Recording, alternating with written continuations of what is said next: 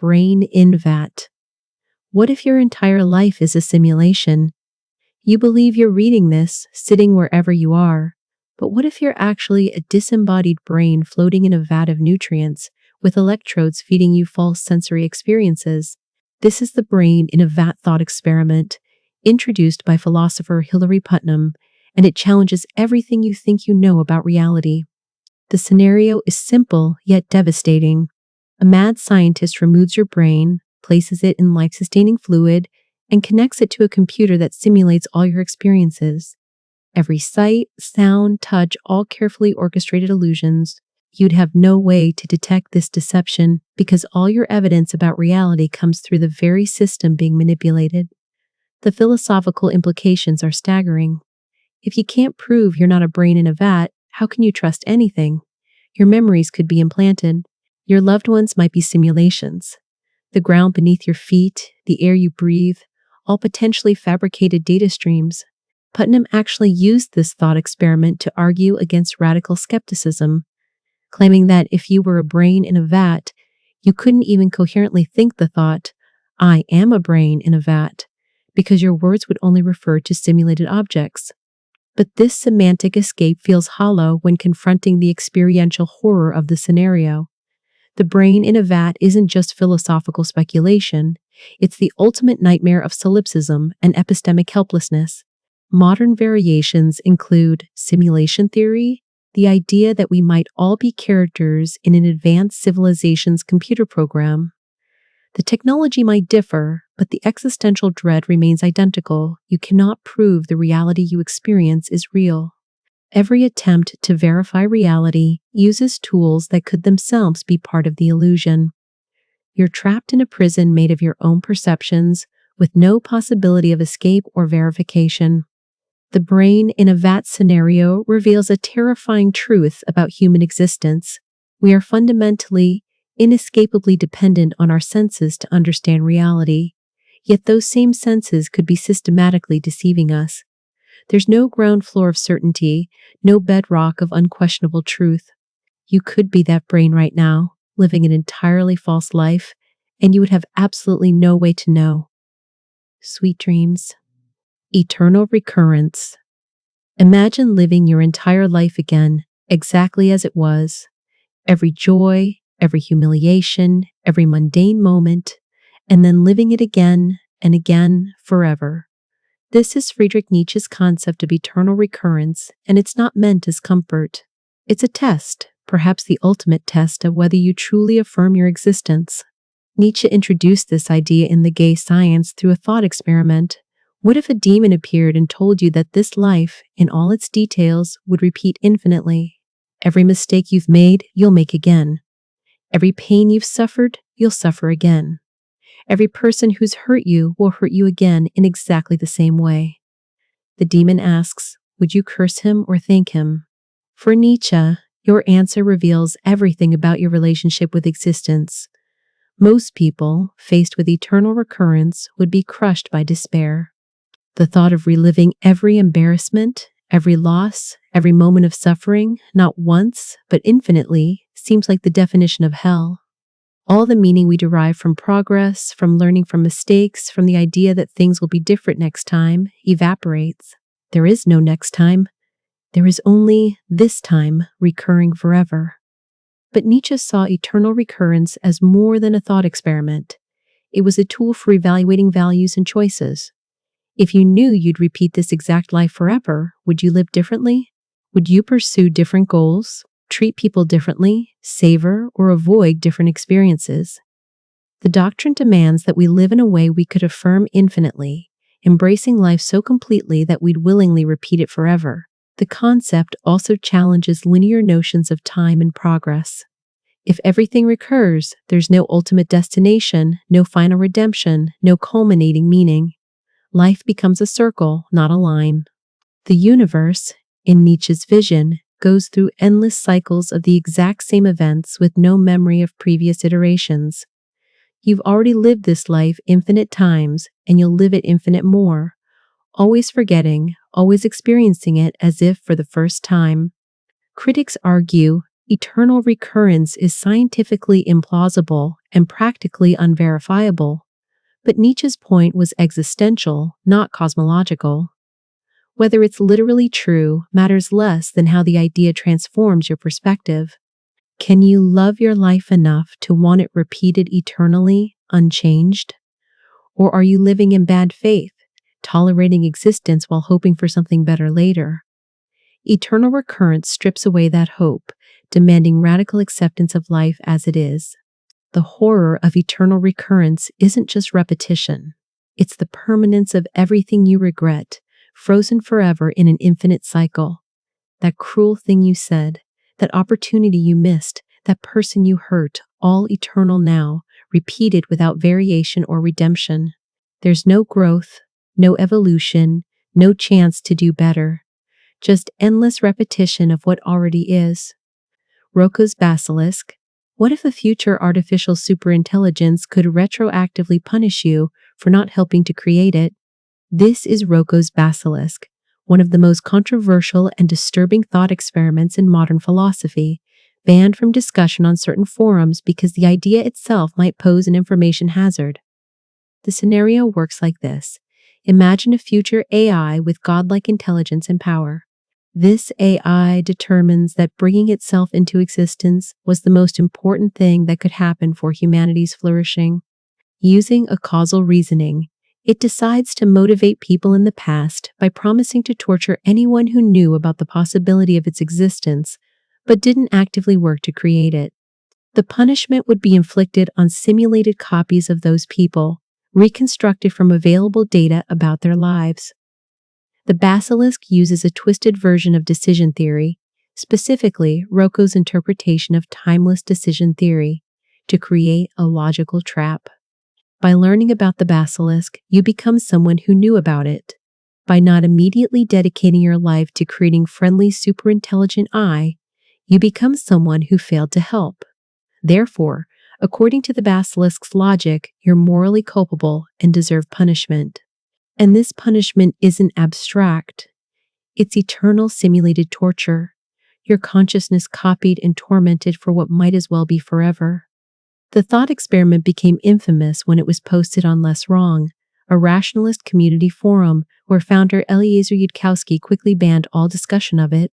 He recognized it as a basilisk, an idea that harms those who encounter it because merely learning about it might create the problem.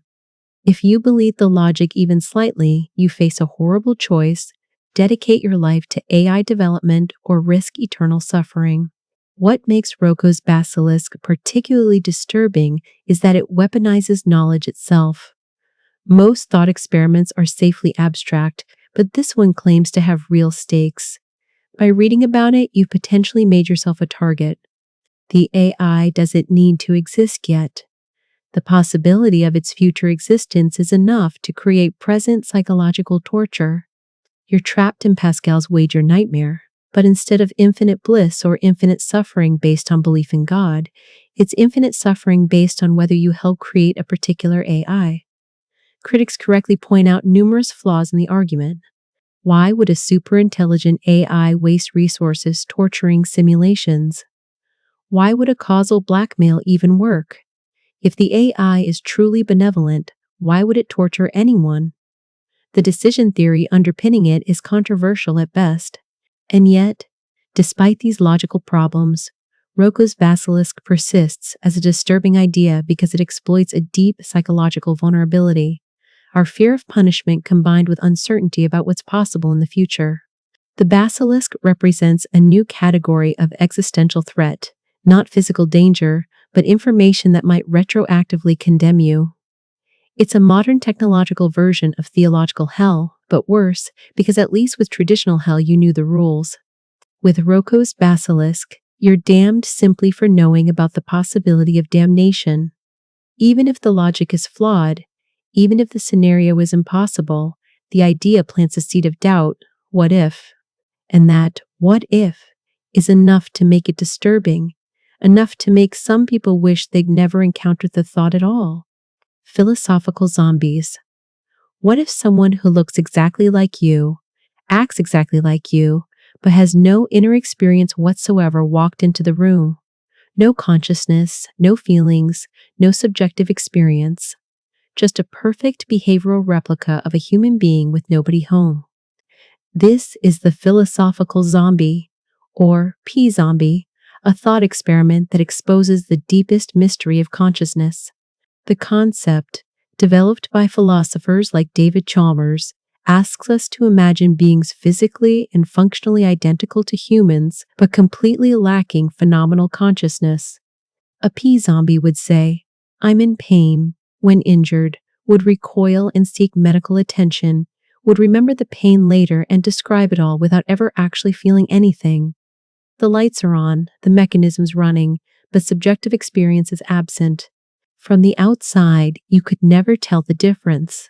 The P-zombie thought experiment targets physicalism, the belief that consciousness is entirely explained by physical processes in the brain. If P-zombies are conceivable, even if only in principle, then consciousness must be something more than mere physical function. After all, if you can imagine a being with identical physical properties but lacking consciousness, consciousness itself must be an additional fact about the world, not reducible to neurons and synapses. This has massive implications. If P-zombies are possible, the hard problem of consciousness, explaining why and how physical processes give rise to subjective experience, becomes even harder. We're forced to accept that something fundamental is missing from our scientific understanding of the mind. The physical facts about brains don't automatically entail facts about consciousness. There's an explanatory gap that materialist theories can't bridge. But here's where it gets truly disturbing. How do you know you're not surrounded by P-zombies right now?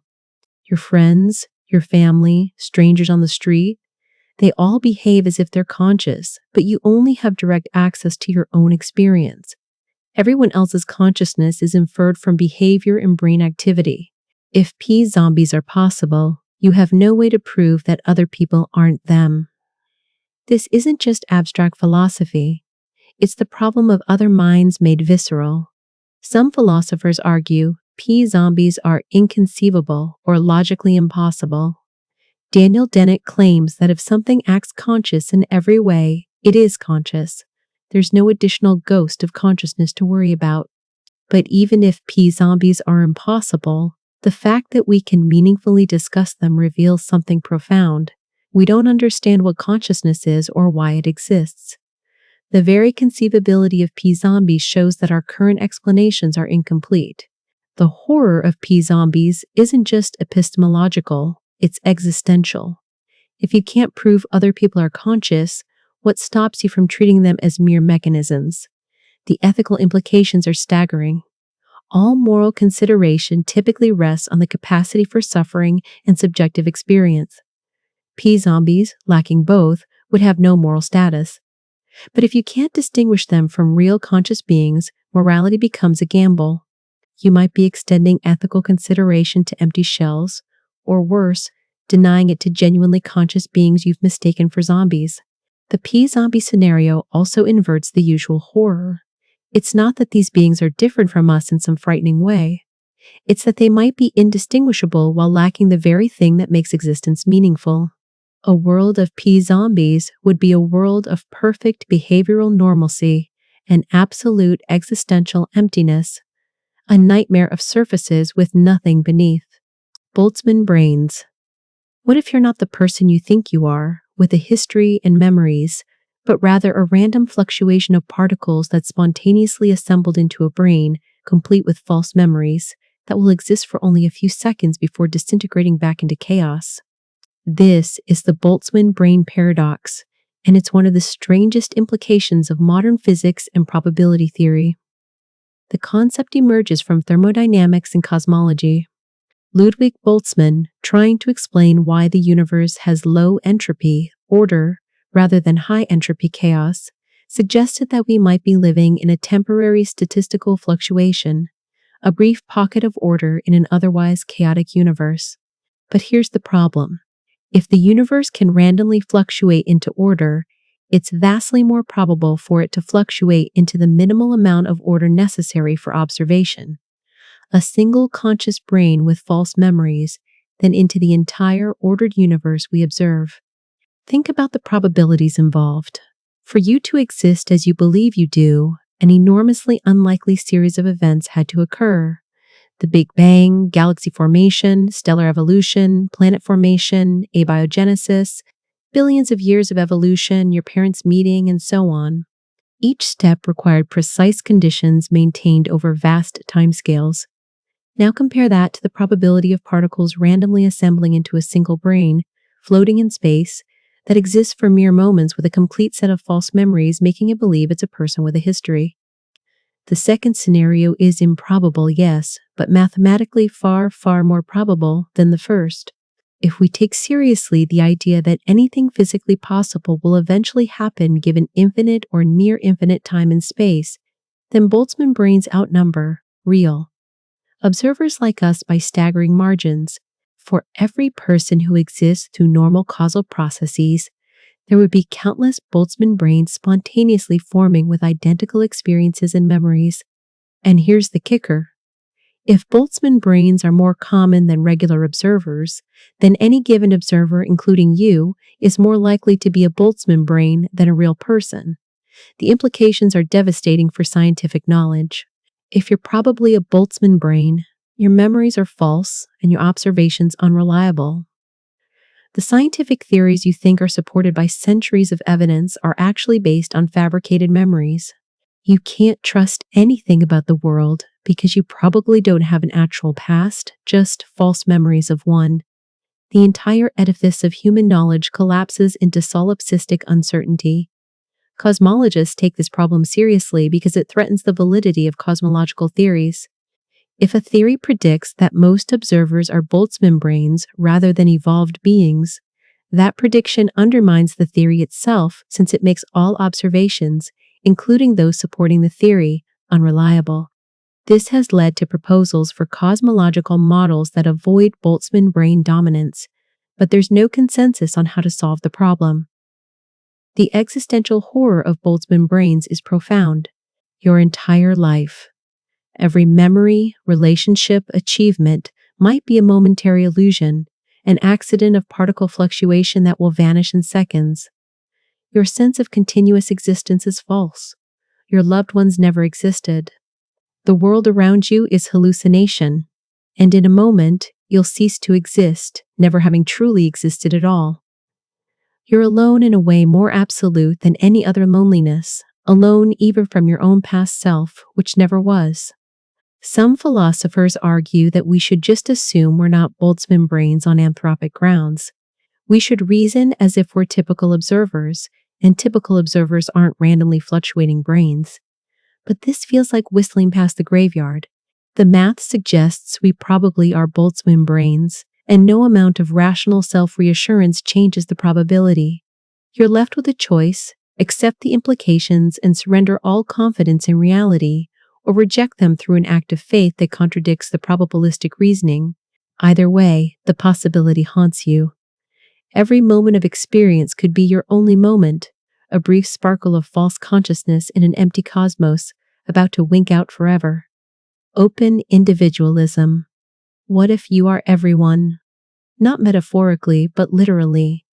Every person who has ever lived or will ever live is you, experiencing existence from different perspectives. This is open individualism, and it dissolves the boundaries between individuals in ways that are both profound and disturbing. Philosopher Daniel Kolak developed this concept most thoroughly, arguing that we all share a single, universal consciousness. What you think of as you is just one temporary perspective of this unified awareness, like a single wave in an ocean believing it's separate from the water. When you die, you don't really die. You simply lose access to this particular perspective and continue experiencing existence through other individuals. Your identity, memories, and personality are local and temporary, but the consciousness having these experiences is universal and eternal. The implications are staggering and deeply unsettling. First, consider what this means for your future. You don't just face your own death, you face every death because you are everyone who will die.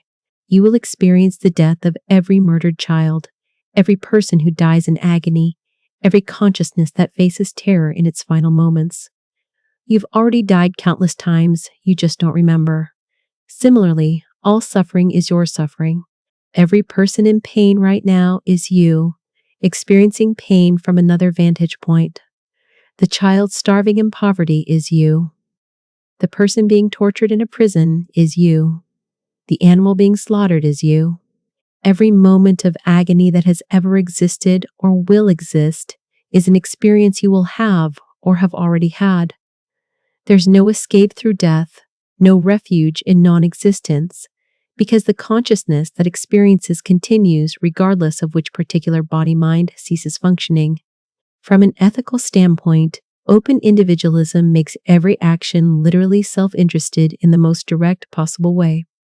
Harming another person is harming yourself, not metaphorically through karma or social consequences, but directly because you are that person. You will experience the pain you inflict. This seems to provide the ultimate ethical foundation, perfect empathy through identity. But it also creates paralysis because you cannot help yourself without hurting yourself. Any action that benefits one version of you might harm another. Open individualism also obliterates privacy and individuality. There are no true secrets because everyone is the same consciousness from different angles. Your most private thoughts, your hidden shames, your unique identity, all illusions. The things that make you, you, are temporary configurations, no more essentially yours than a particular outfit you might wear. Who you are is a role being played by universal consciousness, and when this role ends, the actor simply moves to another part. Critics argue open individualism is unfalsifiable and contradicts obvious facts about personal identity. You clearly don't have access to other people's memories or experiences. Kolak responds that closed individualism, separate selves, is itself an assumption, not an obvious fact. We infer separate selves from separate bodies, but consciousness might not map to bodies in the way we assume. Your lack of access to other memories could be explained by cognitive boundaries, not metaphysical separation, like having amnesia between roles in a play. What makes open individualism particularly disturbing is that it's not clearly wrong. Unlike some philosophical thought experiments, there's no obvious logical flaw, no scientific evidence that definitively refutes it. It's compatible with physicalism. Consciousness arises from matter, but is fundamentally unified. And with panpsychism, consciousness is fundamental and unified. You can't prove it's false, which means you can't rule out that you are, right now, simultaneously every person experiencing suffering, and you're trapped in experiences you've chosen to inflict on yourself, with no memory of having made that choice, doomed to experience every horror from every angle across all of time. Hard problem. Why does anything feel like anything? This is the hard problem of consciousness, articulated by philosopher David Chalmers, and it represents perhaps the deepest mystery in all of philosophy. We can explain how the brain processes information, how neurons fire, how sensory input gets transformed into motor output. These are easy problems, though still technically difficult. But none of these explanations touch the real mystery. Why is there subjective experience at all? Consider the color red. When you see something red, your brain undergoes specific physical processes. Certain wavelengths of light hit your retina, signals travel along your optic nerve, specific neurons fire in your visual cortex. We can map all of this with increasing precision, but none of this explains the redness you experience, that quail, that subjective feeling of what red is like. The physical processes could theoretically occur without any accompanying experience. The lights could be on with nobody home. This explanatory gap is the hard problem. Chalmers argues there's an unbridgeable divide between objective, third-person descriptions of brain processes and subjective, first-person experiences. You can list every physical fact about a brain, every neuron, every synapse, every chemical reaction, and you still haven't explained why all that activity is accompanied by consciousness. The experience seems to be an additional fact, over and above the physical facts. What makes this problem hard, rather than just difficult, is that it's unclear what would even count as a solution. When we solve easy problems, we explain one phenomenon in terms of simpler mechanisms and processes. But consciousness can't be explained this way because any mechanical explanation leaves out the very thing we're trying to explain, the subjective experience itself. It's not just that we haven't figured it out yet, it's that we don't even know what sort of answer we're looking for. Some physicalists, like Daniel Dennett, deny there's a hard problem at all, arguing that consciousness is an illusion, or that once we fully understand the easy problems, the hard problem will dissolve. But this seems to change the subject rather than solve it. Even if consciousness is an illusion, the illusion itself is something that needs explaining. Illusions are experiences, and we're back to asking why there's experience at all. Others propose panpsychism. Consciousness is fundamental, present even in basic matter, and complex consciousness emerges from combinations of simpler conscious elements. This solves the emergence problem but creates new mysteries. What is it like to be an electron? How do microconsciousnesses combine into unified macroconsciousness? You might have trading the hard problem for an even harder combination problem. Dualists argue consciousness is non-physical, a separate kind of substance or property. But this creates the interaction problem. How does non-physical consciousness influence physical brains and bodies? And it feels like giving up on explanation entirely. Consciousness is magic, isn't satisfying even if it's true. The hard problem is disturbing because it suggests that subjective experience might be forever beyond scientific explanation. Science excels at explaining objective, measurable phenomena. But consciousness is irreducibly subjective. Only you can experience your experiences. If the essence of consciousness is its private, first-person nature, then third-person scientific methods might be fundamentally inadequate to explain it. We might be stuck with an explanatory gap that can never be closed. There's also an unsettling asymmetry. We know consciousness exists because we experience it directly, but we can't prove it exists to anyone else or fully understand why it exists at all. You have absolute certainty about your own consciousness and zero proof about anyone else's, and no explanation for either. The one thing you're most sure of, your own subjective experience, is the thing science is least equipped to explain.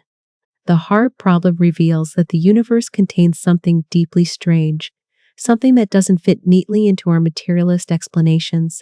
Either consciousness somehow emerges from unconscious matter through processes we can't imagine, or the universe itself is far weirder than we thought, with consciousness woven into its fabric at fundamental levels. Neither option is comforting.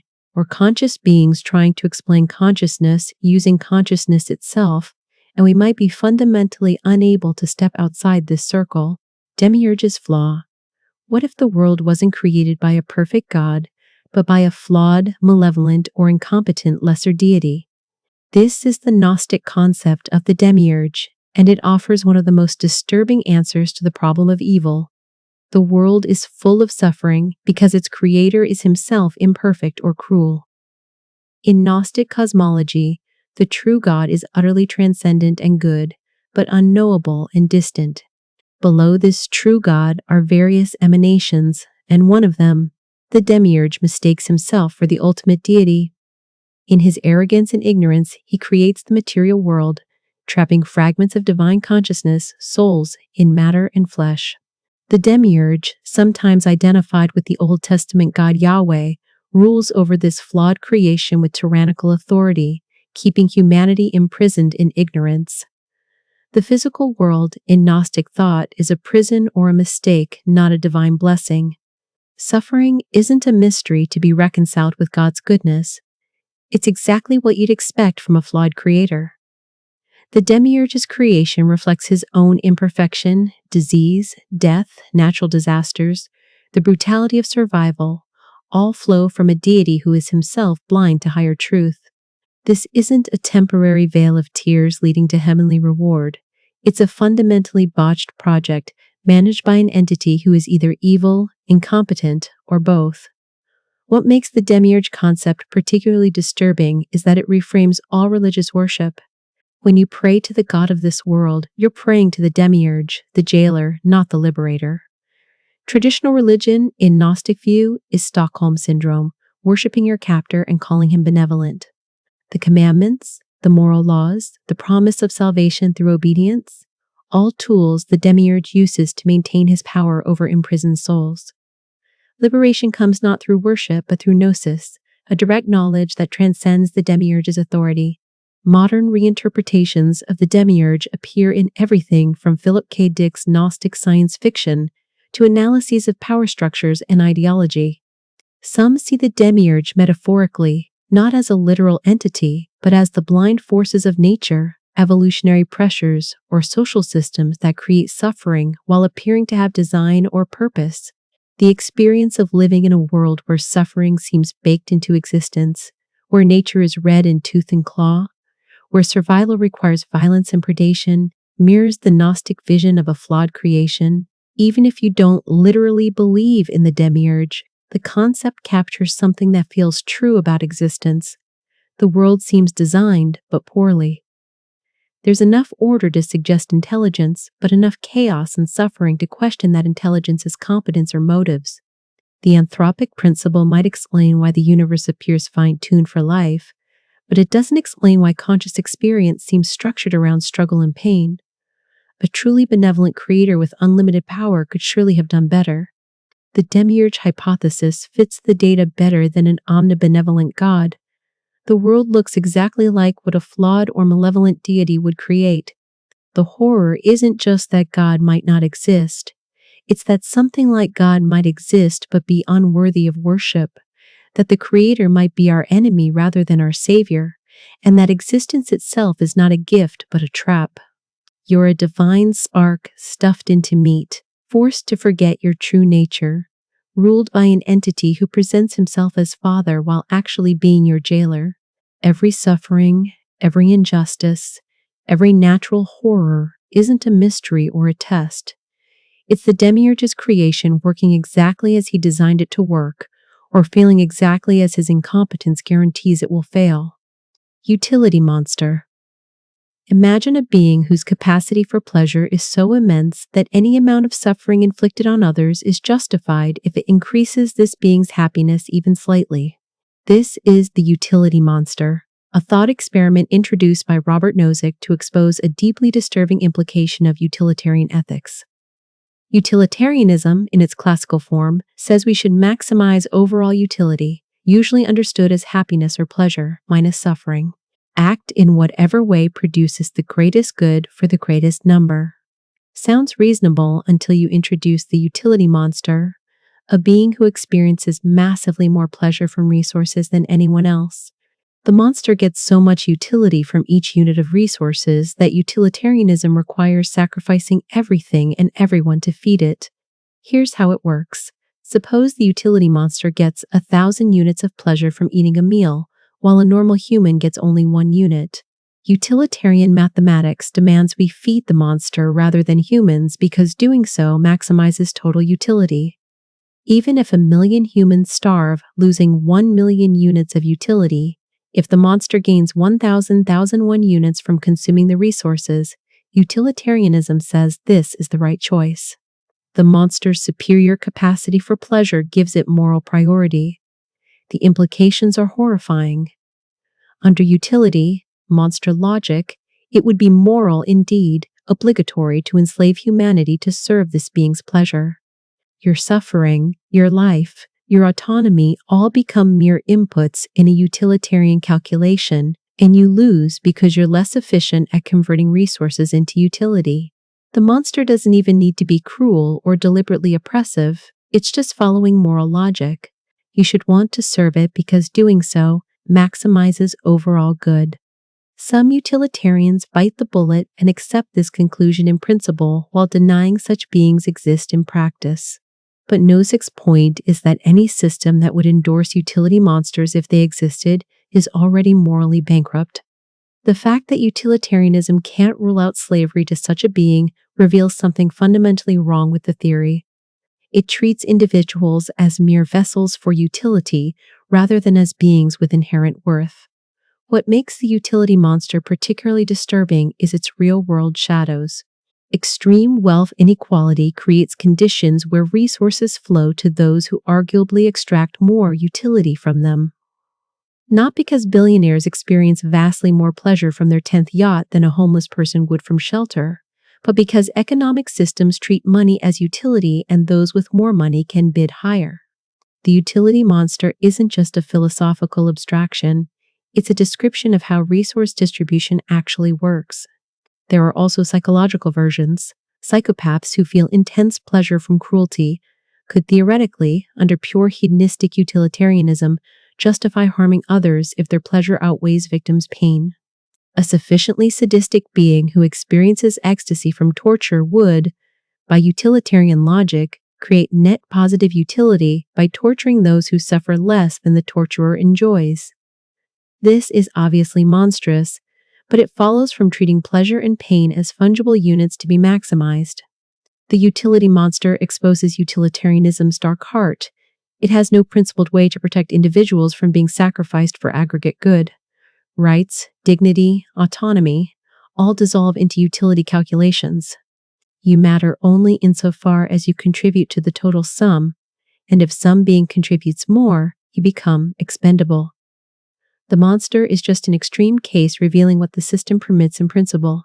Some philosophers propose restricted versions of utilitarianism that avoid this problem by capping how much utility one being's pleasure can count, or by incorporating rights as constraints on utility maximization. But these fixes feel ad hoc, bolted on to prevent repugnant conclusions rather than flowing from the theory's core logic. The utility monster remains a permanent wound in utilitarian theory, a demonstration that the mathematics of morality can endorse horrors when taken to logical extremes. Mere addition. How many barely happy people equal one extremely happy person? This is the question at the heart of the mere addition paradox, and it leads to the repugnant conclusion, one of the most disturbing implications in population ethics. Philosopher Derek Parfit presented this scenario.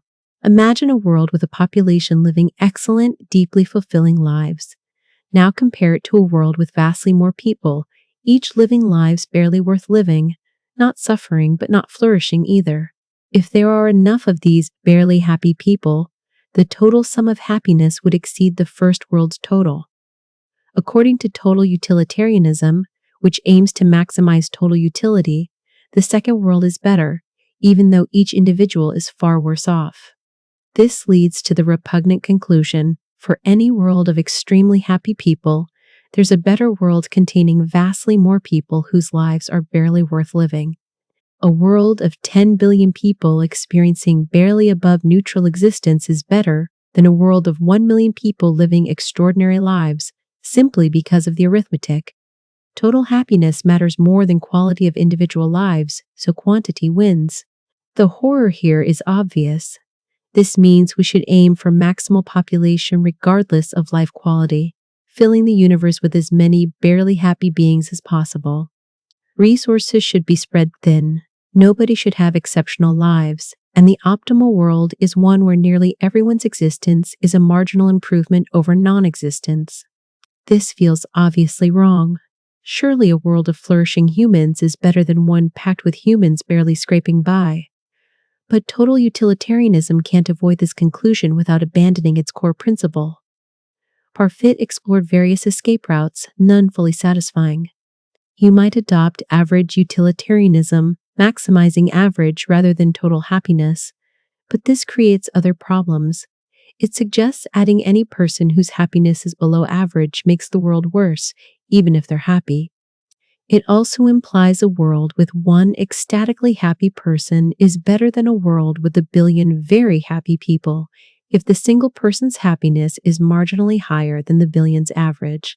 You could introduce a critical threshold. Lives are only worth living if they reach a certain quality level, but then you face arbitrary line drawing problems. Who decides what counts as sufficient life quality? And populations just above the threshold still produce the same counterintuitive result. Vast numbers of marginally acceptable lives versus fewer excellent ones. Some philosophers accept the repugnant conclusion, arguing that our intuitions are wrong. If trillions of people experiencing mildly pleasant lives really do contain more total good than millions experiencing amazing lives, perhaps we should embrace this. Our revulsion might reflect bias toward quality over quantity, favoring fewer richer people over many poorer ones. A troubling political implication. But most find this genuinely repugnant, suggesting something is deeply flawed with the entire framework. The mere addition paradox reveals that aggregating utility across populations creates impossible dilemmas. There's no consistent way to compare worlds with different population sizes without accepting conclusions that seem morally absurd. The math of morality breaks down when you try to calculate the value of existence itself. This has real-world implications. Should we maximize human population growth as long as lives are worth living? Should we colonize space, filling the galaxy with humans living minimal but positive lives? The mere addition paradox suggests the answer is yes, but everything in us recoils from this vision of the future. Quality versus quantity isn't just an abstract dilemma, it's a question about what we're trying to achieve as a species and whether more life is always better than better life.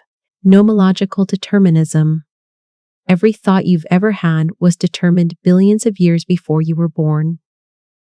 This is nomological determinism. The idea that the laws of nature, combined with the initial conditions of the universe, fix every subsequent event with absolute certainty. Your choices, desires, and sense of agency are elaborate illusions playing out in a cosmos where everything was already decided at the moment of the Big Bang. The argument is devastatingly simple. The universe operates according to physical laws. These laws, whether quantum or classical, govern how particles interact and states evolve. Given the complete state of the universe at any moment and the laws of physics, the state at any future moment follows necessarily. You are made of particles. Your brain is a physical system. Your thoughts emerge from neural activity, which is just particles following laws. Therefore, what you think and do is the inevitable result of prior causes stretching back to the universe's beginning. Every decision you make was encoded in the initial conditions of reality itself. You never chose anything. Physics chose for you, billions of years before your birth. This isn't just about big life choices. It's every micro decision, every thought that crosses your mind, every feeling you experience. When you deliberate between options, the outcome is already determined by brain states you didn't choose, caused by prior brain states you didn't choose, in an unbroken causal chain extending to the beginning of time. The experience of weighing options and choosing freely is a post hoc rationalization your brain constructs to make sense of decisions that were never really decisions at all. The implications for moral responsibility are catastrophic. How can we hold people accountable for actions they couldn't have avoided? The murderer, the saint, the hero, the coward, all puppets dancing on strings made of physical law. Praise and blame become incoherent. Punishment can only be justified consequentially, to modify future behavior, not retributively, to give people what they deserve, because no one deserves anything. They couldn't have done otherwise. Some philosophers argue that determinism is compatible with free will. Compatibilism holds that free will just means acting according to your desires without external coercion, regardless of whether those desires were determined. But this feels like changing the subject. If your desires themselves were determined by factors beyond your control, in what sense are they yours? You're still a puppet, you just happen to be a puppet who desires what the strings make you do. The puppet who wants to dance is still being made to dance. Quantum mechanics might seem to offer escape through indeterminacy, but random quantum events don't help. If your choices are determined by deterministic laws, you're not free. If they're determined by random quantum fluctuations, you're still not free. You're just random instead of determined. Neither determinism nor randomness leaves room for genuine agency. You'd need to be the ultimate cause of your choices, but that's impossible because you'd need to have created yourself, chosen your own nature before you existed to make choices. The regress is infinite and vicious. What makes nomological determinism particularly disturbing is its inevitability. If it's true, it was always going to be true, and you were always going to learn about it exactly when and how you did. Your response to this information, whether acceptance, rebellion, or dismissal, was fixed at the dawn of time. Even your sense of horror at determinism is itself determined. You're trapped in a scripted performance, reading lines written by the universe's initial conditions, unable to improvise because improvisation itself would have to follow from prior states that necessitated it. The existential vertigo is profound. You are simultaneously the most intimate thing, your own consciousness, your felt experience of being you, and utterly foreign, a mechanical process you don't control, playing out according to rules that care nothing for your hopes or fears. You are a witness to your own life, watching it unfold with no more power to change it than you have to change a movie you're watching. The you that seems to be watching and choosing is itself part of the determined flow, an eddy in the stream that thinks it's directing the current. Nomological determinism doesn't just remove freedom from some abstract philosophical sense, it removes you. The agent you think you are doesn't exist. There's experience, but no experiencer with genuine control. Just the universe unfolding, moment by moment, exactly as it must. Darkness at noon. What if suffering is not just prevalent but necessary? Not as a means to growth or a test of character, but as an inescapable structural feature of consciousness itself. This is the doctrine of metaphysical pessimism in its darkest form. The idea that existence contains suffering not as a bug but as a feature, that consciousness and pain are inseparably linked. Arthur Schopenhauer built his philosophy around this insight. He argued that the fundamental nature of reality is will, a blind, striving force that manifests in all beings as an endless cycle of desire and dissatisfaction. Every living thing is driven by needs it cannot permanently satisfy. Hunger is relieved by eating, but returns. Desire is satisfied, but new desires emerge. Even when we're not in active pain, we're bored, restless, wanting something we don't have. Schopenhauer wrote that life oscillates like a pendulum between pain and boredom, with happiness being merely the brief transition between these states. The will to live ensures that suffering predominates. We suffer more from losing something than we enjoy gaining it. Pain is acute and demanding. Pleasure is mild and fleeting. A single toothache can ruin a day of otherwise pleasant experiences, but a single pleasant experience rarely redeems a day of suffering. The arithmetic of consciousness is weighted toward the negative. This isn't just pessimism about human life. It extends to all sentient beings. Every animal suffers hunger, fear, injury, and death. Predators must kill to survive. Prey must live in terror. The natural world is a vast arena of suffering, with billions of creatures experiencing pain, fear, and deprivation every moment. The beauty of nature disguises an underlying horror. For life to continue, consciousness must suffer. There's no escaping this through progress or reform, because the problem is metaphysical, not social.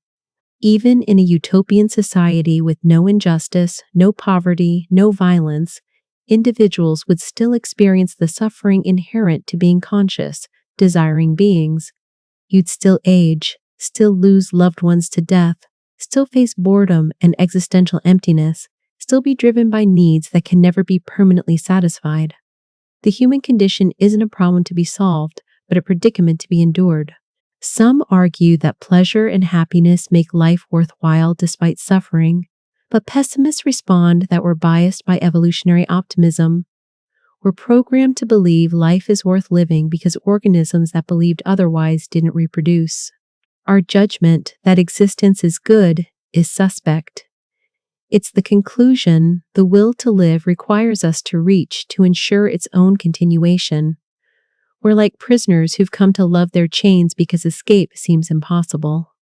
The truly disturbing implication is that creating new life reproduction is morally problematic.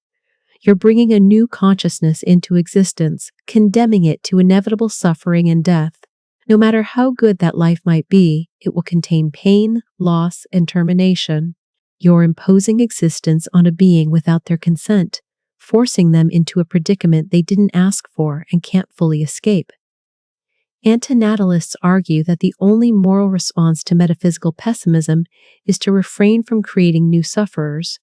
Some mystics and philosophers have proposed escape routes. Schopenhauer advocated aesthetic contemplation and asceticism as temporary relief from the will's demands.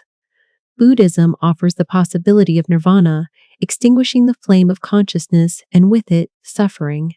But these solutions confirm rather than refute the problem. If the best response to existence is to negate or transcend it, existence itself is the problem. What makes this darkness truly inescapable is that even recognizing it doesn't free you. You can understand the structural nature of suffering, see through the will's deceptions, recognize life's tragic character, and you'll still suffer. Knowledge changes nothing because the problem isn't ignorance but existence itself. You remain a conscious, desiring being driven by needs that perpetuate dissatisfaction. The pessimist's clear-eyed vision brings no relief, only the cold comfort of understanding why there is none. You're trapped in consciousness, unable to will yourself out of existence yet unable to find satisfaction within it, caught in the darkness at noon where even perfect illumination reveals only that the shadows are real and inescapable. Darwinian veil. Evolution doesn't care about truth. It cares about survival. This is the evolutionary argument against naturalism, proposed by philosopher Alvin Plantinga, and it suggests our cognitive faculties might be fundamentally unreliable. If our beliefs are shaped by natural selection rather than truth-tracking mechanisms, we have no reason to trust them, including our belief in evolution itself. The problem is elegantly simple. Evolution selects for adaptive behaviors, not true beliefs. A creature that believes falsehoods but behaves adaptively is just as fit as one with true beliefs. Imagine an early human who sees a predator and falsely believes it's friendly but happens to be disposed to run away anyway, perhaps believing he's running toward it to give it a hug. This person survives despite false beliefs because behavior, not belief, is what natural selection sees. Natural selection is blind to the contents of consciousness. It only registers whether organisms successfully reproduce. This means our cognitive faculties were shaped not to reliably produce true beliefs, but to produce adaptive ones. True beliefs are only selected for when truth happens to be adaptive, which is far from always. Sometimes, false beliefs are more adaptive. Unwarranted optimism might increase motivation. Tribal loyalty might require believing your group is superior even when it isn't. Religious beliefs might promote social cohesion regardless of their truth value. If evolution shaped our minds, and evolution doesn't care about truth, why trust our minds to tell us truth about anything, including evolution? The argument creates a vicious circle. If naturalism, the view that only nature exists, with no God or transcendent truth, aiming faculty is true, then our beliefs were shaped purely by adaptive pressures. But if that's the case, we can't trust our beliefs to be truth-tracking, including our belief in naturalism. The naturalist's own worldview undercuts the reliability of the reasoning used to arrive at that worldview. This is different from standard skeptical arguments because it's specifically targeting naturalism. Plantinga argues that theism doesn't face this problem because God could have created cognitive faculties aimed at truth rather than mere survival. But for the naturalist, there's no mechanism to ensure our beliefs track truth rather than just promoting reproduction. We're left with deeply unreliable cognitive faculties that happen to stumble onto evolutionary theory. But if the theory is true, that stumbling was likely lucky rather than reasoned. Critics respond that evolution would select for generally reliable cognitive faculties because true beliefs about the environment, where food is, which animals are dangerous, how objects move, are adaptive. But this response is limited. Our faculties might be reliable about immediate survival, relevant matters while being unreliable about abstract questions, theoretical reasoning, or anything beyond the ancestral environment. Evolution couldn't have selected for reliable beliefs about quantum mechanics, cosmology, or philosophy because our ancestors never encountered these domains. What makes the Darwinian veil truly disturbing is that it's self-undermining for naturalists while potentially being true. Even if you reject Plantinga's argument, the underlying problem remains: our cognitive faculties evolved in specific environments for specific purposes, and those purposes weren't truth-seeking for its own sake. We have no guarantee that brains shaped to help us survive on the African savanna are reliable tools for understanding quantum mechanics, consciousness, or the nature of reality itself. We're using Stone Age brains to solve modern problems, and there's no reason to think we're equipped for the task. The veil extends beyond science to morality, mathematics, and logic itself. If our sense that certain inferences are valid is just an evolved disposition that promoted survival, do logical laws really exist, or are they useful fictions? If our moral intuitions evolved to promote group cohesion, do objective moral truths exist, or is morality just codified evolutionary pressure? Every domain of thought becomes suspect once you realize thought itself is shaped by blind evolutionary forces indifferent to truth. You might be thinking with a fundamentally flawed instrument, unable to detect its flaws because the instrument itself is all you have for detection. The Darwinian veil might be obscuring reality, and you'd never know because your attempts to see through it use the very cognitive faculties the veil has compromised. You're trapped behind evolutionary adaptations that present the world not as it is, but as it needed to appear for your ancestors to reproduce successfully. Truth and adaptive fiction are indistinguishable from the inside. Perfect deception. What if you're being perfectly deceived about everything, all the time, and could never detect it? This is the specter raised by Descartes' evil demon, a being with unlimited power devoted entirely to deceiving you. Unlike the brain in a vat scenario, which relies on specific technology, the evil demon is metaphysically unconstrained. It can manipulate your thoughts directly, create perfect simulations, and ensure every attempt to detect the deception is itself part of the deception. Descartes introduced this thought experiment to test the limits of doubt. He imagined some malicious demon of the utmost power and cunning has employed all his energies in order to deceive me. This demon feeds you false sensory experiences, implants false memories, and even manipulates your reasoning itself. When you think 2 + 2 = 4, the demon could be making you think that while the truth is actually different. Every logical inference, every moment of clarity, every experience of certainty, all potentially demon-crafted illusions. The terrifying power of the evil demon isn't just its ability to deceive about the external world, but its ability to deceive about thinking itself. You can't rely on logic to escape because your sense of what follows logically could be manipulated. You can't rely on mathematics because your understanding of mathematical truth could be demon-imposed. You can't even rely on self-evident truths because the demon could make falsehoods seem self-evident. The demon doesn't just deceive your senses. It colonizes your mind, making you its puppet from the inside.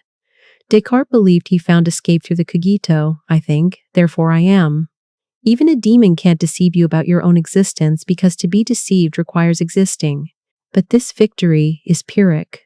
You know you exist, but nothing else. You don't know what you are. Maybe not a physical being at all, but a pure mind or something stranger. You don't know if time is real, if logic is valid, if other minds exist, if there's an external world. You're reduced to a single point of certainty in an ocean of possible deception. The evil demon scenario is worse than standard skepticism because it's perfectly consistent and unfalsifiable. Any evidence against the demon could be demon fabricated. Any argument that demon deception is improbable assumes probability theory is reliable, but the demon could be manipulating your sense of probability. Any attempt to prove the demon doesn't exist assumes reasoning is valid, but the demon could make invalid reasoning seem valid. There's no escape because every tool you might use to escape is potentially compromised. Modern variants include simulation hypotheses, where we're characters in an alien's video game, or theological possibilities where we're being systematically deceived by a malevolent or indifferent deity. These scenarios share the demon's essential feature. They're unfalsifiable from the inside. If you're in a simulation, your attempts to detect it could be part of the simulation. If God is deceiving you, Your trust in God could be part of the deception. The problem isn't lack of evidence. It's that evidence itself becomes suspect. What makes perfect deception particularly disturbing is its psychological corrosiveness. Once you seriously entertain it, trust in everything erodes. Your memories might be fabricated moments ago. The people you love might be demons in disguise or mere puppets. The logical proofs you find convincing might be delusional. Science might be elaborate fiction. Everything you believe could be false, and you have no reliable method to check. You're epistemically paralyzed, unable to justify belief in anything beyond your own existence. Some philosophers argue that perfect deception is somehow incoherent, or that we should simply reject radical skepticism as impractical. But these responses feel like evasion. The evil demon scenario reveals something genuinely unsettling about our epistemic situation. We can't bootstrap our way to certainty about the external world using only the resources of our own minds. Every chain of reasoning rests on assumptions about logic, about perception, about memory, that we can't ultimately justify without circularity. We take these on faith, but faith can't defeat the demon. The demon doesn't just threaten knowledge, it threatens meaning itself. If you can't trust your own thoughts, if reasoning itself might be manipulated, what remains?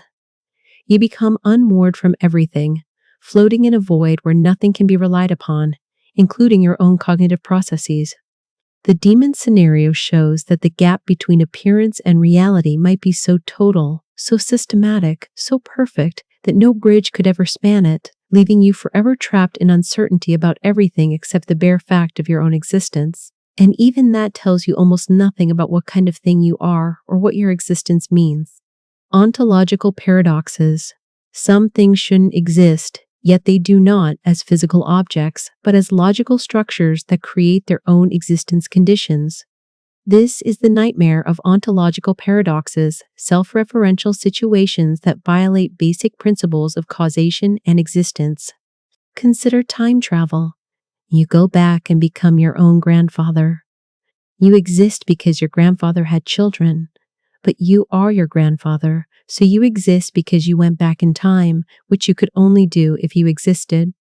Your existence is both caused by and causes itself, a causal loop with no external anchor. Or imagine a book that contains its own origin story. A time traveler brings a book from the future to the past, where it gets published, becoming the very book the traveler found in the future. The book's information has no source. It exists in a closed causal loop, created by nothing and no one. These aren't just science fiction puzzles. They reveal deep problems in how we understand existence and causation.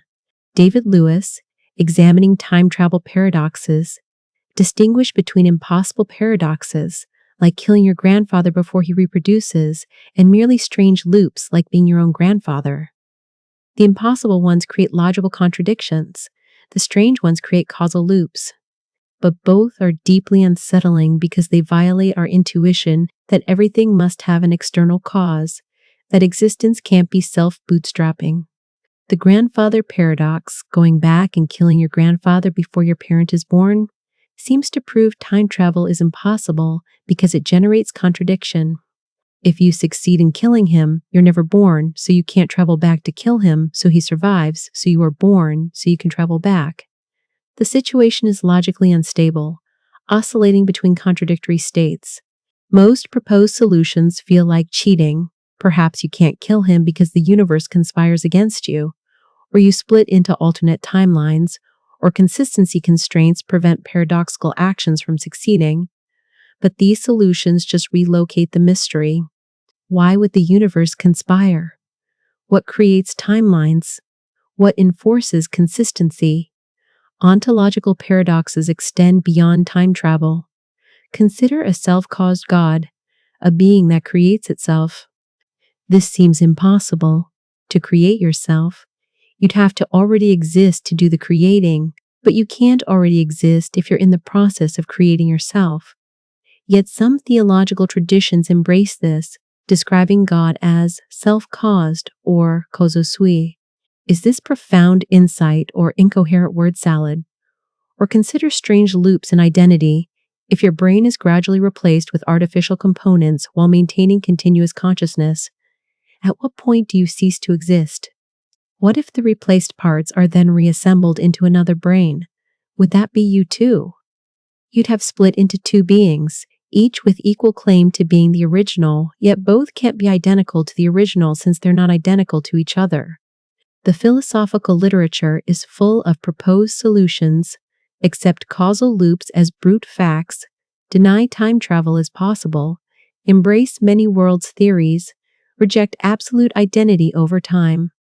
But each solution costs something. Giving up intuitions about causation, possibility, or identity that seem fundamental. The paradoxes suggest our conceptual frameworks might be inadequate to reality structure. What makes ontological paradoxes truly disturbing is their suggestion that existence itself might be paradoxical, that being might contain logical inconsistencies we can't resolve. If reality permits self-caused entities or causal loops, our logic-based understanding of existence is fundamentally flawed. We're like characters in an Escher drawing trying to figure out why the stairs lead back to themselves. The problem isn't our reasoning, but the space we're reasoning about. You might be living in ontological paradox right now without knowing it. Your existence might be self-caused in ways you can't detect from inside the situation. The universe might contain causal loops, strange dependencies, or bootstrap structures that violate everything philosophy says about causation and existence. And you'd never know because you're part of the paradox, unable to step outside and see the impossible architecture that makes you possible. Reality might be fundamentally illogical, and logic itself might be just a local approximation that breaks down when you look closely at existence's deep structure. Eliminative materialism. What if almost everything you believe about your own mind is false? Not just some beliefs, but the entire framework of folk psychology. Beliefs, desires, thoughts, intentions that you use to understand yourself and others. This is eliminative materialism. The radical view that mental states as we conceive them don't actually exist and will eventually be eliminated from our conceptual vocabulary, replaced by neuroscientific explanations. The argument begins with history. Past scientific progress has eliminated many folk theories. We once explained combustion with phlogiston, heat with caloric fluid, and disease with humors. None of these entities turned out to exist. They were useful fictions, mistaken theories about reality structure. Eliminative materialists like Paul and Patricia Churchland argue that folk psychology will suffer the same fate. Our talk of beliefs, desires, and thoughts won't map onto brain states. It will be replaced by neuroscientific language describing neural patterns, brain chemistry, and computational processes. This isn't just saying mental states are identical to brain states, that's reductive materialism. Eliminativism goes further. Mental states as we conceive them are so fundamentally wrong that they don't exist at all. Analogous to how phlogiston doesn't exist rather than just being identical to oxygen. You don't really have beliefs in any robust sense. Your brain implements computational processes that don't carve nature at its joints the way belief suggests. When you say, "I believe it will rain," you're using a false theory to approximately describe complex neural activity. The implications are staggering. There are no beliefs, so knowledge, traditionally defined as justified true belief, doesn't exist. There are no desires, so reasons for action as we understand them don't exist. There are no thoughts with propositional content, so meaning itself might not exist as we conceive it. Consciousness might not exist as a unified thing. Maybe there are just distributed neural processes we mistakenly interpret as unified conscious experience. Eliminativism threatens to dissolve the entire scaffolding of how we understand minds. Critics argue that eliminativism is self-refuting. If we have no beliefs, the eliminativist doesn't believe eliminativism is true, so the position collapses. Churchland responds that this objection uses the very framework being questioned. It's like defending phlogiston theory by noting that chemistry needs some explanation for combustion. The eliminativist can coherently hold that their brain is in states that will eventually be better described by future neuroscience than by belief.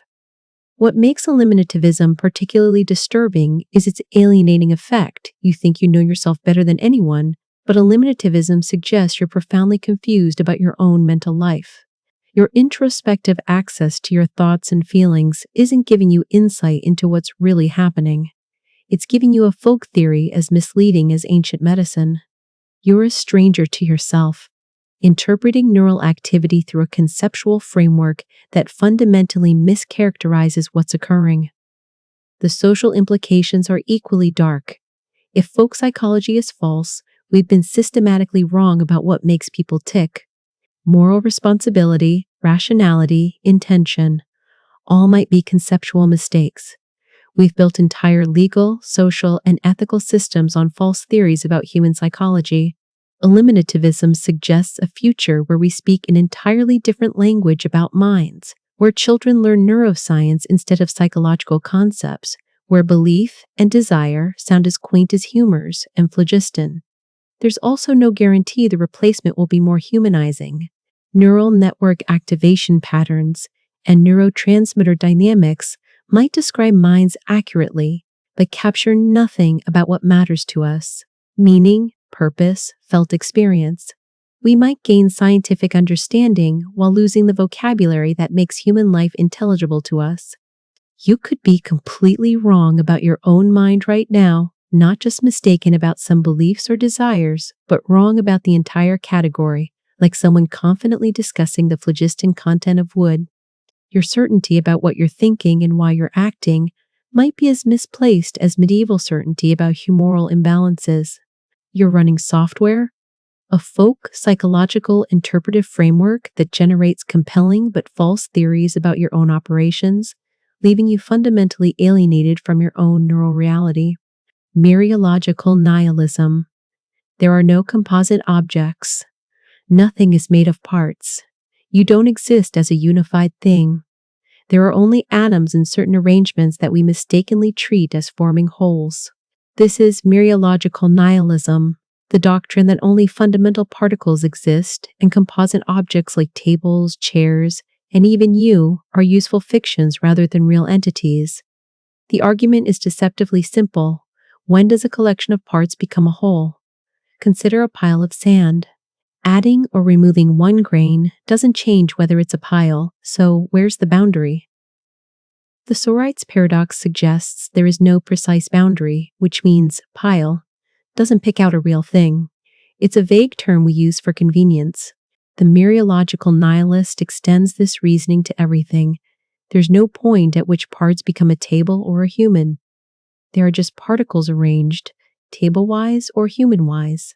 The table doesn't exist as a further entity over and above the particles. There are only particles, and we find it useful to talk about them collectively using words like table. This seems absurd. Surely you exist. You're reading this right now. But the nihilist responds that you is shorthand for particles arranged you-wise. There's experiencing happening, but no experiencer that's a separate thing beyond the particles. Your sense of being a unified entity is an illusion created by the way particles are arranged and interacting. When particles rearrange, when you lose cells and gain others, the fiction of unified you makes it seem like the same entity persists, but really there are just different particle arrangements at different times. The nihilist avoids absurdity by allowing talk of composite objects as convenient fiction while denying they're real. We can say, the table is brown, as shorthand for particles arranged, table-wise reflect light in certain wavelengths, just as we can say the sun rises without believing the sun literally moves around Earth. Folk ontology, our ordinary way of carving up the world, is useful but false. What makes Mereological nihilism disturbing isn't just that ordinary objects don't exist, but that you don't exist. The continuous person you think you are, with a past, present, and future, is a narrative fiction imposed on a collection of particles that have no intrinsic unity. Your memories aren't owned by a persisting self. They're just particle arrangements that causally derive from earlier particle arrangements. Your future death isn't the end of you because there's no you to end, just particle arrangements that will eventually arrange differently. Some find this liberating. There's no self to defend or protect, no unified subject to suffer. But it's equally horrifying. Nothing you care about exists in any robust sense. Your loved ones aren't unified, persisting entities. They're temporary patterns in particle arrangements. Love, identity, meaning, all predicated on the false assumption that composite objects and persisting selves are real. You've been emotionally invested in fictions your whole life. The nihilist might respond that usefulness is enough. We don't need table to be real, as long as acting as if it's real helps us navigate the world. But this pragmatic response doesn't eliminate the existential vertigo. If you're a useful fiction rather than a real thing, what grounds moral claims about your welfare? Why does it matter what happens to a temporary arrangement of particles that will inevitably rearrange? Critics argue that composition is real. Wholes exist and have properties not reducible to their parts. A water molecule has properties distinct from separate hydrogen and oxygen atoms. Consciousness seems to be a whole that's more than just parts, but nihilists can respond that these emergent properties are just more complex interactions between parts, not evidence of new entities. Mereological nihilism reveals a disturbing possibility. The world you inhabit is far more sparse than it appears. The rich tapestry of objects, people, and structures is a useful hallucination, a conceptual overlay we project onto a reality containing only fundamental particles. You're not perceiving the world, but interpreting symbols in ways that serve pragmatic purposes. And the interpreter you is itself a fiction, an arrangement that will dissolve, leaving no trace that anything unified ever existed. Pascal's wager. What if you're being held hostage by infinite stakes? Pascal's wager makes belief in God seem rational through pure mathematics, regardless of evidence. If God exists and you believe, you gain infinite reward, heaven. If God exists and you don't believe, you face infinite punishment, hell. If God doesn't exist, your belief or disbelief has only finite consequences. The expected utility calculation favors belief. Infinite reward or punishment dwarfs any finite consideration. Even if God's existence is extremely improbable, infinity times any non-zero probability equals infinity. Therefore, rational self-interest demands belief in God. But this argument is disturbing in multiple ways. First, it treats belief as a cost-benefit calculation divorced from truth and evidence. You should believe not because God is real, but because the math works out. This is epistemically corrupt, making belief a matter of gambling rather than understanding. You're supposed to believe sincerely, but sincerity can't be willed through decision theory. You can't simply choose to believe something because it's advantageous, yet the wager seems to require exactly this. Second, the wager faces the many gods. Problem: multiple religions threaten infinite punishment for non-belief. An Islamic hell might await Christian believers, and vice versa. The wager can't tell you which God to believe in. It just says belief in some infinite stakes. Religion is rational. You might choose wrong and face the very infinite punishment you were trying to avoid. The probabilities don't help because assigning precise probabilities to unfalsifiable religious claims is impossible. Third, there's something deeply disturbing about God as cosmic hostage taker. The wager makes God look like a rational manipulator who's set up a choice architecture where belief is extorted through fear of infinite punishment. A truly loving God wouldn't need to threaten infinite torture to gain worship. The fact that the wager seems rationally compelling reveals something dark about how infinite stakes corrupt decision-making. Fourth, the wager generalizes beyond religion to any claim with infinite stakes. Anyone can hold you hostage by claiming infinite consequences, believe X, or face infinite suffering. The wager provides no principled way to distinguish legitimate infinite stakes claims from absurd ones. Roko's basilisk, discussed earlier, is essentially Pascal's wager with a future AI replacing God. The underlying mathematics is identical, showing how infinite stakes reasoning can be weaponized. What makes Pascal's wager truly disturbing is that it might be rationally correct within its own framework while being obviously wrong in some deeper sense. If expected utility theory is right, if you should maximize expected utility, then the wager's math checks out. But this seems to prove too much, suggesting expected utility theory breaks down when infinities are involved. Yet we can't simply reject infinity because the possibility of infinite consequences might be real. If there's any non-zero chance of eternal hell, shouldn't that dominate your decision-making? The wager also reveals how religious belief functions as a bet, whether explicitly recognized or not. Atheists are wagering there's no God despite the potential infinite downside. Believers are wagering their particular God is real despite opportunity costs and the risk of backing the wrong deity. Everyone's gambling with eternal stakes, making religious choice less about truth-seeking and more about risk management under radical uncertainty. The wager strips away theology's comforting narratives about faith and revelation, exposing religion as fundamentally a high-stakes gamble where the odds can't be calculated and the penalty for wrong bets might be infinite. You can't escape the wager by refusing to engage because refusing is itself a bet against God's existence.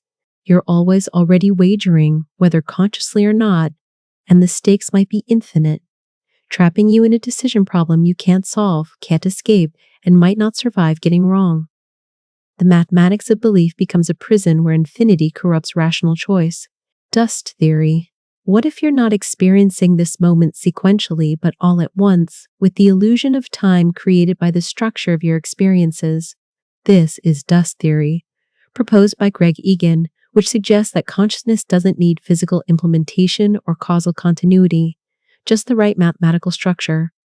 Every possible conscious experience exists timelessly as an abstract mathematical object, and you're simply one such object with no physical substrate required. The idea builds on functionalism. If consciousness is information processing and information is abstract, then consciousness is substrate independent. It doesn't matter whether thoughts run on neurons, silicon, or nothing physical at all. The mathematical structure of the computation is what matters. Dust theory pushes this further. The computation doesn't need to actually be executed. The pattern itself, existing as a mathematical possibility, is sufficient. Your consciousness right now is a mathematical object in the space of all possible mathematical objects with no need for physical instantiation. This means every possible conscious experience, every thought, sensation, emotion exists equally as an abstract structure. Hitler's experiences exist. Your experiences exist. The experiences of beings in impossible physics exist. All of these are just different mathematical objects in the space of possibilities, with no hierarchy of realness. You're feeling that you're experiencing this moment now, embedded in time and causality, is an illusion created by the internal structure of your experience object. The implications are cosmically disturbing. There's no fact about which moment you're experiencing now, because all moments exist timelessly. Your sense of flowing through time is like a movie character's sense of moving through their story. It's part of the structure but doesn't correspond to anything external. Every version of you at every moment exists as separate mathematical objects with no privilege present. This dissolves personal identity completely. There's no continuous you persisting through time, just a series of disconnected experiential states, each existing independently as mathematical structure. The you. Reading this is a different mathematical object from the you who read the previous paragraph, with no metaphysical connection between them except structural similarity. Dust theory also implies that physics is fundamentally unnecessary. We think brains cause consciousness, but really brains just implement certain mathematical patterns, and those patterns exist whether implemented or not. The physical universe might be redundant. Consciousness would exist even in a universe with no matter, energy, or physical laws whatsoever, as long as the mathematical structures exist, which they do necessarily as abstract objects. This raises the dust problem. If any arrangement of matter that instantiates the right mathematical pattern is conscious, then random dust swirling in space might instantiate conscious experiences if it happens to take on the right configuration. Your consciousness doesn't need carefully organized neurons. Any random arrangement that happens to match the pattern would work. In an infinite universe, dust will randomly form brain patterns infinitely often, meaning dust brains vastly outnumber evolved brains. Critics argue this proves dust theory is false because we're clearly not dust brains. But the theory's defender might respond that you have no evidence you're not a dust brain. Your memories of being an evolved creature could be part of your mathematical structure, with no physical history required. What makes dust theory particularly unsettling is its implication that nothing matters in any physical sense. All possible experiences exist necessarily as mathematical objects, including all possible futures. Whether you make one choice or another, both outcomes exist as mathematical structures. Actions have no consequences because consequences and actions aren't causally connected. They're just different mathematical objects. The appearance of cause and effect is structural pattern within experience. Objects, not real temporal flow. You can't change anything because there's no time in which change occurs, just timeless existence of all possibilities. This is nihilism of the deepest kind, not just that life has no meaning, but that existence itself is radically unmoored from anything like the reality you thought you inhabited. You're not a person living through time, but a mathematical structure that happens to include the illusion of personhood and temporality. Nothing you experience is caused by anything else. It's all just simultaneous eternal existence of abstract patterns, indifferent and unchangeable. Hedonic treadmill. Imagine being trapped on a treadmill where no matter how fast you run toward happiness, you never get closer. This is the hedonic treadmill, the psychological phenomenon where people return to baseline happiness levels regardless of positive or negative life changes. Win the lottery, and within a year you're no happier than before. Become paralyzed, and within a year you're no unhappier than before. The treadmill ensures suffering is permanent while joy is temporary. Psychologists Daniel Kahneman and Philip Brickman studied this in the 1970s, finding that lottery winners and paraplegics showed surprising convergence in happiness levels after initial periods of adjustment. The theory suggests we have a genetic set point for happiness that we inevitably return to, like a thermostat. Positive events create temporary increases in happiness, but adaptation kicks in. The new car stops feeling new, the promotion becomes routine, the relationship loses its initial excitement. You're left wanting the next thing, stuck in permanent dissatisfaction. The evolutionary explanation is grim. Organisms that always wanted more, never satisfied with what they had, were more likely to seek resources and reproduce. Contentment was selected against because content organisms didn't strive. We inherited genes for perpetual dissatisfaction, and these genes trap us on the treadmill. Every achievement loses its luster as you adapt, driving you to pursue the next achievement, which will also lose its luster forever. This has devastating implications. First, progress toward happiness is illusory. Material improvements, achievements, fulfilled desires, none produce lasting happiness. You're working toward goals that, once achieved, provide only temporary satisfaction before the hedonic baseline reasserts itself.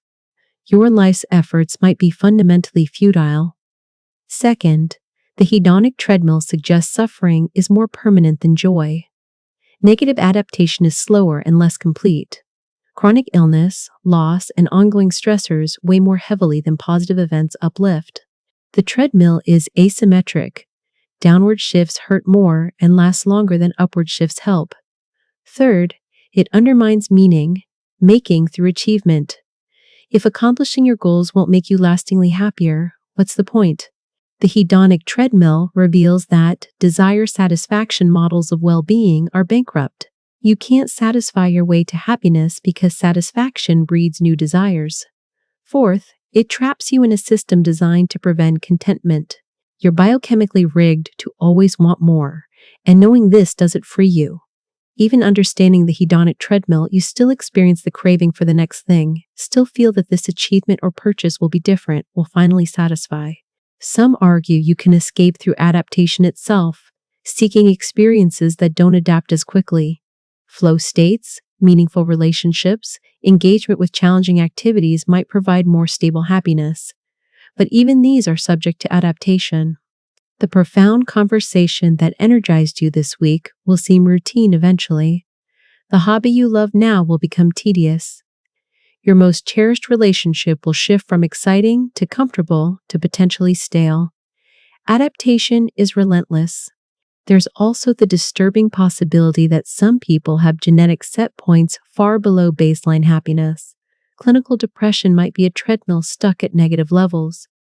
For these individuals, the hedonic treadmill isn't just preventing lasting happiness, it's ensuring lasting unhappiness.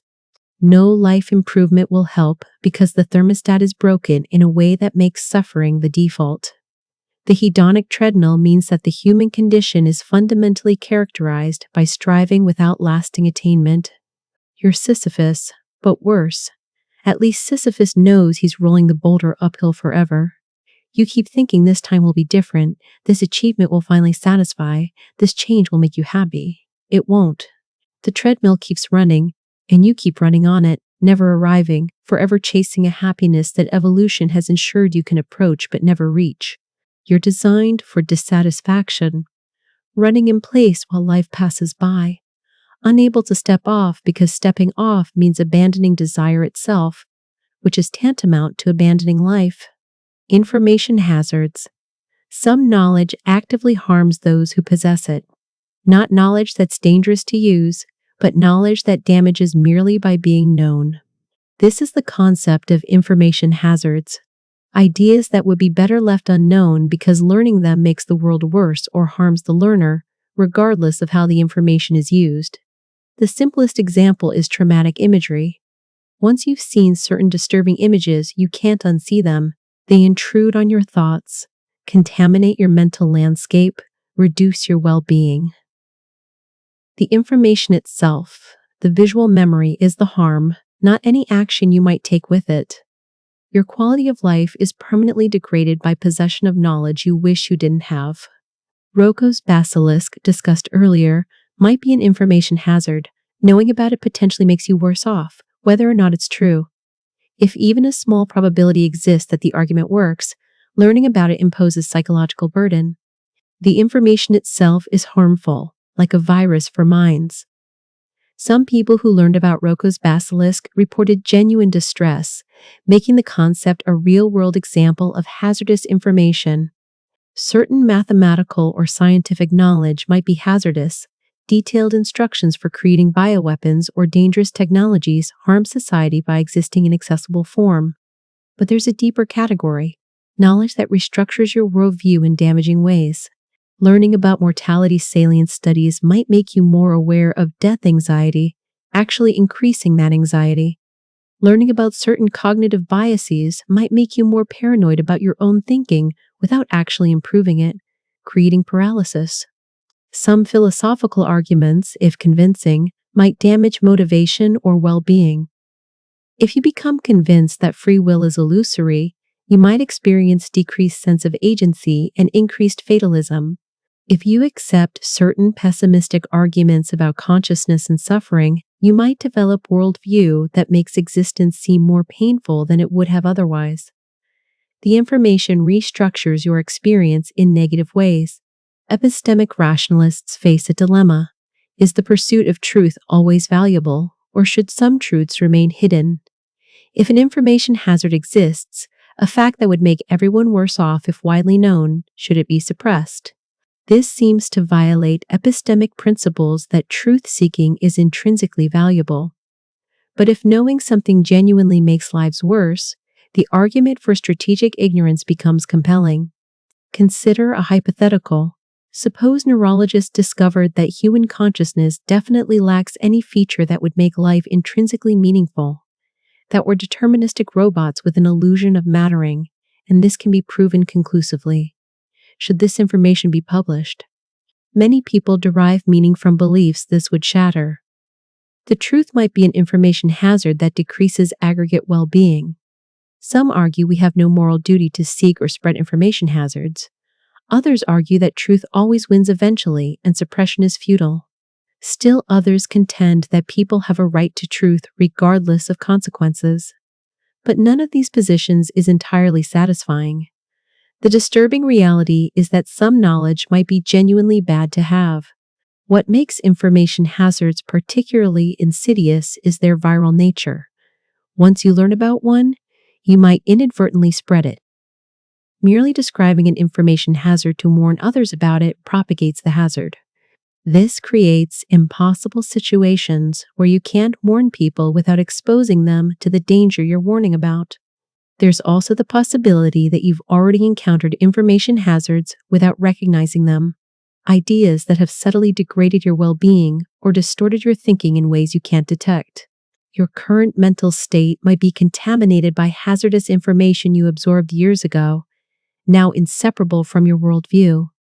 You can't unlearn what you know, and some of what you know might be quietly poisoning your experience of existence.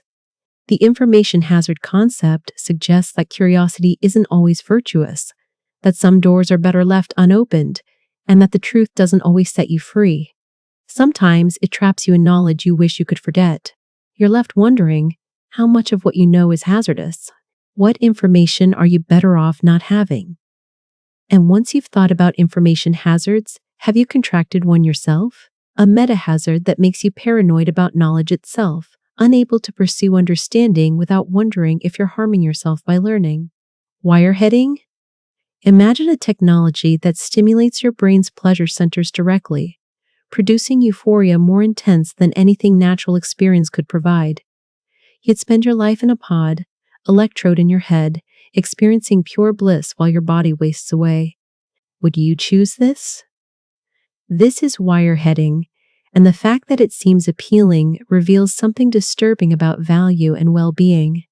The term comes from experiments where rats with electrodes implanted in pleasure centers would press a lever to stimulate themselves, ignoring food and water, pressing until they died of exhaustion. The rats preferred artificial stimulation to anything else, including survival. Humans might be no different. If given access to perfect pleasure machines, we might abandon everything meaningful, relationships, achievements, experiences, for pure hedonic reward. Philosopher Robert Nozick introduced the related experience machine thought experiment. Imagine a machine that gives you any experience you desire while you float in a tank. You could experience writing a great novel, falling in love, making discoveries, all while your body sits unused. Nozick argued most people wouldn't choose the machine because we value actually doing things, not just experiencing them. But wireheading is more seductive than Nozick's machine. It doesn't offer simulated experiences of achievement. It offers pure pleasure divorced from any content. No pretense of accomplishment, just raw hedonic reward. And unlike Nozick's intuition pump, real hedonic engineering is approaching. Deep brain stimulation, pharmaceutical interventions, and potential future technologies could provide pleasure without content. The disturbing question, if such technology existed, would refusing it be rational? Classical hedonistic utilitarianism says pleasure is the only intrinsic good. If wireheading maximizes pleasure, it maximizes value. A life in a pod, experiencing constant bliss, would be the best possible life according to pure hedonism. This seems absurd. Surely there's more to a good life than pleasure. But on what grounds do we reject it? Some argue that we value autonomy, authentic experiences, and connection to reality beyond their hedonic value. But why? If these things don't increase well-being, why do they matter?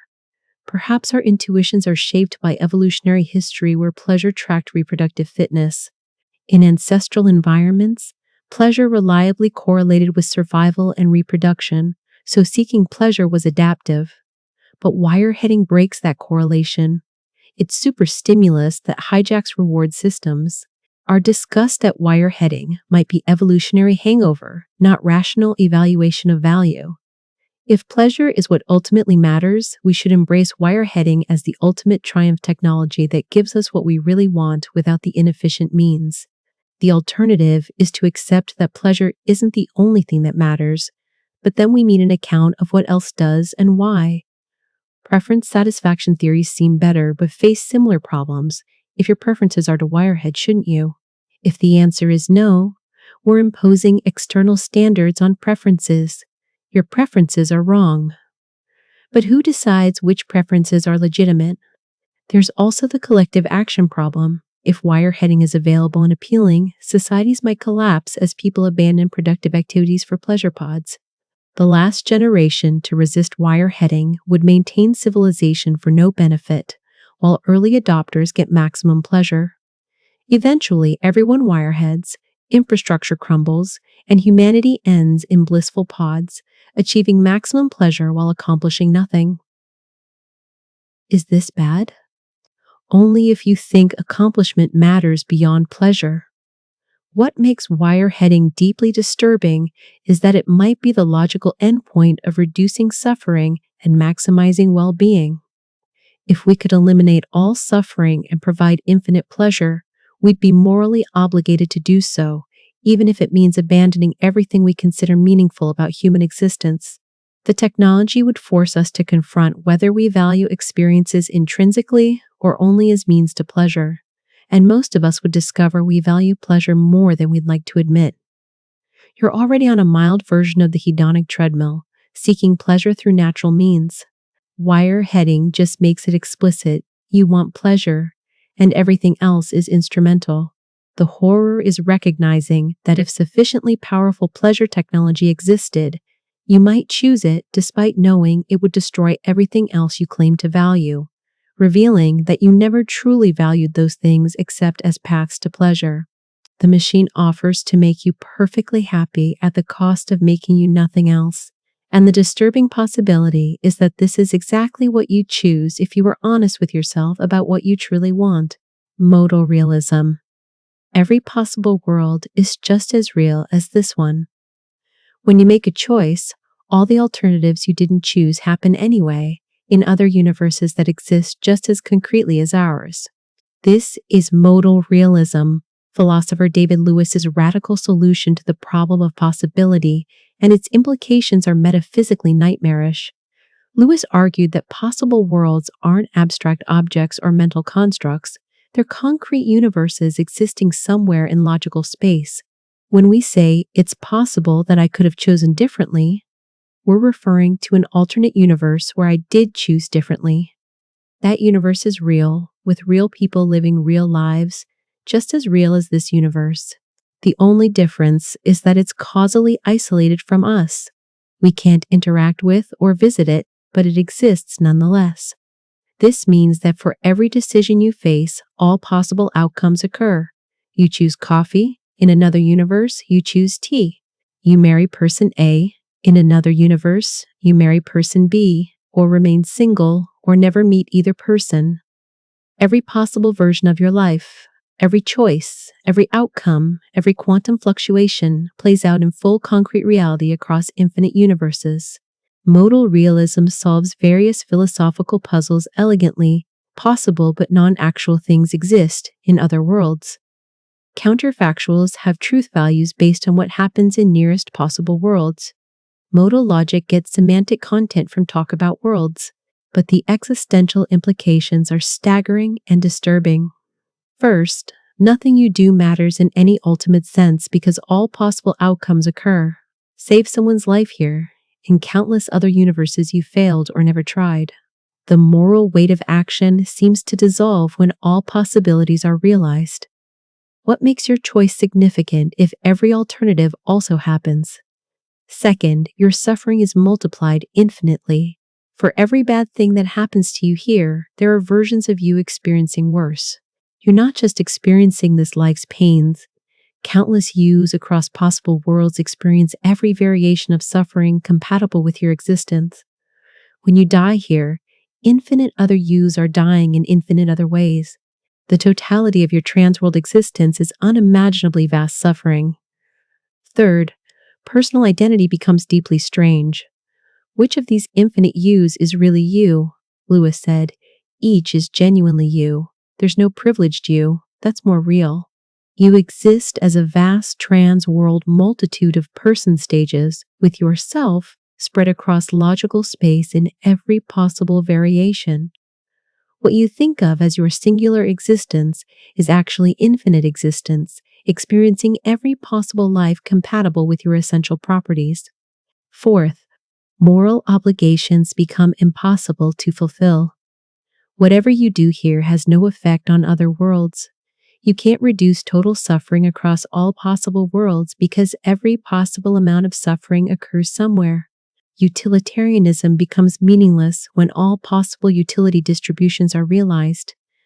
You can only affect what happens in this world, but why privilege this world over the infinite others? Critics argue modal realism is profligate. Positing infinite concrete universes to solve modal logic seems extravagant. Lewis responded that his theory is actually economical in theoretical machinery, requiring only concrete existence rather than abstract objects plus concrete reality. But the ontological price, infinite universes, seems absurdly high. There's also the isolation problem. If other possible worlds exist, but are completely causally isolated, in what sense do they exist? Existence seems to require some potential for interaction or effect. Lewis embraced the isolation. Other worlds are real but forever inaccessible, no more reachable than past moments or distant locations, yet real nonetheless. What makes modal realism particularly disturbing is that it might be true. The metaphysics might sound insane, but the theory works elegantly in solving philosophical problems. If you accept realism about possible worlds and reject abstract objects, Lewis's concrete realism might be the most defensible position. And if it's true, your experience right now is just one infinitesimal slice of your trans-world existence, with infinite other yous living out every possible variation, most of them far worse than this, all equally real, all truly you, all suffering or celebrating outcomes you didn't choose here but did choose somewhere. You're not one person living one life, but infinite people living infinite lives, and the totality of it is incomprehensible, with your conscious experience right now merely a single frame in an infinite reel that includes every possible version of what you might be. Negative utilitarianism. What if reducing suffering matters infinitely more than increasing happiness? This is negative utilitarianism, the view that minimizing suffering should be our only moral goal. And it leads to one of philosophy's most disturbing conclusions. The optimal outcome for the universe might be its total annihilation. Traditional utilitarianism says, maximize total happiness minus suffering. But negative utilitarianism, proposed by philosophers like Karl Popper and defended in various forms by others, claims that suffering is the only thing with intrinsic moral significance. Happiness is merely the absence of suffering. Pleasure doesn't outweigh pain. It just temporarily relieves it. This asymmetry means preventing suffering always takes moral priority over creating happiness. The logic seems initially plausible. Suffering is more urgent and compelling than happiness. When someone is in agony, alleviating that pain seems more morally important than making a happy person slightly happier. We have stronger obligations to prevent torture than to provide entertainment. Suffering makes a direct moral claim on us in ways happiness doesn't. But negative utilitarianism, taken seriously, leads to horrifying conclusions. If preventing suffering is the sole moral good, and if conscious beings inevitably suffer, the most ethical action might be to eliminate consciousness entirely. A universe with no sentient beings contains no suffering, achieving perfect negative utility. Any universe with conscious life, no matter how happy, contains some suffering, making it worse than lifeless universes. This implies that humanitarian extinction, painlessly eliminating all conscious life, might be morally optimal. The calculus is grim.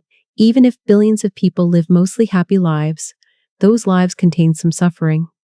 The suffering of one person in agony, from a strict negative utilitarian view, is an absolute moral bad that happy people's happiness doesn't offset.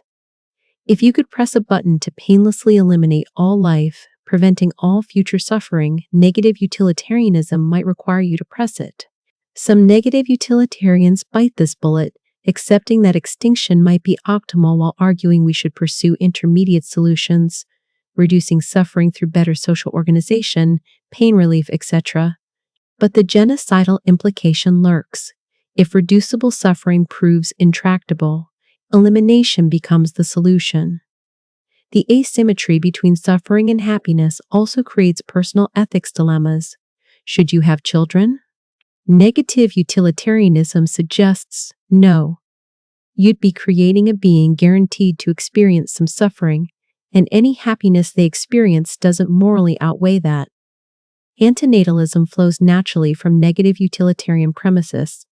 Every birth creates a new subject of suffering. Preventing births prevents suffering.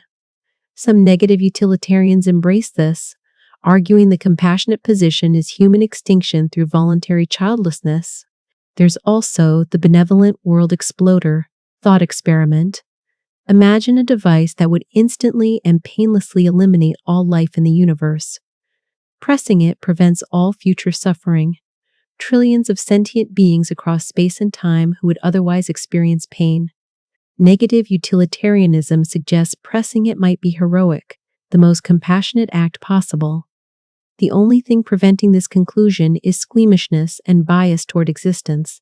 Critics argue this proves negative utilitarianism is false. Any theory that recommends extinction is obviously wrong. But negative utilitarians can respond that the critic is simply privileging happiness over suffering without justification. Why assume happy lives justify suffering? What if the person being tortured right now doesn't care that others are happy? Their suffering is absolute from their perspective, not offset by others' joy. The theory also creates perverse incentives. It's better to prevent someone from existing, preventing potential suffering, than to create someone happy. Destroying is more moral than creating. This inverts our moral intuitions completely. We typically think creating happiness is good and preventing existence is neutral, but negative utilitarianism reverses this. Preventing a happy life is morally neutral. Preventing a suffering life is morally essential. What makes negative utilitarianism deeply disturbing is that it might be right about the asymmetry, even if wrong about the conclusion. Suffering does seem qualitatively different from happiness, more urgent, more morally demanding. But if you take that intuition seriously and follow it consistently, you reach conclusions that would require ending all conscious life. You're left choosing between rejecting the asymmetry, claiming happiness and suffering are symmetrically valuable, or accepting that existence itself might be morally problematic. The suffering of one being in agony, according to negative utilitarianism, is an absolute moral catastrophe that no amount of happiness elsewhere can redeem. And if that's true, the universe is fundamentally tragic. A place where consciousness is a mistake and the kindest possible future is silent, dead, and free from suffering because it's free from existence itself. Threshold deontology. Imagine you could prevent the torture of 1 million people by torturing one innocent person. Most deontologists say you can't. There are moral rules like don't torture innocents that can't be violated even for better outcomes. But threshold deontology holds that, at some point, consequences become so extreme that moral rules can be overridden. The disturbing question is, where's the threshold? Threshold deontology tries to preserve moral rules while acknowledging that they can't be absolute. It says that moral constraints have weight, but not infinite weight. They can be outweighed by sufficiently terrible consequences. You can't torture one to save 5, but maybe you can torture one to save 5 million. Somewhere there's a threshold where consequences override deontological constraints. But determining this threshold reveals how arbitrary and uncomfortable our moral intuitions are. Save 100 people by torturing one? Most say no. Save 1,000? Still no. Save 10,000? People start wavering. Save 1 million? Many start saying yes. But why? What's magic about 1 million versus 10,000? Any threshold you propose seems arbitrary. If you say, I'd torture one innocent to save 1 million, but not 999999999, you're claiming that one additional person makes the moral difference between absolutely forbidden and permissible. This seems absurd. Yet any threshold has this problem. There's always a case just below it where the math is nearly identical, but your moral judgment supposedly flips. Some threshold deontologists accept that the threshold is vague rather than precise. Like bald, there's no exact number where not bald becomes bald, but there are clear cases of each. Similarly, there are clear cases where consequences don't override moral rules and clear cases where they do, with vague cases in between. But this vagueness seems wrong for morality. Moral truths shouldn't be vague. Either it's wrong to torture the innocent person, or it isn't, sort of wrong, or vaguely permissible, seems like a cop-out. The threshold also creates horrifying incentive structures. If there's a threshold where rules can be broken, people will manufacture scenarios claiming they've crossed it. Governments will claim national security threats justify torture. Genocide will be justified by claims about preventing greater catastrophes. The threshold becomes a loophole that swallows the rule. This is especially problematic because humans are notoriously bad at calculating consequences. We overestimate our ability to predict outcomes and underestimate unintended effects. There's also the problem of aggregation. Can you reach the threshold by adding up smaller harms? Can torturing one to prevent 1,000 people from suffering minor inconveniences justify the torture if the total suffering prevented exceeds some threshold? If not, why do numbers matter for preventing torture, but not for preventing inconvenience? If yes, you're back to aggregative consequentialism dressed up as deontology. Furthermore, the threshold differs across moral rules. Maybe consequences can override "don't lie" more easily than "don't murder." But this requires a hierarchy of moral rules with different thresholds, creating complicated moral architecture. And who decides these thresholds? They're not self-evident, and different cultures and individuals will locate them differently, undermining the objective moral guidance deontology is supposed to provide. The truly disturbing aspect of threshold deontology is that it might accurately describe our moral psychology without being rationally defensible. We do have intuitions that rules matter but can be overridden in extremes. But when pressed on details, exactly where thresholds are, why they're there, how they're determined, we have no good answers. Our moral intuitions might be inconsistent, compromise formations between deontological impulses and consequentialist reasoning, not coherent principled positions. This means you might be operating with a moral framework that has arbitrary thresholds built in, making moral judgments based on intuitions that can't be rationally justified. When would you torture one innocent to save others? Whatever number you pick, you can't explain why that number rather than one less, revealing that your moral convictions rest on arbitrary foundations. You're left with unsettling choices, pure deontology that requires standing by while preventable catastrophes occur, pure consequentialism that permits torturing innocents whenever the math works out, or threshold deontology that preserves intuitions while rendering morality arbitrary and manipulable. None of these options is satisfying, suggesting that our moral concepts might be fundamentally confused, evolved compromises between competing adaptive strategies rather than coherent rational principles. The threshold you think protects morality from consequentialist horror might just be where your moral intuitions break down under pressure, revealing that you don't actually have principled moral foundations, just reactions calibrated to ancestral environments that can't coherently scale to modern ethical dilemmas. Quantum immortality. You can never experience your own death.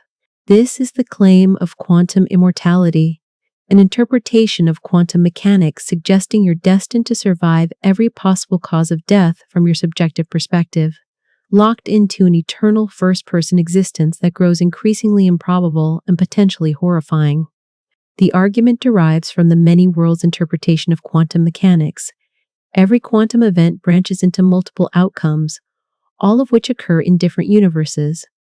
When you face death, say, a coin flip where heads means death, tails means survival, the universe splits. In one branch you die, in another you survive. But here's the key. You can only experience the branches where you survive. In the branch where you die, there's no continuing experience, no awareness of death. Your conscious experience necessarily continues only in the branch where you survived. Now extend this to all possible deaths. Every moment, countless quantum events could lead to your death: brain aneurysms, cosmic rays, accidents. In most branches, you die.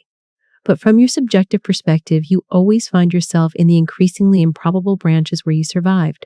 You might objectively have a 1 in a trillion chance of surviving the next second, but subjectively, you experience the one universe where you do survive. Quantum immortality suggests you're locked into eternal survival from your own perspective. You can watch others die. Their consciousness continues in branches where they survived, but not in your branch.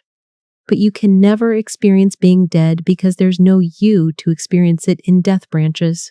Your consciousness necessarily persists in whatever branches remain where you're alive, no matter how improbable. The implications are disturbing.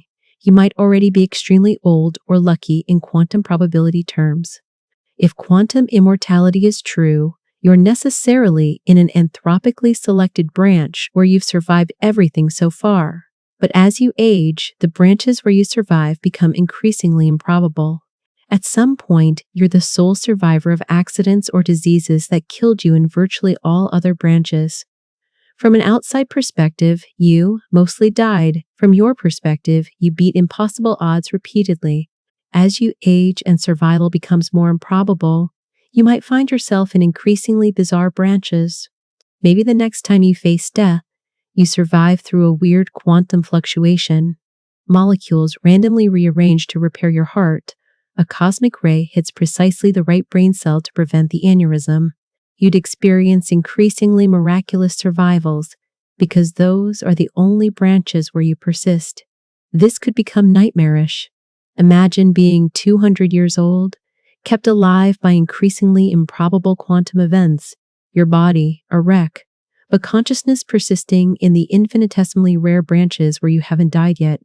No matter how much you suffer, how much you want to die, you can't experience death. You're trapped in eternal consciousness, always finding yourself in the branch where you inexplicably survived. Others would see you die eventually, probably at a normal age, but you'd never experience it from your perspective. Quantum immortality also implies that suicide is impossible from first-person perspective. If you attempt suicide, you'll only experience the branches where you survive. The gun jams, you're found and revived, something prevents death. This could mean failed suicide attempts become increasingly traumatic as you realize you're trapped in existence. Critics argue quantum immortality is anthropically flawed. It proves too much. It suggests everyone is quantum immortal, which seems wrong because we observe people dying. But defenders respond that we observe them dying in our branches, in their subjective branches, they continue experiencing. There's also the problem of defining you across branches. If the branches diverge significantly, is the future version in an unlikely branch really you? Maybe quantum immortality only ensures some consciousness continues, not that your specific identity persists meaningfully. The version of you that survives through increasingly bizarre quantum events might be so different from current you that it's not clear you've survived in any meaningful sense. What makes quantum immortality particularly disturbing is that it might be true, but unverifiable. From your perspective, you'll always survive, making it seem like you're immortal. But this is an anthropic illusion. You're not actually special, just necessarily in a branch where you exist. You can't prove or disprove it because the evidence available to you is consistent with both standard mortality and quantum immortality. You're potentially trapped in eternal subjective existence, doomed to experience increasingly improbable survival as your measure across the multiverse approaches zero, consciousness persisting in ever more unlikely branches, unable to ever experience the release of death because death means no experience. If it's true, you're already living in one of countless branches where improbable survival has occurred, and you'll continue experiencing only improbable survival, forever locked into existence from your own perspective regardless of what happens to your versions in other branches. Philosophical pessimism? Life is suffering, and the best thing that could have happened is never being born. This is philosophical pessimism in its purest form, the view that existence is fundamentally negative and non-existence is preferable to existence. Unlike depression, which is a psychological state, philosophical pessimism is a metaphysical claim. Reality itself is structured such that consciousness is more bad than good. David Benatar's asymmetry argument captures this elegantly. The presence of pain is bad. The presence of pleasure is good. But here's the asymmetry. The absence of pain is good even if no one exists to enjoy its absence, while the absence of pleasure is not bad unless someone exists to be deprived. This means that for any possible person, non-existence is better than existence. Existing brings real pain, bad, and real pleasure, good, while not existing avoids pain, good, and lacks pleasure, not bad, since there's no one to be deprived. The math favors never existing. Critics find this counterintuitive. Surely happy lives are better than no life. But Benatar argues our intuitions are biased. We evolved to value existence because organisms that didn't value their own existence didn't survive to reproduce. We're genetically programmed to think life is worth living even when sober analysis suggests it isn't. The pessimist's evidence is everywhere. Suffering is acute and attention-demanding. Pleasure is mild and quickly habituated to. We notice pain immediately but take pleasure for granted. The worst suffering, severe torture, loss of loved ones, chronic illness, is worse than the best pleasure is good. Life contains guaranteed suffering, aging, death, loss, but no guaranteed lasting pleasure. Evolution designed us to perpetually strive and rarely be satisfied. The hedonic treadmill ensures suffering is permanent while happiness is temporary. Even good lives contain significant suffering, and bad lives are filled with it. Furthermore, existence imposes risks without consent. When you create a life, you're imposing existence on a being without their agreement, gambling with their welfare. That person might suffer terribly, might be born with disabilities, might face trauma, might experience depression or chronic pain. You've created a vulnerable being in a dangerous world without their permission. Antinatalism, the conclusion that we should refrain from procreating, follows naturally from philosophical pessimism. If existence is net negative, creating new existences is harming them. The only moral response is to refrain from imposing existence on others. Humanity should voluntarily go extinct with the last generation living out their lives and no new people created to suffer. Some pessimists embrace extinction further. Perhaps painlessly eliminating existing life would be merciful. A universe without consciousness is a universe without suffering. We can't conceive of this as good from inside existence, but that's bias, from nowhere. A dead universe is better than a suffering one. What makes philosophical pessimism deeply disturbing is that it might be true, but adaptive pressures prevent us from recognizing it. We're designed to value existence because our ancestors who didn't value existence didn't reproduce. This means our judgment that life is good is suspect. It's the conclusion evolution requires us to reach regardless of truth. The pessimist claims they've broken through evolutionary propaganda to see reality clearly.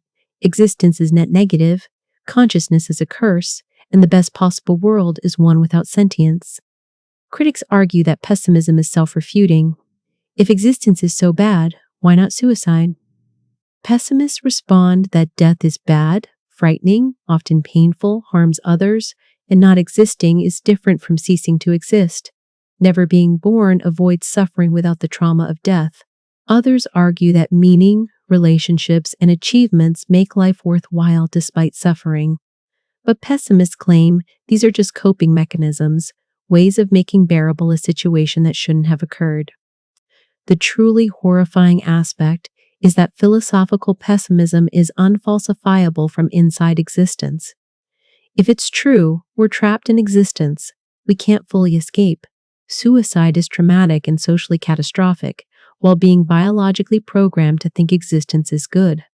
We're prisoners who've been conditioned to love the prison, unable to see the bars because evolution has calibrated our perception to make existence tolerable enough to continue it. You might be suffering unnecessarily simply by existing, perpetuating suffering by creating new existences, unable to recognize the horror because recognizing it would undermine the biological imperative to survive and reproduce that brought you into existence in the first place. Logical fatalism. Tomorrow there will be a sea battle, or there won't be. This statement is necessarily true. one of these outcomes will occur. But if it's true now that there will be a sea battle tomorrow, then it seems the battle must happen, that it's already fixed and inevitable. This is logical fatalism, the argument that because statements about the future have truth values now, the future is already determined and we have no power to change it. The argument is ancient, appearing in Aristotle's De Interpretation. Either there will be a sea battle tomorrow is true now, or its negation is true now. If it's true now, then the battle must occur. If it didn't occur, the statement wouldn't have been true, contradicting our assumption. If the negation is true now, the battle must not occur. Either way, what happens tomorrow is already fixed by which statement is true now. This seems to eliminate genuine openness in the future. If every future tense statement has a definite truth value now, then the future is as fixed and determined as the past. Your choices about what to do tomorrow are illusory. Whatever you end up doing, the statement, "You will do X tomorrow," was already true today, making your action inevitable. You can't change what will happen because what will happen is already determined by which future tense statements are true now.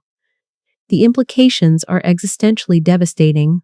If fatalism is true, deliberation is pointless. Why weigh options if the outcome is already fixed? You'll do whatever you were always going to do, regardless of deliberation. Agency becomes illusory. You feel like you're making choices, but the future tense truth about what you'll choose was already fixed before you deliberated. Moral responsibility dissolves. How can you be blamed for actions that were inevitable given the pre-existing truth values of future tense statements about what you'd do? The criminal was always going to commit the crime because X will commit the crime was true before they acted. Some philosophers reject bivalence for future contingents. Statements about future contingent events are neither true nor false but indeterminate. This preserves openness but costs classical logic's law of excluded middle. It also seems counterintuitive. If there is a sea battle tomorrow, wasn't it true yesterday that there would be?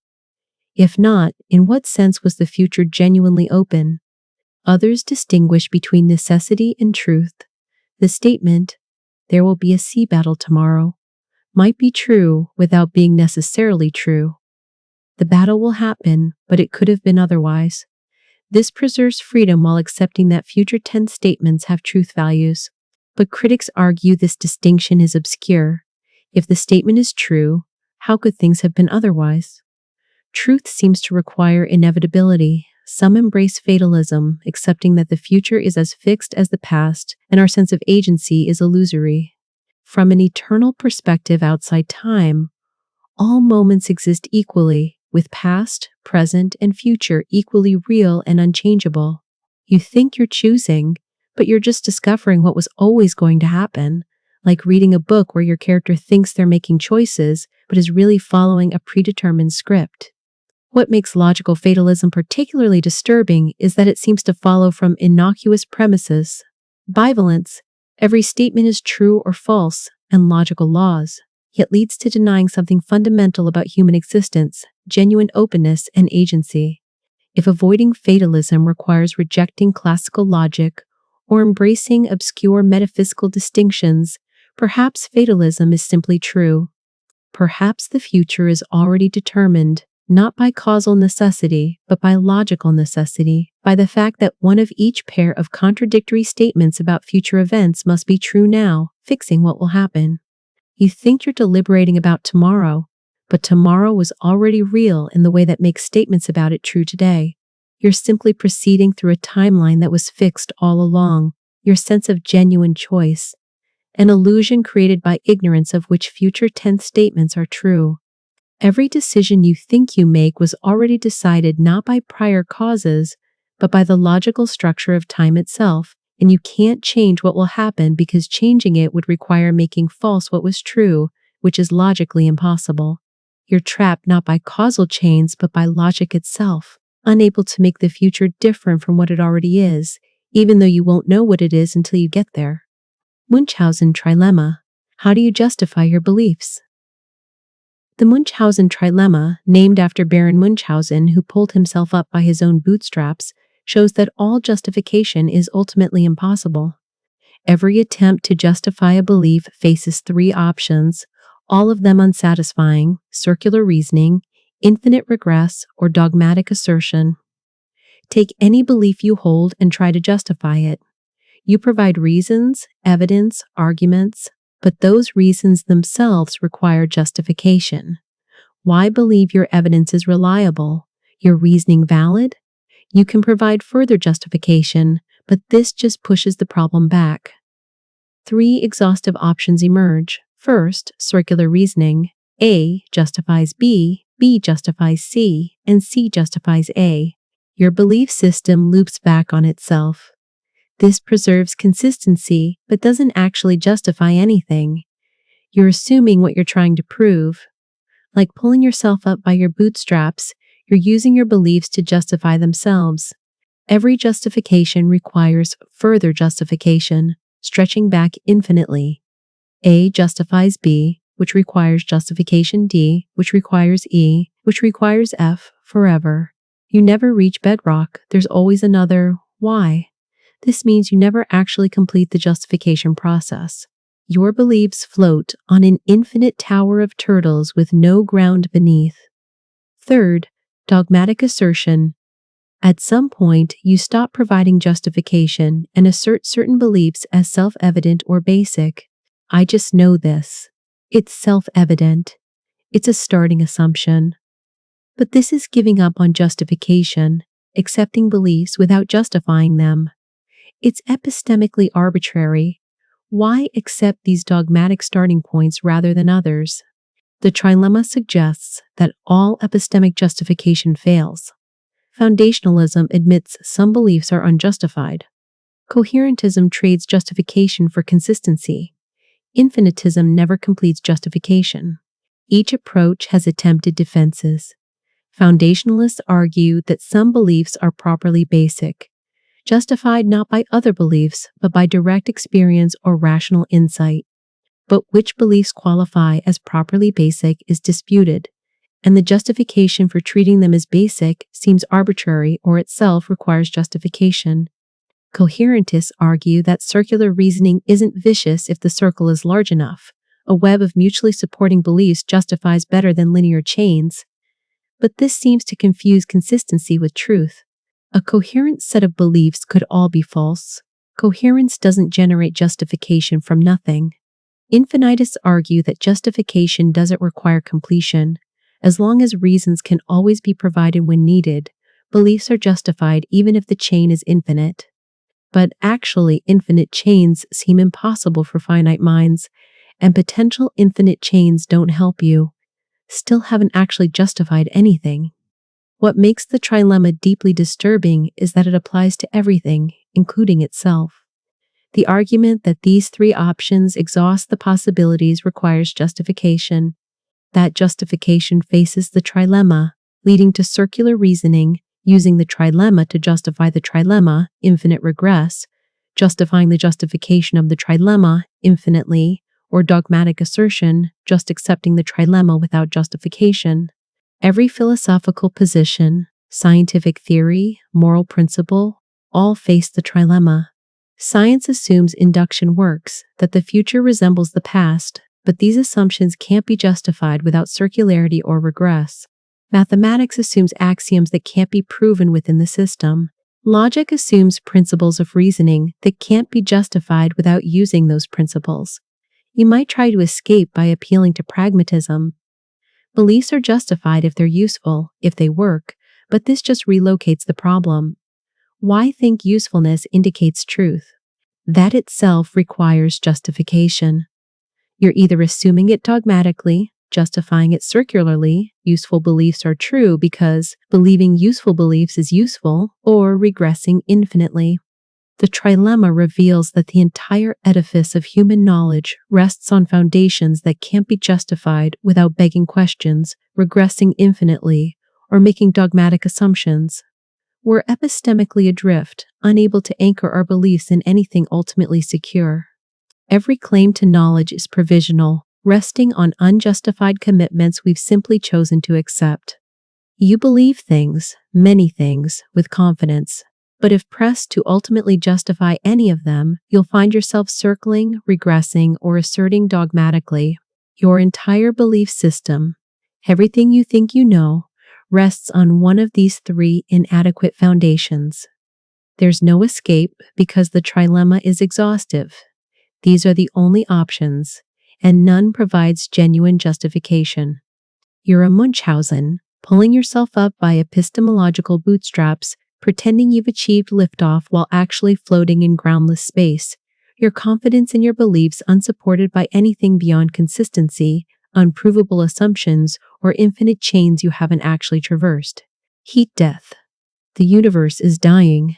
Not might die, not eventually will die, is currently in the process of dying, moving inexorably toward heat death, a state of maximum entropy where no useful energy remains. All processes cease, and nothing interesting ever happens again, forever. This is the thermodynamic eschatology promised by the second law. Entropy always increases in closed systems, and the universe is a closed system. Every process, every thought, every star that burns increases the universe's total entropy. Eventually, entropy will be maximized. All energy will be evenly distributed. No gradients will remain to drive processes, and the cosmos will be a cold, dark, dead expanse where nothing can happen because there's no available energy to make things happen. This is heat death, and it's the inevitable fate of everything. What makes heat death disturbing isn't just that it's final, but that it's meaningless. The universe doesn't end in a grand finale, a big crunch, or rebirth. It just fades into uniform darkness, temperature approaching absolute zero, with isolated particles separated by vast distances, no structure, no complexity, no life. Everything that ever happened. Every human achievement, every civilization, every thought, will end not with a bang, but with the universe slowly winding down into absolute stillness, and then staying that way forever. All your efforts, all human striving, all the accumulated knowledge and culture thermodynamics guarantees it's temporary. Eventually, heat death erases everything, leaving no trace that anything ever happened. The universe forgets completely, returning to the formless equilibrium it would have had if life and complexity never emerged. From a long enough timeline, everything you do is irrelevant because heat death is the ultimate destiny, making all intermediate states merely delays in the inevitable decay. This isn't a distant problem. Heat death isn't scheduled for next century or even next billion years, but it's happening now, with every irreversible process contributing to the universe's entropy budget. You're living in a universe already in decay, with the temperature gradient that powers everything slowly evening out. Stars burn, galaxies drift apart, black holes evaporate through Hawking radiation, and eventually, in 10 to 100 years or more, nothing remains but cold, dark, empty space where no information, no energy, no structure persists. Heat death also undermines teleology. The universe isn't heading anywhere meaningful. Life, consciousness, complexity, all temporary aberrations, local decreases in entropy powered by larger increases elsewhere, or brief patterns in the decay, order temporarily carved out of gradual dissolution, doomed to be erased when the entropy bill comes due. From the universe's perspective, life is just another way to increase entropy, not a goal or purpose, but a means of hastening heat death by converting useful energy into waste heat. Some hope for escape. Maybe the universe is open and will expand forever, preventing heat death, but this just replaces it with Big Rip, or eternal expansion, where matter disperses so widely that nothing interesting can happen anymore. A different form of cosmic death, but death nonetheless. Or maybe quantum fluctuations could spontaneously decrease entropy locally, but this is thermodynamically improbable and wouldn't prevent the overall decay. Proposals for building perpetual machines that outlast heat death, or transferring to other universes, or creating stable structures that persist through cosmological timescales, all face the fundamental problem. You can't cheat thermodynamics. The second law is inviolable. Whatever you build, entropy will eventually claim it. Others embrace heat death as liberating, If nothing ultimately matters thermodynamically, we're free to create temporary meaning without cosmic pressure. But this feels like whistling past the graveyard. The fact that everything ends in meaningless decay doesn't make the decay less real or your temporary efforts more significant. You're rearranging deck chairs on a cosmic Titanic, and the fact that rearranging them is all anyone ever did doesn't change the destination.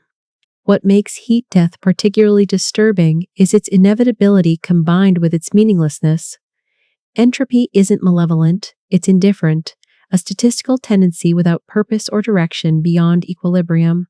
The universe isn't trying to reach heat death, it's just following thermodynamic law, and heat death happens to be the endpoint. There's no villain to fight, no chance of reprieve, no cosmic narrative where heat death is prevented. It's simply what happens when entropy does its thing in a closed system.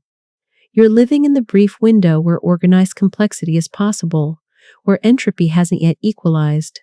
Enjoy it while it lasts, because on cosmological timescales, this period is infinitesimally brief, a spark in the void before endless darkness.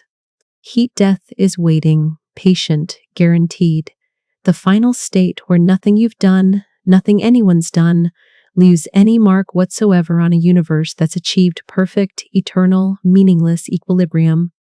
Beauty bias. Your entire life has been shaped by millimeters of bone structure and skin tone distribution. This is the disturbing reality revealed by decades of research on beauty bias.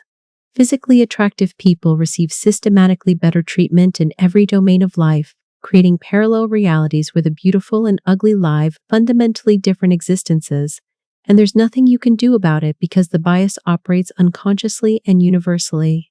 Studies show that attractive people earn 10–15% more over their lifetimes, are more likely to be hired, promoted faster, receive lighter criminal sentences, are perceived as more intelligent and trustworthy despite no correlation with these traits, receive better medical care, have more romantic options, and are treated more kindly in everyday interactions from childhood onward. Teachers give attractive students higher grades for identical work. Juries are less likely to convict attractive defendants. Even parents treat attractive babies more warmly than less attractive ones.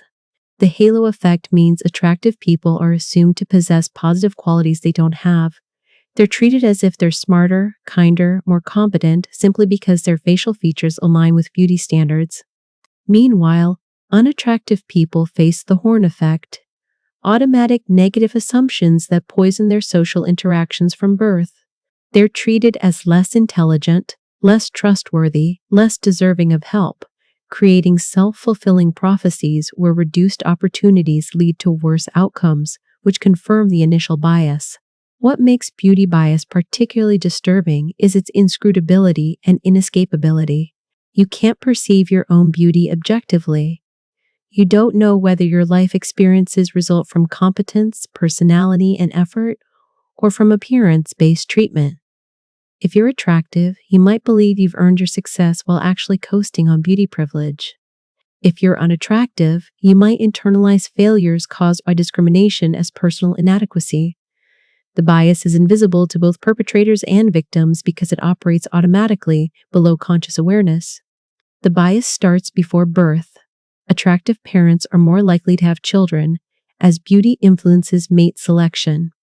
Attractive children receive more positive attention, developing better social skills and confidence, which compounds advantages over time.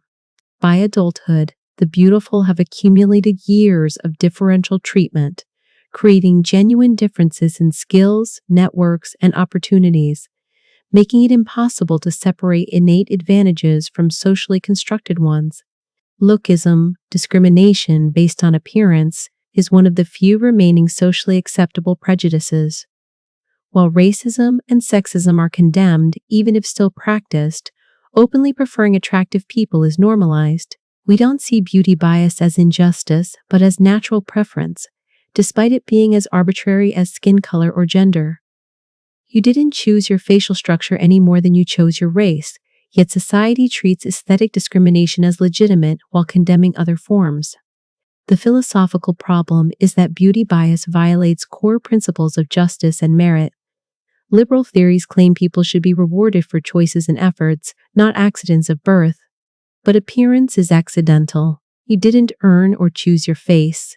Yet it determines outcomes as much as, or more than, effort, creating hereditary aristocracy based on genetics rather than genealogy. Worse, unlike wealth, which can be redistributed, beauty is zero-sum and personal. You can't transfer attractiveness or compensate the ugly except through efforts to reduce bias itself. Some argue that attraction is natural and can't be eliminated, or evolutionarily programmed to prefer certain features. But this confuses romantic sexual attraction with systematically giving attractive people better jobs, lighter sentences, and higher grades. Even if aesthetic preference is innate, discrimination based on that preference is social and changeable. We've made progress reducing other innate biases. Lookism could theoretically be addressed similarly, but it hasn't been, partly because we don't acknowledge it as discrimination. The beauty industry profits from insecurity while claiming to empower, creating a multi-billion-dollar economy built on exploiting the beauty bias. Cosmetic surgery, makeup, fashion, all are attempts to hack the bias, to purchase beauty to access the privileges it confers. But this arms race just raises standards, making everyone worse off except industry profiteers. You can't win by competing for beauty because beauty is relative. Someone must be below average, and they'll face discrimination regardless of absolute standards. What makes beauty bias existentially disturbing is its arbitrariness. Microscopic differences in facial geometry, a few millimeters of bone here, slightly different proportions there, create vast gulfs in life experience. Two people identical in intelligence, character, and effort live radically different lives because random genetic lottery placed facial features slightly differently. This reveals that life outcomes are far more arbitrary than we'd like to believe. We want to think effort and merit matter most, that we live in just meritocracy. But beauty bias proves that accidents of birth dominate outcomes in ways we systematically ignore. You might have lived a completely different life with different career, relationships, self-concept, if your facial geometry had been slightly different. Every interaction you've ever had was colored by your appearance in ways you can't detect. People have been treating you differently your entire life based on factors beyond your control, and you'll never know what your life would have been like on the other side of the beauty divide. The ugly live in a colder, harsher world where strangers are less kind, opportunities are fewer, and success requires overcoming discrimination, while the beautiful live in a warmer world of unearned advantages they mistake for personal merit. And there's no escaping this reality, because beauty bias is wired into human perception at levels too deep for conscious control to override. Consciousness binding. Right now, your brain contains billions of neurons firing independently, processing different aspects of experience. Color here, motion there, sounds, thoughts, memories, all handled by separate systems. Yet you experience unified consciousness, a single coherent now, binding everything together. This is the binding problem, and nobody knows how it happens. What's disturbing is that unified consciousness might be an illusion, and you might not exist as the unified entity you experience yourself to be. Neuroscience reveals massive parallelism. Different brain regions process vision, hearing, touch, language, memory, emotion simultaneously with no central processor integrating them. The Cartesian theater, a place where everything comes together for consciousness to observe, doesn't exist. There's no brain region where visual, auditory, and other information converges into unified experience. Yet you experience unified consciousness, not disconnected fragments. The binding problem asks, how do distributed processes create unified experience? Some propose neural correlates of consciousness, specific patterns of synchronous firing that bind separate processes temporarily. When neurons fire in sync at particular frequencies, gamma waves around 40 Hz, their activity might be bound into unified conscious experience. But this just relocates the mystery. Why would synchronous firing create unified experience?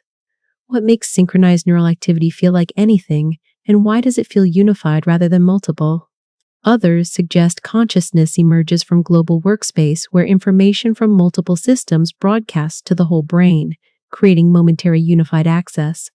But emergence doesn't explain. Saying consciousness emerges from complexity is like saying life emerges from chemistry. It labels the mystery without solving it. Why would information broadcast feel like unified experience? The philosophical zombie argument returns. We could imagine all this neural activity occurring, synchronization, global broadcast, everything, without producing unified consciousness. Why does it produce consciousness in humans? The truly disturbing possibility is that unified consciousness is illusion and you don't actually exist as unified entity. Daniel Dennett argues, there's no Cartesian theater and no unified self, just multiple parallel processes creating the illusion of unity after the fact. When you remember making a decision, you're confabulating a coherent narrative from disparate processes. The unified you experiencing the present moment is fictional character your brain constructs, not real entity experiencing things. This means every aspect of your selfhood might be illusion. Free will is illusion. Decisions are made by unconscious processes before conscious you is aware. The unified self is illusion. There's no central you, just competing subsystems. Continuous identity is illusion. You, at each moment, is separate entity, creating false narrative of continuity. The present moment is illusion. Consciousness lags neural processes by milliseconds, so you experience the past believing it's now. If Dennett is right, you're not what you think you are. You're not experiencing things. There's experiencing happening, but no experiencer. Multiple parallel systems generate outputs, and consciousness is just the narrative voiceover added retrospectively, creating false sense of unified agent when really there's just mechanical processes. Critics argue this eliminates consciousness entirely. If there's no unified experiencer, there's no consciousness. But Dennett responds that consciousness exists, just not as we naively conceive it. The illusion of unity is itself something that needs explaining, and that's what consciousness is, the illusion-generating process. But this seems unsatisfying. If you're an illusion, who's being fooled? If there's no unified self, what's experiencing the illusion of unified self? The binding problem might be unsolvable because it's asking the wrong question. Perhaps consciousness isn't unified, and we're simply built to believe it is. Your experience right now feels unified, but maybe it's actually dozens of separate micro-consciousnesses, each unaware of the others, with confabulation creating false memory of unity. You might be multiple beings believing you're one, with each moment's you, being a committee pretending to be an individual. What makes consciousness binding deeply disturbing is that you can't verify from inside experience whether consciousness is unified or just appears unified. The appearance and reality are phenomenologically identical. If you're actually multiple competing subsystems with no real unity, you'd still experience apparent unity because that's what the narrative-generating system produces. You can't escape your own consciousness to check whether it's genuinely unified or just feels that way. Every attempt to examine your consciousness uses consciousness itself, making the investigation circular. You might be profoundly confused about your own nature, not just getting details wrong, but fundamentally misunderstanding what kind of thing you are.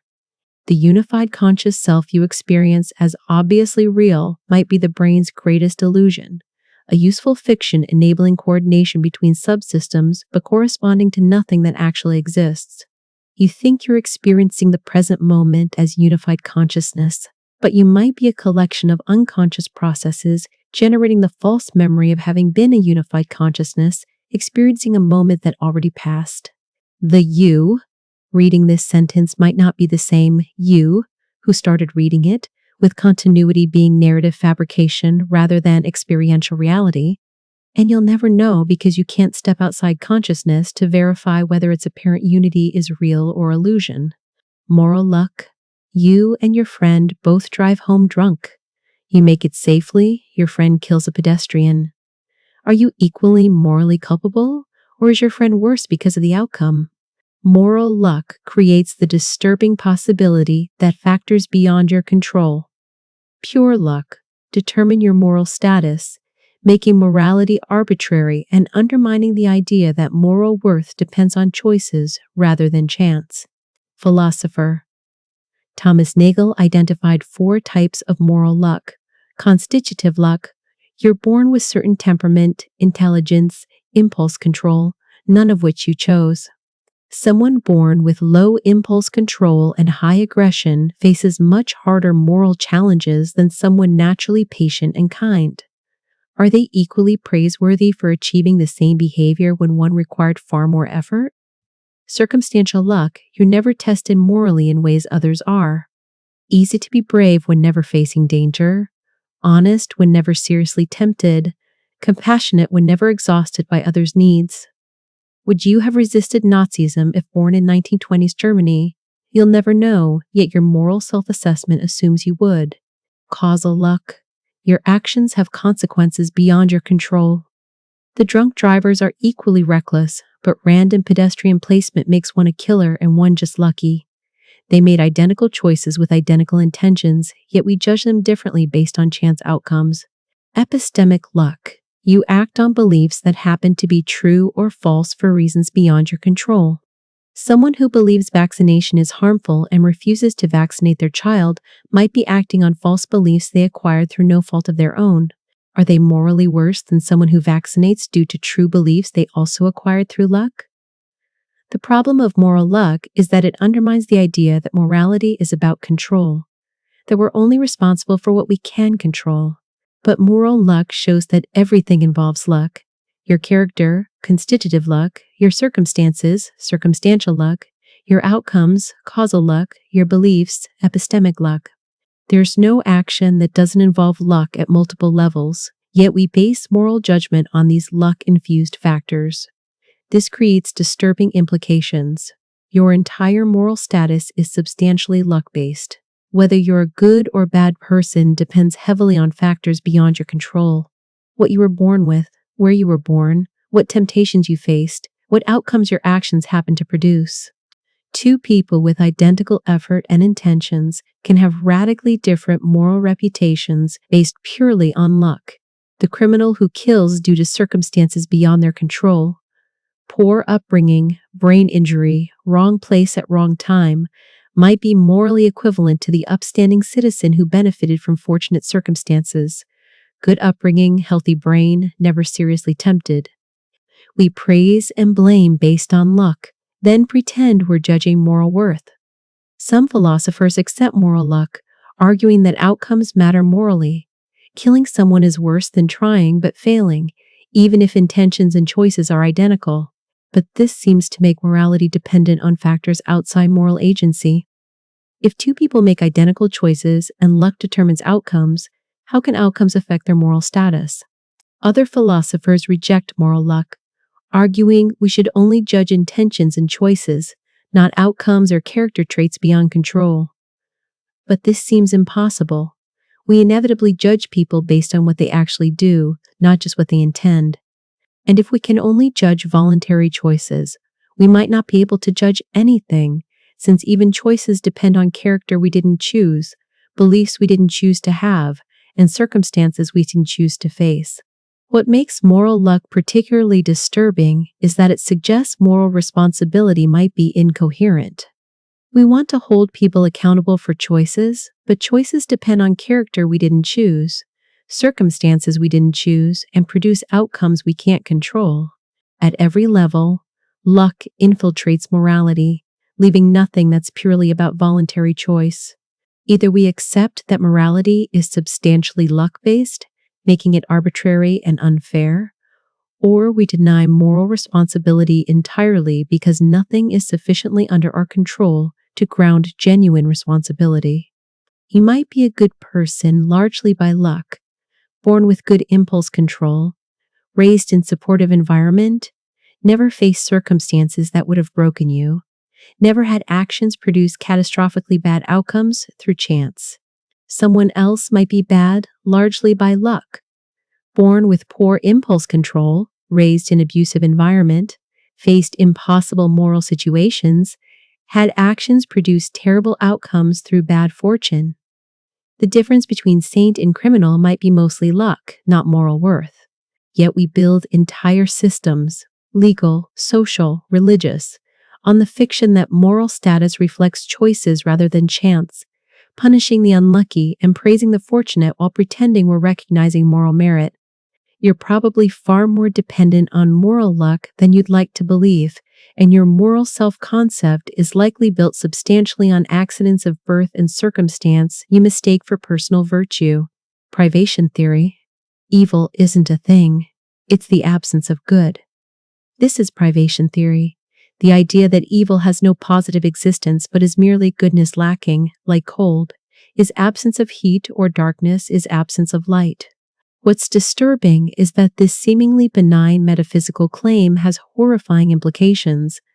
If evil is just privation, God didn't create it, suffering is just absence rather than presence, and victims' pain is metaphysically less real than perpetrators' corrupted goodness. The theory originates with Augustine and Aquinas. God created everything, and God is perfectly good, so everything created must be good. But evil exists, so how do we avoid claiming God created evil? Solution: evil isn't a thing. God created, but absence of good in things that should have it. A blind person lacks sight they should have. A cruel person lacks compassion they should have. Evil is ontological whole, not positive reality. This solves the problem of evil's origin. God created only good things, but those things can be deficient, lacking goodness they should possess. A sculpture with missing pieces wasn't created incomplete. It was created whole but suffered privation. Similarly, humans were created good but became deficient through sin, losing goodness they originally had. Evil is this loss, not anything God made. But privation theory has disturbing implications. First, it makes evil metaphysically inferior, less real than good. Victim suffering is absence of well-being, of justice, of mercy, while perpetrators' actions, though misdirected, involve positive being, will, agency, desire. This seems to privilege perpetrators over victims metaphysically, making suffering ontologically derivative. Second, it suggests evil is parasitic on good. Evil can only exist as corruption of good things. This means the more good something is, the more capacity for evil it has. Humans can be more evil than animals because we have more good to corrupt. This creates perverse implication that goodness enables evil, making God indirectly responsible after all. Third, if evil is just absence, it's not clear why we should fight it rather than just accept it as natural privation. We don't fight darkness by attacking absence of light, we add light. Similarly, maybe we shouldn't fight evil people but just add good. But this seems wrong. Evil requires active opposition, not just supplementing with good. Fourth, privation theory struggles with natural evil suffering from diseases, disasters, predation. What good is absent in a child dying of cancer?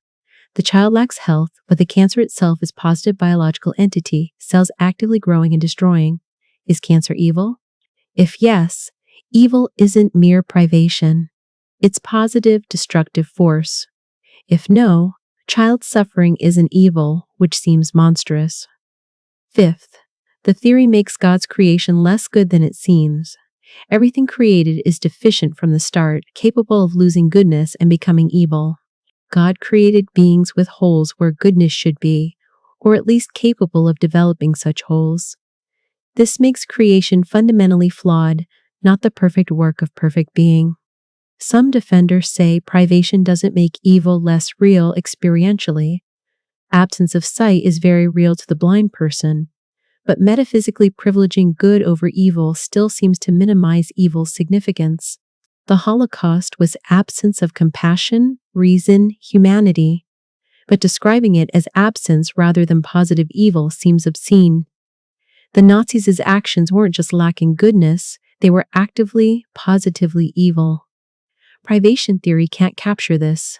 Critics also note that pain and suffering are positive experiences, not absences. Physical pain is positive sensation, not absence of comfort. Psychological anguish is positive mental state, not absence of joy. When you suffer, you're experiencing something, not failing to experience something. This suggests evil involves positive existence, not just privation. What makes privation theory disturbing is that it's motivated by desire to absolve God. Evil must be privation because otherwise God created evil.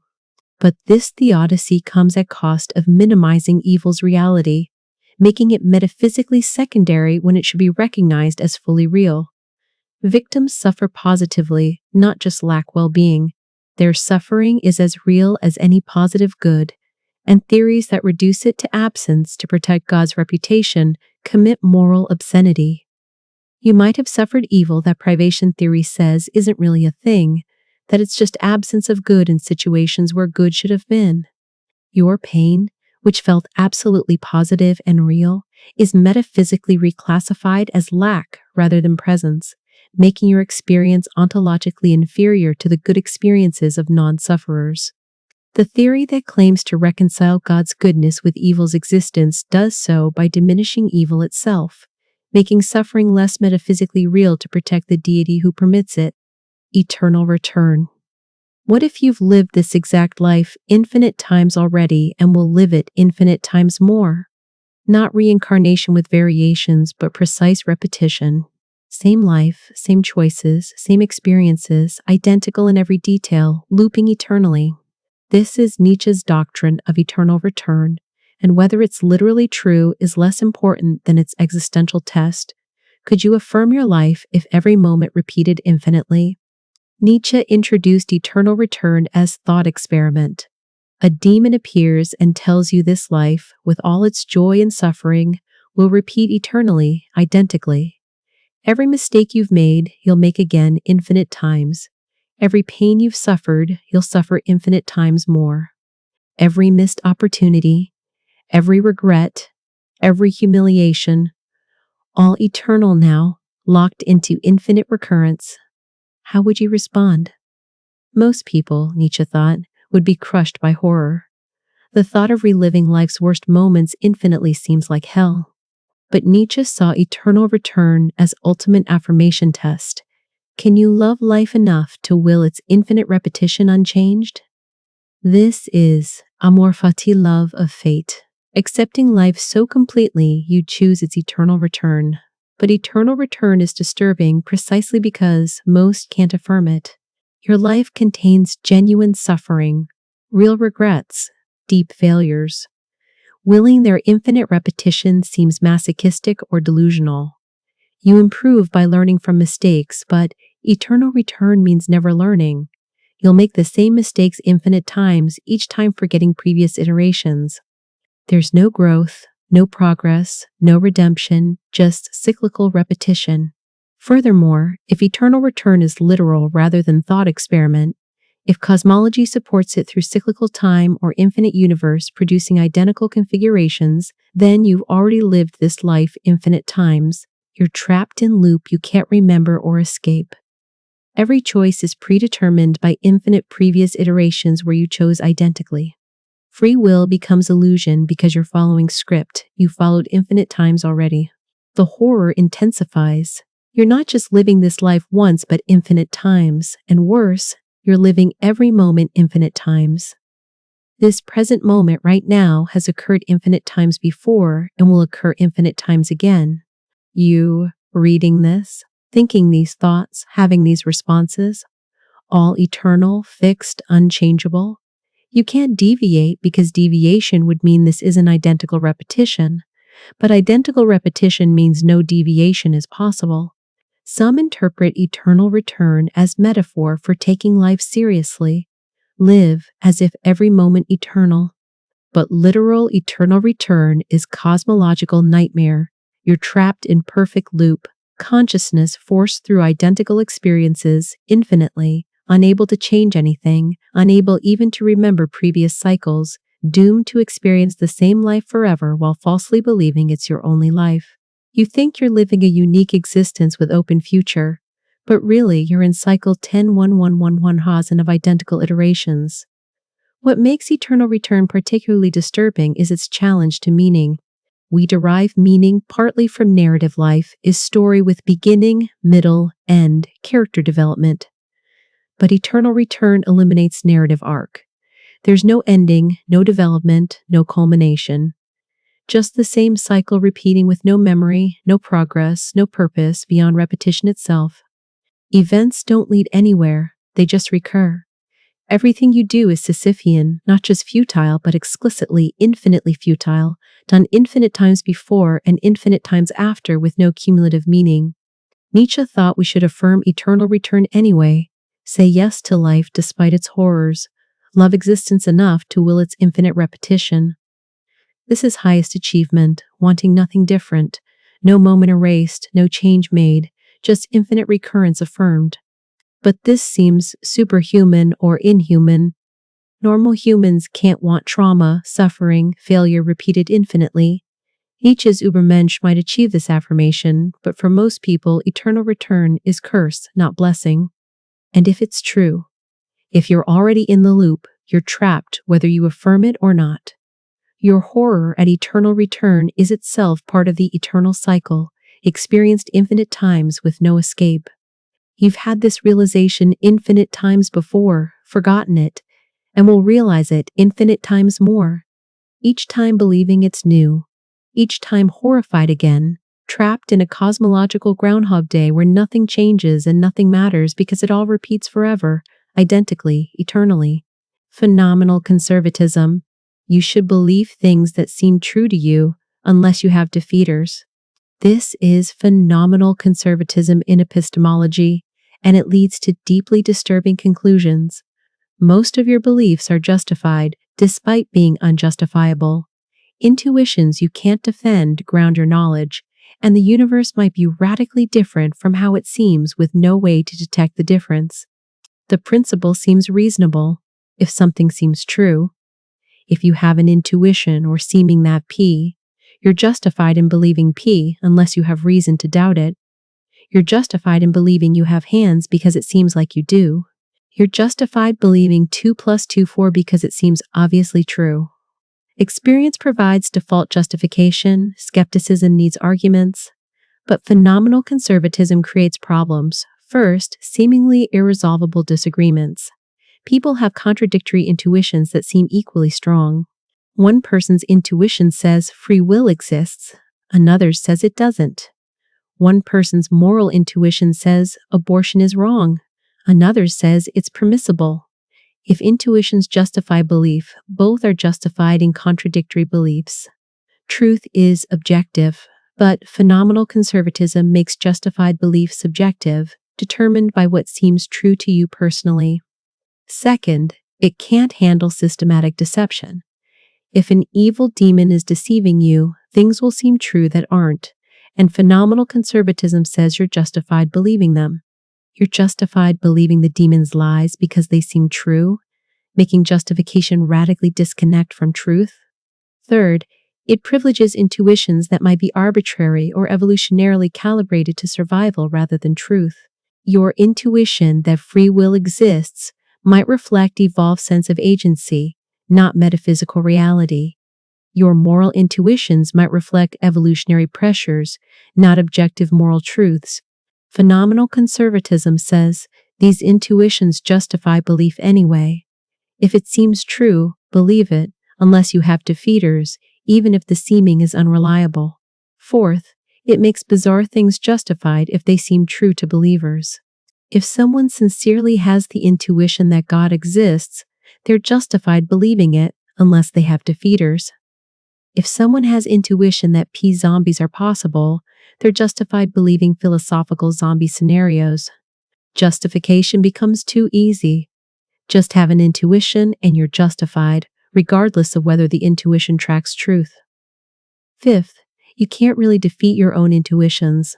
When something seems true, that seeming persists even after you learn it's unreliable. Optical illusions still look wrong even when you know they're illusions. Moral intuitions persist even when you recognize they're culturally conditioned. The seeming continues generating justification even after being defeated, creating unstable epistemic situation.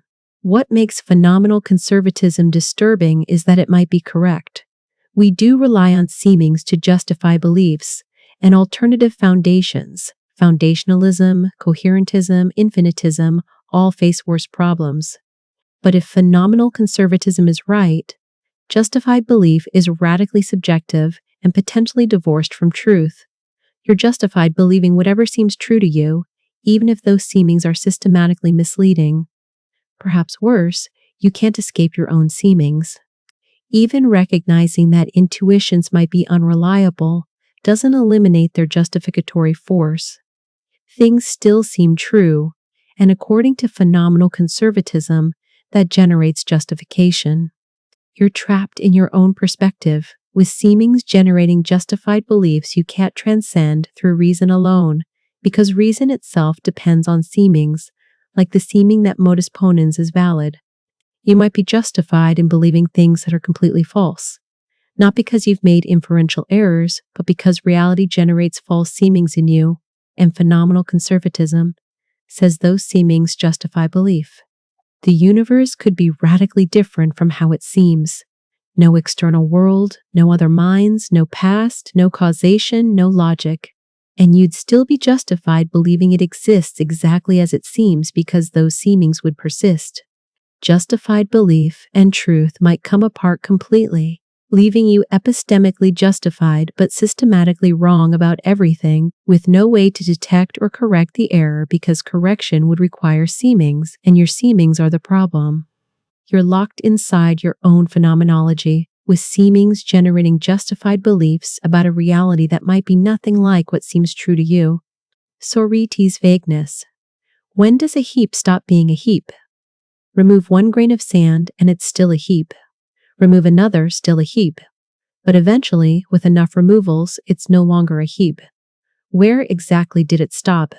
This is the Sorites paradox, and it reveals that vagueness might be fundamental to reality itself, not just language, making the world fundamentally indeterminate at boundaries. The paradox structure is simple. 1. A collection of 1,000 grains of sand is a heap. 2. Removing one grain from a heap leaves a heap. 3. By repeated application of 2, 1 grain of sand is a heap. But 3 is false. 1 grain isn't a heap. So something's wrong, but what? We can't reject. 1. Clearly 1 million grains form a heap. We seemingly can't reject. 2. 1 grain. Can't make the difference between heap and non-heap. But accepting both generates contradiction. Some say vagueness is linguistic. Heap has no precise definition, so the paradox reflects language, imprecision, not reality. We could stipulate exact boundaries, heap exactly 10,000 plus grains, eliminating vagueness artificially. But this seems arbitrary and unsatisfying. The boundary between heap and non-heap seems genuinely vague, not awaiting precise definition. Others say vagueness is epistemic. There is a precise boundary, say exactly 8,347 grains, but we can't know it. This preserves bivalence. Heap questions have determinate true-false answers while explaining our ignorance. But this seems incredible. Why would nature or language fix a precise but unknowable boundary? What makes 8,347 grains special versus 8,346? The most disturbing option, vagueness, is metaphysical. Reality itself is indeterminate at boundaries. There's no fact about exactly when heap becomes non-heap because the world contains genuine indeterminacy. Some collections of grains are definitely heaps, some definitely aren't, and some are borderline. Neither definitely heap nor definitely not heap. Reality has fuzzy boundaries. If metaphysical vagueness is real, it undermines classical logic's law of excluded middle. For borderline cases, this is a heap is neither true nor false. We'd need many-valued logic allowing truth values between true and false, or supervaluationism allowing truth value gaps. Either way, our logical frameworks would need revision to accommodate reality's vagueness. The problem extends far beyond heaps. When does a fetus become a person? Abortion debate hinges on this. When does someone become bald? Old? Tall? Intelligent? When does a ship replaced plank by plank stop being the original ship? When does a person with gradually progressive dementia stop being themselves? All these involve vague predicates with no precise boundaries, and all have significant practical and moral implications. If personhood is vague, moral status might be indeterminate. Some fetuses are determinately persons, some determinately not. But borderline cases are metaphysically indeterminate, neither definitely persons nor definitely not. This makes abortion's moral status genuinely indeterminate in borderline cases, not just epistemically uncertain, but metaphysically unsettled. Similarly for end-of-life questions. If personal identity is vague, there might be borderline cases where someone is neither definitely the same person nor definitely different from their earlier self, making questions about their preferences and welfare metaphysically indeterminate. The Sorites reveals that the world might not be carved at joints. Boundaries might be fuzzy, transitions gradual, and dichotomies false. Everything exists on continua with vague boundaries, and our language thought tries to impose sharp categories on fundamentally vague reality. This creates systematic mismatch between concepts and world. What makes Sorites deeply disturbing is that it reveals limits of rational thought. We can't solve the paradox satisfactorily. Every proposed solution faces serious objections. Linguistic approaches feel arbitrary. Epistemic approaches seem incredible. Metaphysical vagueness undermines classical logic. But the paradox is sound. Its premises seem true and reasoning valid, yet conclusion is clearly false. We're forced to reject something we can't identify, trapped in paradox that exposes either reality's fundamental indeterminacy or our concept's fundamental inadequacy. You might be a borderline case of something morally significant without knowing it. Your personhood, consciousness, or moral status might be metaphysically indeterminate, not definitely present or absent, but genuinely vague. Moral questions about how to treat you might have no determinate answer because you're in the Sorites gray area where predicates blur into indeterminacy, and you can't sharp up these boundaries through stipulation because the vagueness is in reality itself, not just our definitions. The world is fuzzy at edges, and you might be living at one of those edges where what you are is metaphysically indeterminate. Utility monsters. Imagine a being that derives vastly more utility from resources than you do. It experiences 1,000 times more pleasure from eating a meal than you experience. Classical utilitarianism, which aims to maximize total utility, would demand we feed the utility monster at your expense, starving billions to maximally satisfy this one being, because doing so maximizes total utility. This thought experiment, introduced by Robert Nozick, exposes utilitarianism's monstrous implications when aggregation ignores distribution. The logic is simple. If moral value equals total utility, and this being generates more utility per resource unit, we're morally obligated to give it everything. Your suffering from starvation adds negative utility, but the monster's immense pleasure from consuming resources exceeds your suffering.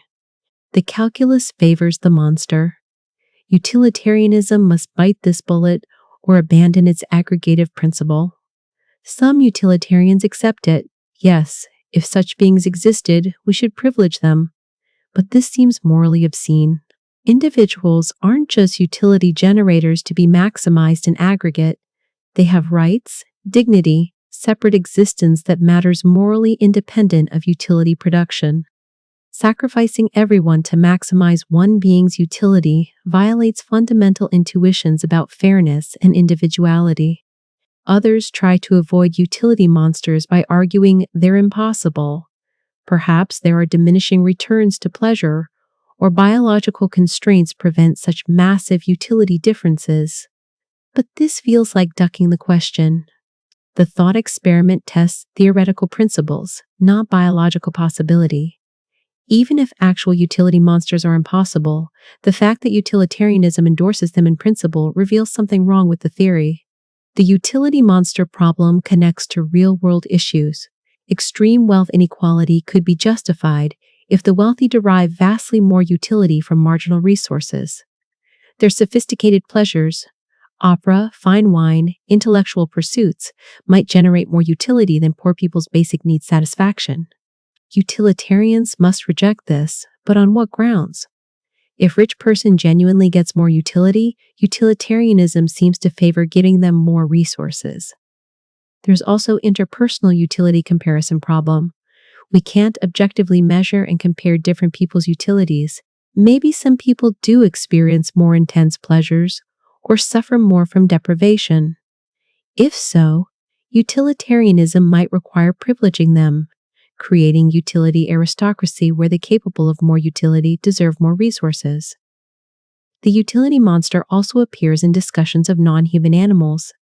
If animal suffering matters morally, and there are vastly more animals than humans, especially including insects, aggregate animal utility might outweigh human utility. Utilitarianism could require massive resource redirection toward preventing animal suffering, even if this substantially reduces human welfare. The sheer numbers make animals potential collective utility monster, deserving most resources. What makes utility monsters deeply disturbing is that utilitarianism can't reject them without abandoning its core principle: maximize total utility. Either embrace utility monsters, accepting that individual rights and fairness don't matter fundamentally, or admit that pure aggregation is wrong and something else matters morally besides total utility. Most utilitarians choose the second option, building inside constraints, rights protections, or prioritarian principles that weight distribution. But these feel ad hoc, added to prevent repugnant conclusions rather than flowing from utilitarian first principles. Perhaps more disturbing, you might unknowingly be a mini utility monster or utility deficit. Maybe you derive more or less utility from resources than others, making you more or less morally significant from utilitarian perspective. If your capacity for pleasure is below average, pure utilitarians would deprioritize your welfare in resource allocation. Your moral status would depend on your utility-generating capacity, not your humanity or rights. And you'd never know because interpersonal utility comparison is impossible. You might be systematically under-resourced because decision-makers unconsciously treat you as utility insufficient compared to others. The utility monster reveals that treating individuals as mere vessels for utility production leads to morally abhorrent conclusions. Yet abandoning aggregative utilitarianism means accepting that maximizing total well-being isn't what morality fundamentally requires. Sometimes distribution, rights, or individual separateness matter more than aggregate happiness, undermining utilitarianism's elegant simplicity with messy pluralistic principles that can't be unified under single maximization principle. Asymmetry of harm. Creating a happy person adds no value to the universe, but creating an unhappy person adds disvalue. This is David Benatar's asymmetry argument for antinatalism, and it reveals that bringing people into existence is always ethically problematic because the asymmetry between pleasure and pain makes non-existence preferable to existence for every possible person. The asymmetry works as follows. 1. The presence of pain is bad. 2. The presence of pleasure is good. 3. The absence of pain is good even if no one exists to enjoy its absence. 4. The absence of pleasure is not bad unless someone exists to be deprived of it. This creates a crucial asymmetry for non-existent beings. Avoiding pain is good, but lacking pleasure is neutral, since there's no one to be deprived. Therefore, not creating a person avoids badness, suffering, while not losing goodness, the absent pleasure isn't bad. Creation always risks significant suffering for uncertain pleasure, making non-existence the safer bet. Critics argue this violates symmetry intuitions. Surely creating happy lives adds value, just as creating suffering subtracts it. But Benatar argues our intuitions are biased. We have duty to prevent suffering, but no duty to create happiness for non-existent beings. It would be wrong to create a child destined to suffer terribly, but not wrong to refrain from creating a child destined to be extremely happy. This asymmetry reveals that existence is always a harm, even for happy lives, because those lives contain suffering that could have been avoided by non-existence, while their pleasure doesn't benefit anyone who would otherwise exist unhappily. The implications are staggering. Procreation is always wrong because it creates suffering unnecessarily. Humanity should voluntarily go extinct through universal antinatalism. Every birth is morally problematic because it imposes existence without consent on a being who will inevitably suffer. The asymmetry also explains why we pity beings who exist in suffering, but don't pity non-existent beings for missing out on pleasure, correctly recognizing that non-existence involves no deprivation. What makes the asymmetry particularly disturbing is its cold logic. We want to believe that creating happy lives is good, that existence is a gift, that bringing children into the world is morally neutral or positive. But Benatar's asymmetry suggests we're wrong. Every birth creates vulnerability to suffering that non-existence would have avoided, and the pleasure of existence doesn't compensate because there's no one in non-existence being deprived. You are harmed by being born, according to this argument, because your suffering could have been avoided while your absence would have harmed no one. Your parents, with good intentions, committed moral wrong by creating you, imposing existence and its inevitable suffering without your consent. And if you have children, you perpetuate the harm, creating new beings who will suffer unnecessarily. The asymmetry reveals that existence itself, not just bad lives, is the problem. Even the happiest life contains suffering that non-existence would have avoided, making existence always net negative when compared to the alternative of never existing at all. Newcomb's problem, a superintelligent predictor, has studied you thoroughly and knows your psychology perfectly.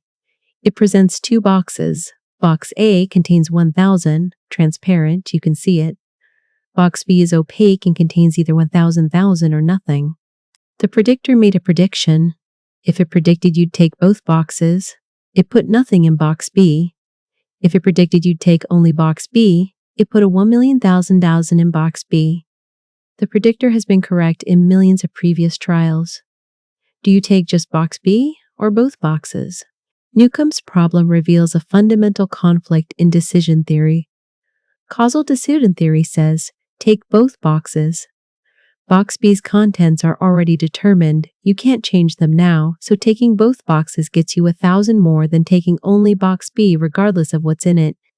This is dominance reasoning. Taking both dominates taking only B in all states of the world. But evidential decision theory says, take only box B. The predictor is accurate, so taking both boxes is strong evidence that box B is empty because that's your type, the type who takes both, while taking only box B is strong evidence it contains 1,000,000. You should follow the evidence even though causally you can't change what's already in the box. The problem is genuinely undecidable. Both answers seem correct by different decision. Theoretic lights. Causal reasoners consistently walk away with 1,001,000 in practice? No.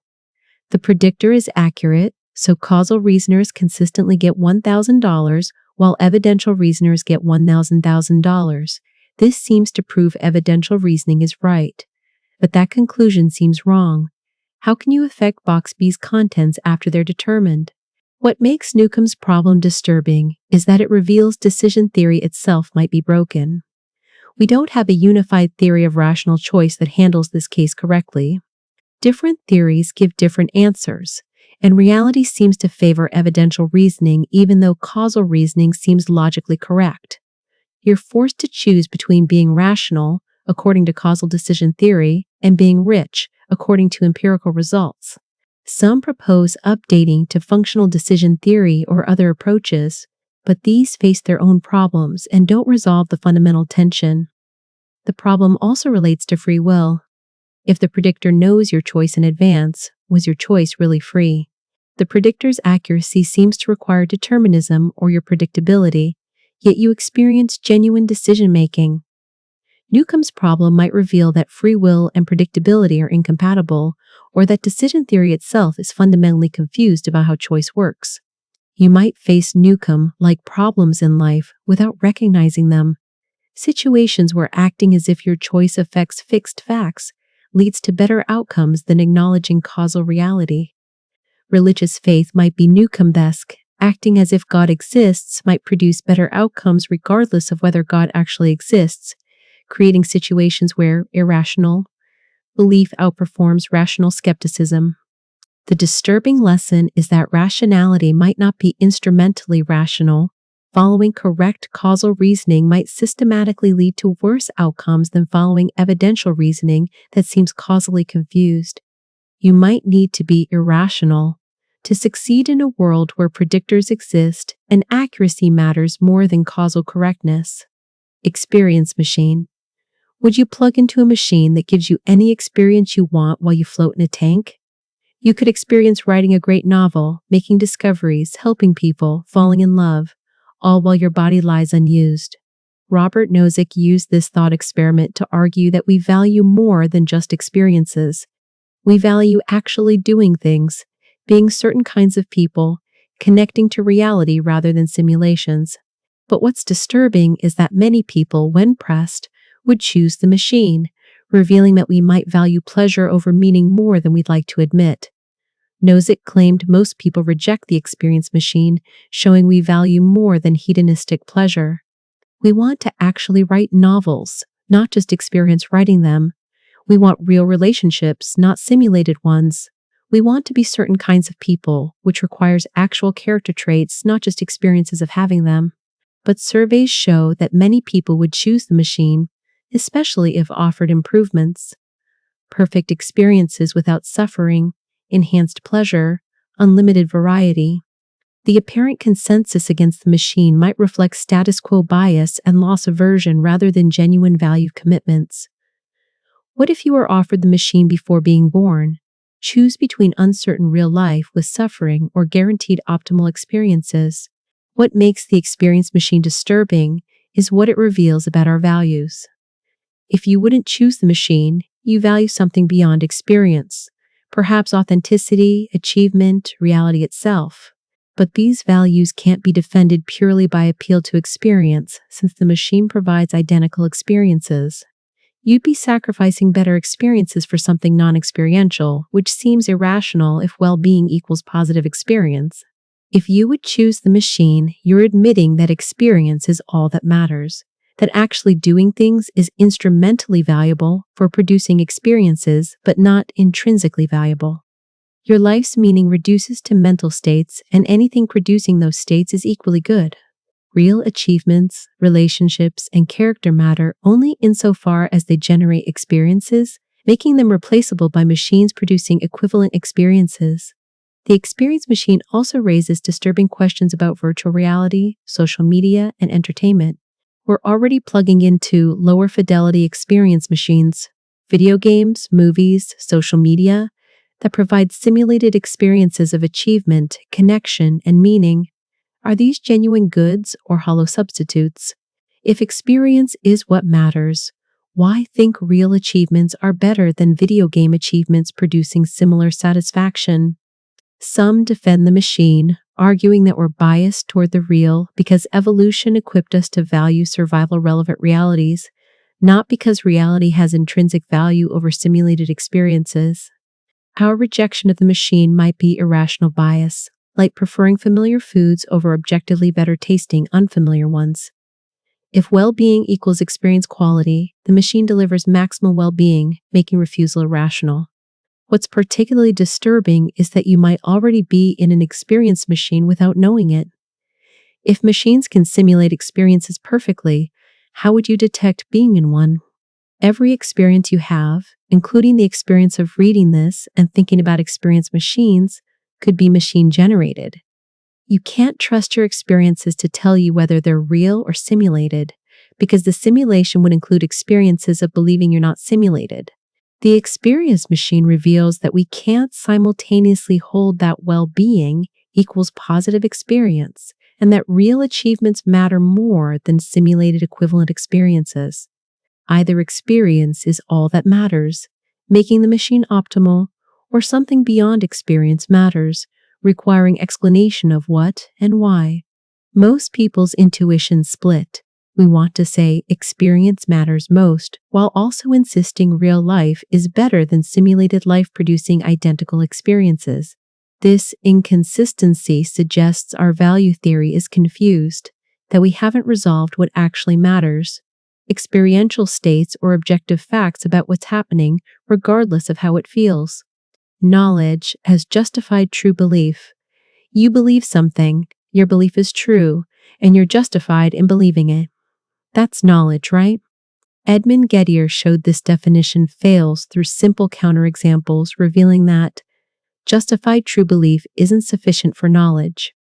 You can have all three without having knowledge, suggesting knowledge might be impossible to define, or that we don't understand what knowledge is. Gettier's original cases, Smith and Jones compete for a job. Smith has strong evidence the president told him Jones will get the job, and Smith saw Jones count 10 coins from his pocket. So Smith believes the person who will get the job has 10 coins in his pocket. This belief is justified, strong evidence, and, as it turns out, true. Smith gets the job and happens to have 10 coins in his pocket. But Smith doesn't know this truth. His belief is accidentally true, making it not knowledge despite being justified, true belief. These Gettier cases proliferate. You see what looks like a barn and believe, that's a barn. It is a barn, and you're justified, normal perceptual conditions, but unknown to you, you're in Barn Facade County, where most barn-like structures are facades. Your belief is justified true belief, but not knowledge. You got lucky. You check a stopped clock showing 3,000. It happens to be exactly 3,000, so your belief, it's 3,000 is true and justified. Clocks usually work, but it's not knowledge. The Gettier problem is that justified true belief admits luck. True beliefs formed through processes that could easily have produced false beliefs. Knowledge requires beliefs that are true non-accidentally, but justified true belief doesn't exclude accidental truth. Philosophers have proposed numerous fixes, adding no false lemmas. Your justification doesn't depend on false beliefs, adding safety. In nearby possible worlds with same justification, belief is still true, adding sensitivity. If belief were false, you wouldn't believe it, adding various defeasibility conditions. But every proposal faces counterexamples. New Gettier cases showing justified true belief, plus the proposed fourth condition still isn't knowledge. What makes the Gettier problem disturbing is its persistence. 70 years of epistemology hasn't solved it. We can't define knowledge despite knowing intuitively what counts as knowledge versus lucky true belief. This suggests either our concept of knowledge is confused, or knowledge is a primitive that can't be analyzed into simpler components, or we're asking the wrong question. The problem also suggests that most of what we think we know might not be knowledge. If knowledge requires meeting stringent conditions beyond justified true belief, you probably have far less knowledge than you think. Many of your justified true beliefs might be accidentally true. Right answers for wrong reasons. Beliefs that are true in actual world but would be false in nearby possible worlds, or beliefs justified by processes that easily could have misled you. You think you know things, but Gettier cases reveal that justification and truth aren't enough. You need non-accidental truth, and determining whether your true beliefs are accidentally true is often impossible from inside your epistemic position. That belief you're certain of, that you're justified in holding and that happens to be true, might not be knowledge if, in nearby possible worlds, your evidence misleads you or your belief-forming process produces error. Furthermore, the Gettier problem reveals that knowledge might be essentially contextual or interest, relative rather than absolute. Whether justified true belief counts as knowledge might depend on stakes, alternatives being considered, or practical factors beyond truth, justification, and belief. This threatens the idea that knowledge is pure epistemic category independent of practical concerns. You might know something in low-stakes contexts but not know the same thing in high-stakes contexts despite identical evidence, because knowledge standards shift with practical significance. The Gettier problem shows that our most basic epistemic concept, knowledge, resists analysis, suggesting we don't understand what we're doing when we claim to know things. Every proposed definition fails, leaving us unable to distinguish genuine knowledge from accidentally true justified belief, unable to be confident that our most certain beliefs constitute knowledge rather than lucky guesses that happen to be true. Pessimistic induction. Every scientific theory in history has been proven wrong or incomplete. Newtonian physics, phlogiston theory, Ptolemaic astronomy, Aristotelian physics, humoral medicine, all accepted by experts, all overthrown. The pessimistic induction argues that since all past theories failed, our current theories will fail too. We should be pessimistic about current science's truth rather than optimistic that we finally got it right. The argument is simple. History shows that even strongly empirically successful theories get replaced by incompatible theories. If past scientists were systematically wrong despite strong evidence, we're probably wrong too despite our strong evidence. Future science will look back on our theories as quaint errors, just as we look back on past theories. Science progresses through revolution, not accumulation of truth. New theories don't just add to old ones, they replace them with incompatible frameworks. This suggests science doesn't converge on truth but cycles through different useful fictions. What makes pessimistic induction disturbing is that it seems to undermine scientific realism, the view that successful scientific theories approximately describe reality. If history shows theories get replaced regardless of empirical success doesn't indicate truth. The best explanation for success isn't that theories are true, but that they're empirically adequate. They correctly predict observations within their domain without necessarily describing reality correctly. Scientific realists respond with various strategies, selectivity. Some theoretical entities from past theories were retained. Caloric failed, but atoms survived. Approximate truth. Theories get closer to truth over time, even if not exactly true. Mature science. Modern science is different from past science, using better methods. Structural realism. Mathematical structures are preserved across theory change, even if entities are preserved across theory change, even if entities aren't. But these responses feel defensive. The historical record is clear. Theories that seemed obviously true to contemporary scientists, that made accurate predictions and explained phenomena elegantly, were fundamentally wrong. Why think we're special? What makes our era different such that our theories won't be replaced by incompatible successors? Some embrace pessimistic induction, concluding science doesn't aim at truth but empirical adequacy or instrumental success. Theories are useful tools for prediction and control, not descriptions of reality. This instrumentalism saves science from pessimistic induction, but at the cost of admitting science doesn't discover truth about nature's deep structure. The disturbing implication is that everything you learned in science class might be fundamentally wrong. Electrons, quarks, space-time, DNA, evolution, all might be replaced by incompatible theories in future science, revealed as useful fictions that correctly predicted observations without accurately describing reality. You think you know how nature works, but history suggests you're in the same epistemic position as 19th century scientists who thought they understood nature through caloric, ether, and phlogiston. Future scientists will look back on quantum mechanics and general relativity as quaint errors, replaced by theories you can't currently imagine that make your best science look as naive as Aristotelian physics looks to you. Furthermore, pessimistic induction threatens not just scientific theories, but scientific methodology. If science consistently produces false theories despite following proper methods, maybe the methods themselves are flawed. Empirical confirmation doesn't indicate truth if equally confirmed theories throughout history were false. The scientific method might be systematically misleading, generating successful predictions through processes that don't track truth. You might be living in a civilization that systematically believes false theories about nature, justified by methods that feel rigorous but consistently fail to reach truth, doomed to be replaced by future theories that will also feel obviously true to their adherents, but will also be replaced, an endless cycle of confident error with no convergence on truth. Closed time-like curves. General relativity permits closed time-like curves, paths through space-time that loop back on themselves, allowing time travel to the past. This isn't science fiction speculation, but consequence of Einstein's field equations.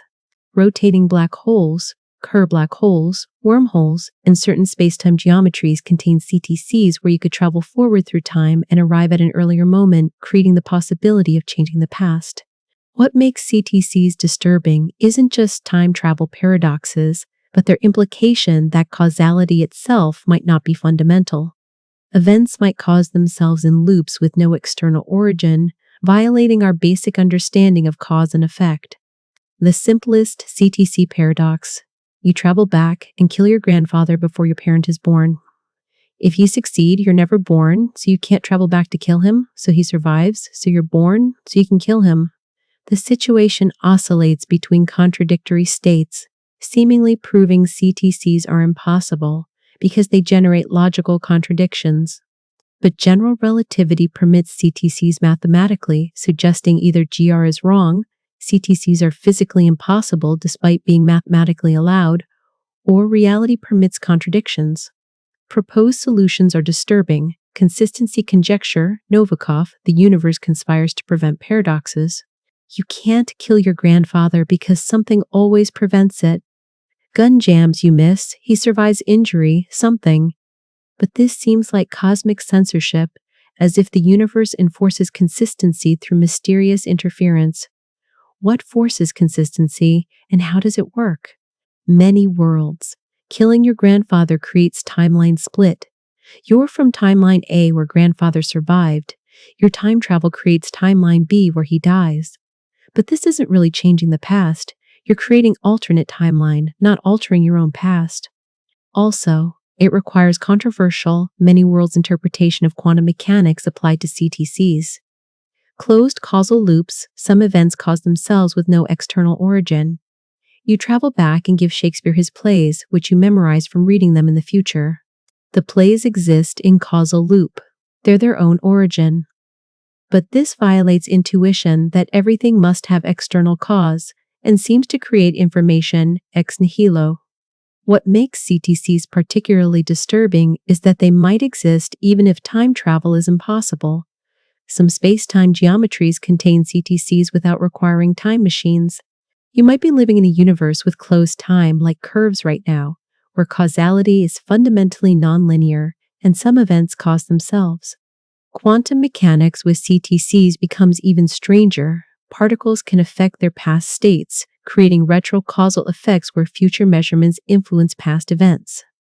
Some physicists argue this resolves quantum paradoxes, but at the cost of accepting backward causation as fundamental.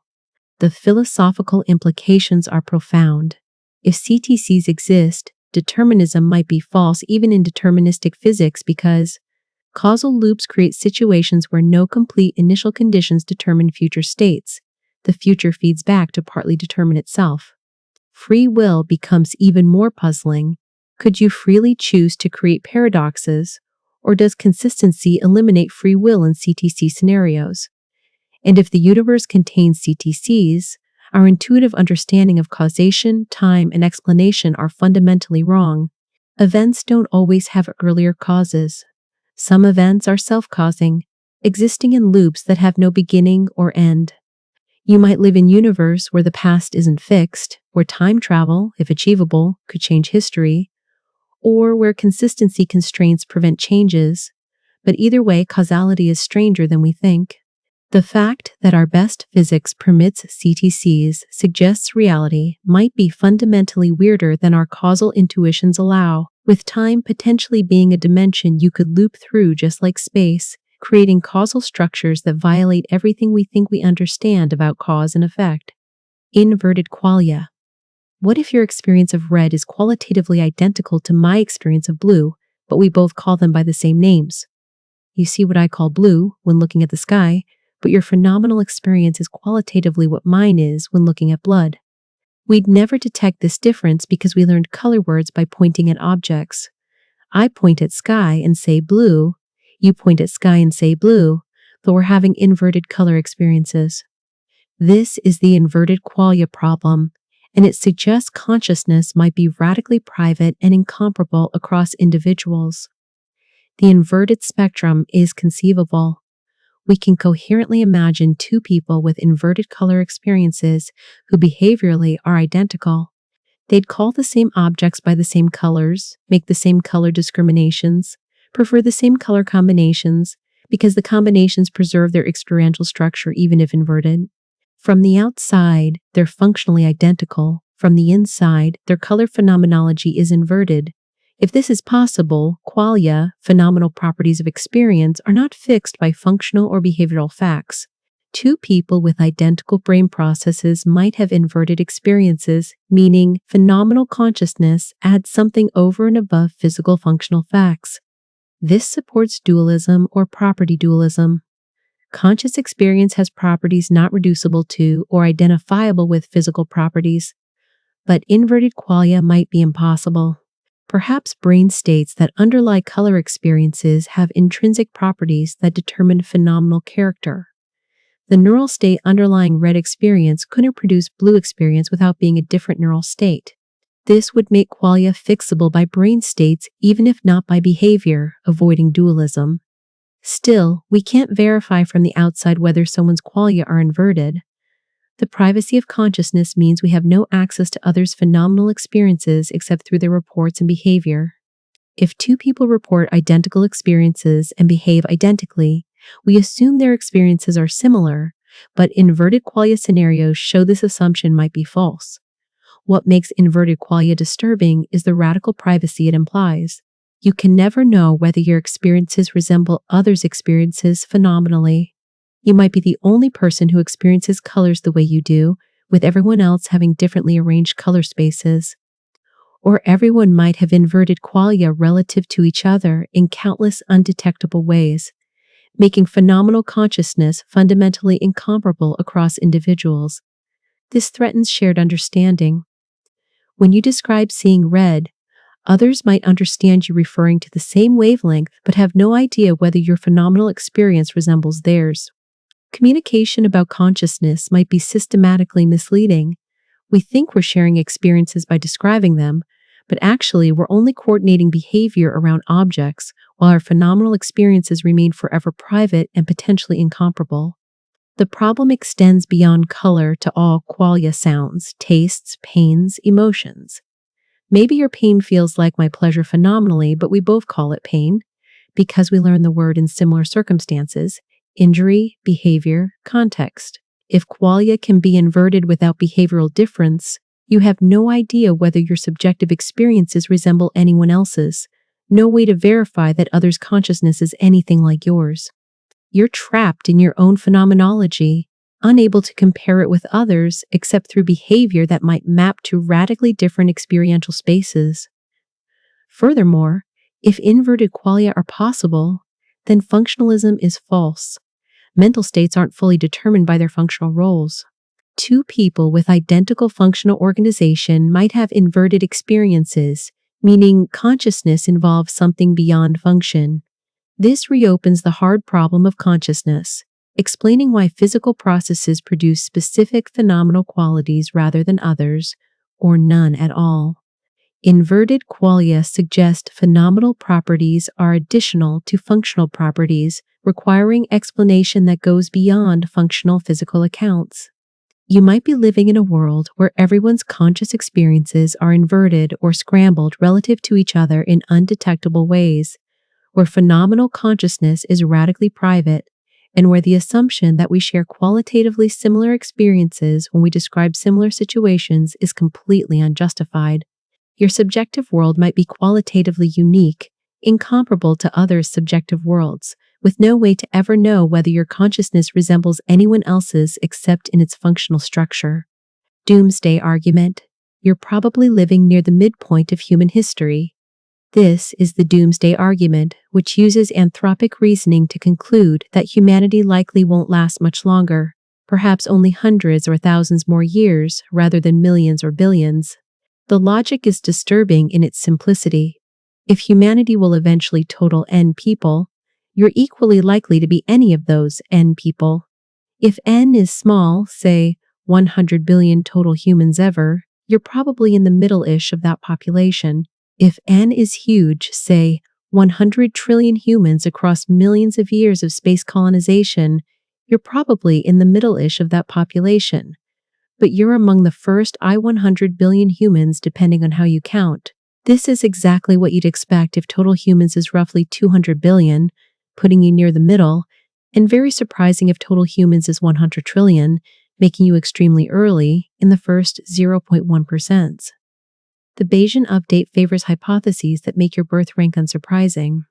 Since you're early, if humanity lasts a long time, you should update toward humanity not lasting long. Doomsday is probably sooner than optimists think. What makes the doomsday argument disturbing isn't just the conclusion, but its reasoning. It claims your birth rank among all humans ever is informative about humanity's future, which seems absurd. How could your accidental position in human history tell you about future events? But anthropic reasoning does seem to work in other cases, like Sleeping Beauty problem, suggesting it might be legitimate here too. Critics attack the reference class problem. Why count humans rather than persons, or conscious moments, or observer moments, or some other class? Different reference classes yield different conclusions. If we count conscious moments rather than humans, and future humans live much longer or create trillions of artificial consciousnesses, we're not early at all, eliminating the doomsday conclusion. Defenders respond that humans is the natural reference class, and arbitrary reference class selection to avoid unpleasant conclusions is motivated reasoning. Others attack the self-sampling assumption you're equally likely to be any observer in your reference class, arguing it's unjustified or leads to contradictions. But abandoning it means anthropic reasoning fails generally, which seems wrong. We do use our existence to make inferences about reality. The disturbing implication, either the doomsday argument is sound, and humanity probably won't spread to the stars or last much longer, or anthropic reasoning is fundamentally flawed, and we can't use facts about our existence to make inferences. Either humanity's future is bleaker than we hoped, or our reasoning methods are broken. Related arguments suggest we're probably living near the peak of human population. If population grows much larger, we'd be suspiciously early. This predicts population decline this century, whether through catastrophe or voluntary reduction. Again, we're forced to update toward gloomy futures because optimistic futures make our birth rank improbably early. What makes this particularly unsettling is that the argument uses only your birth order among humans. No empirical facts about technology, asteroids, climate, or anything else. Pure anthropic reasoning suggests doom, independent of object-level considerations. This seems too strong. Surely empirical facts matter more than birth order reasoning. But if anthropic reasoning is legitimate, it does provide evidence, and that evidence favors shorter rather than longer human futures. You might be living during humanity's final centuries, not because of any particular threat, but because you're probably living near humanity's midpoint. And if you're in the first 0.1% of all humans ever, that midpoint is close. The universe might be empty of intelligent life in the future, not because of great filters or extinction risks, but because most intelligent species don't last long, and anthropic reasoning should have suggested this to them too. Every civilization reaches a point where they realize they're probably near their midpoint, and that midpoint arrives much sooner than optimistic projections suggest. Metaphysical nihilism? Nothing exists except simples and arrangements. The table in front of you doesn't exist. There are only particles arranged, table-wise, and you refer to this arrangement as table, but there's no additional entity beyond the particles.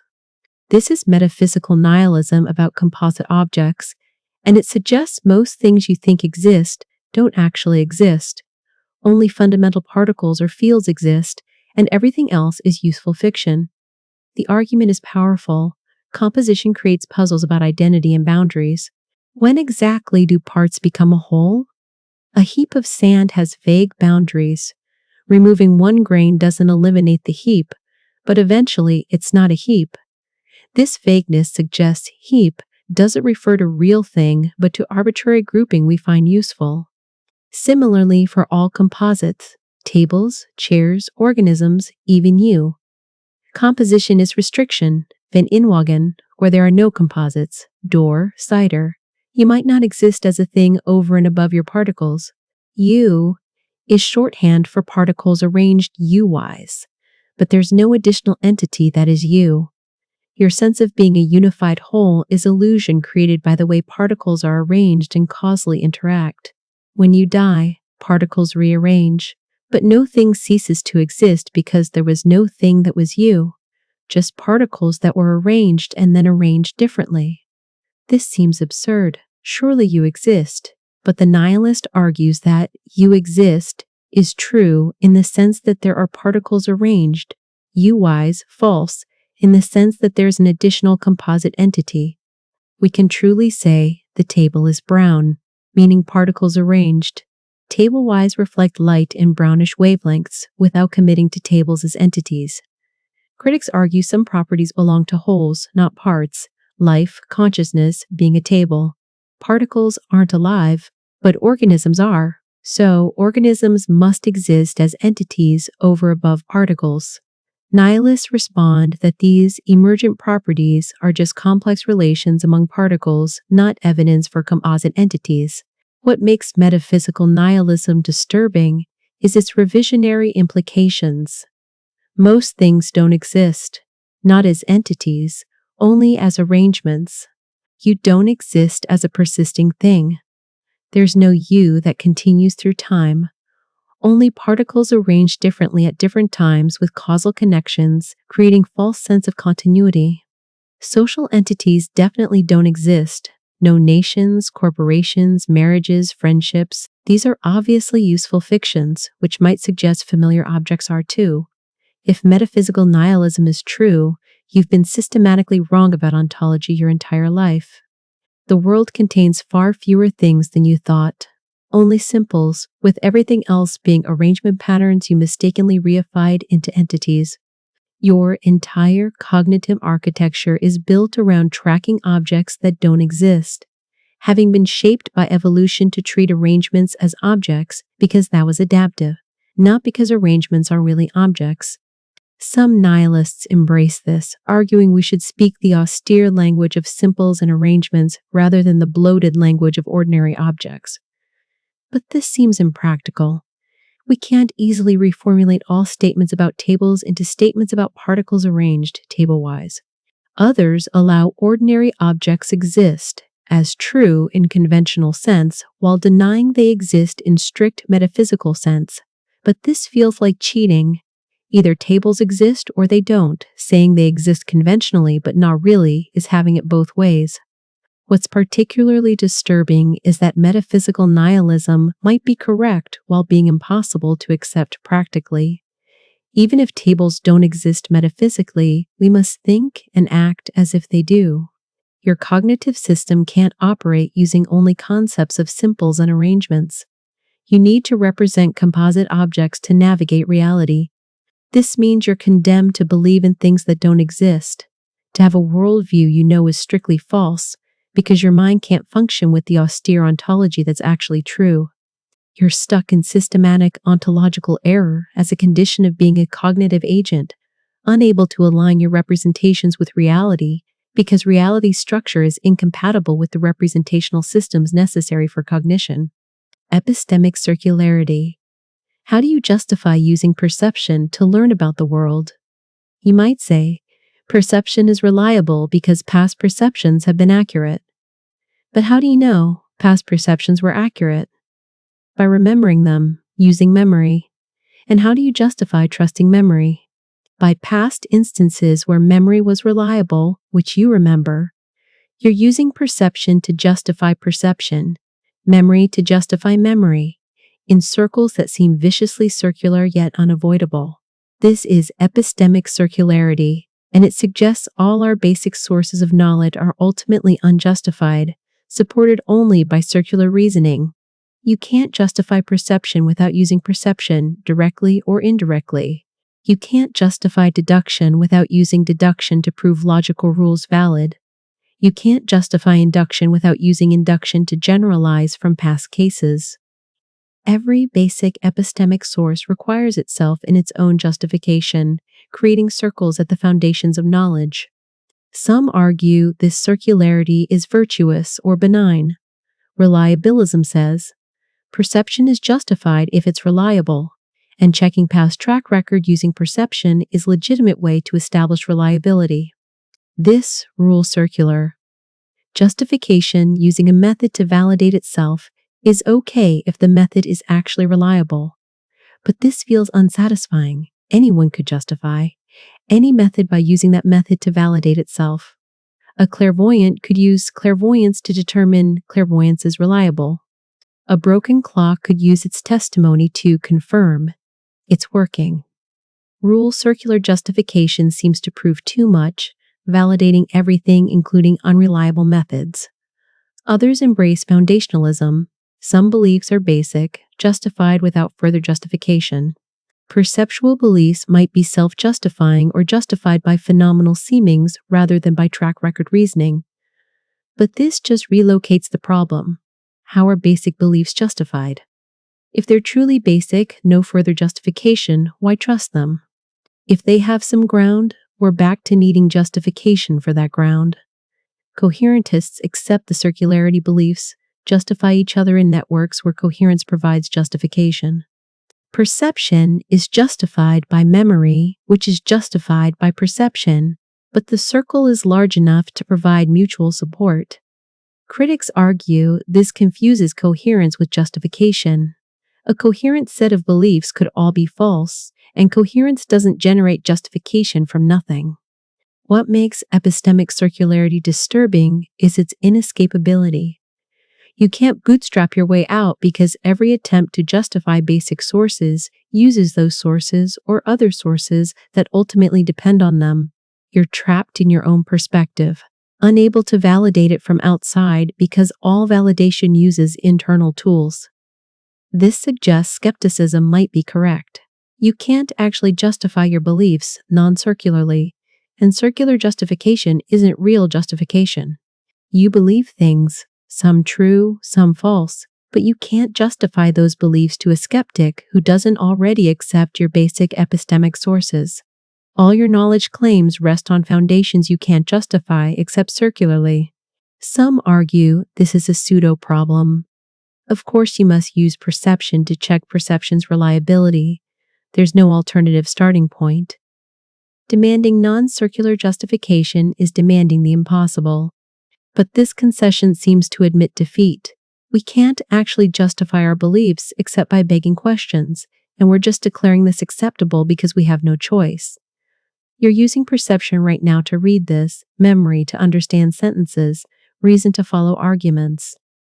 All of these sources could be systematically unreliable, and you'd have no non-circular way to detect it.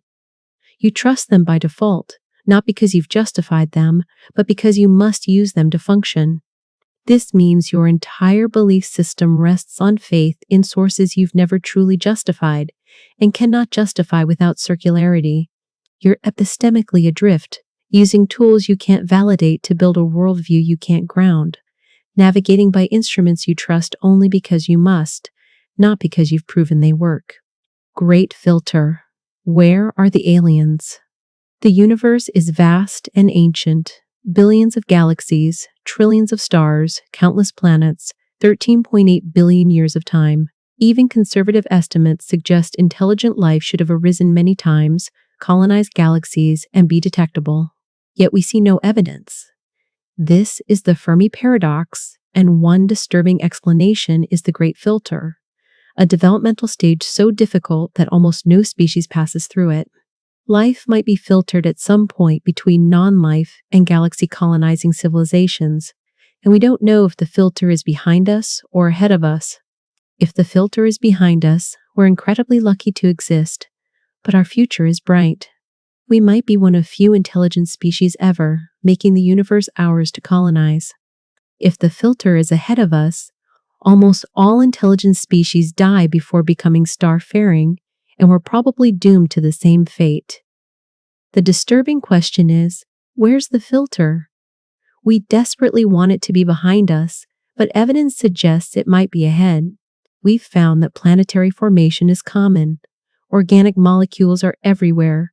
Conditions for life aren't that rare.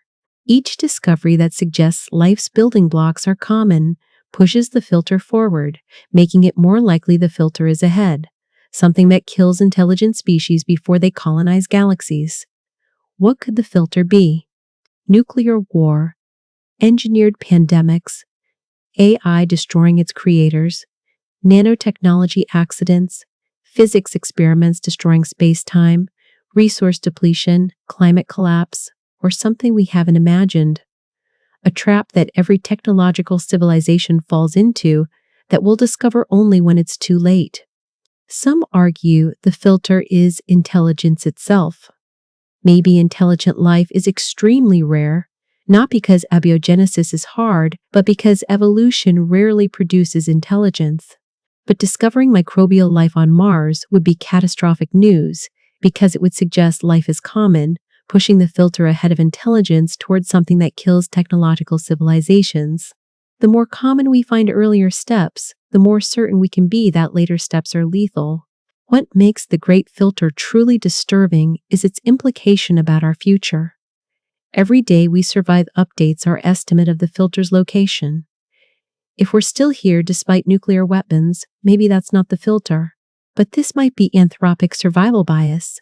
We observe ourselves surviving because we're in a branch where we've survived so far, not because survival is likely. The filter might be ahead, coming soon, perhaps within this century. Some argue the filter is behind us. Eukaryotic cells or intelligence are the rare steps. But this requires believing we're extraordinarily lucky while having no evidence for this belief except our existence, which might be explained by anthropic selection rather than actual rarity. The silence of the universe is evidence that something prevents intelligence from lasting and spreading. We're either extraordinarily special, filter behind us, or extraordinarily doomed. Given how common life's prerequisites are, the latter seems more probable.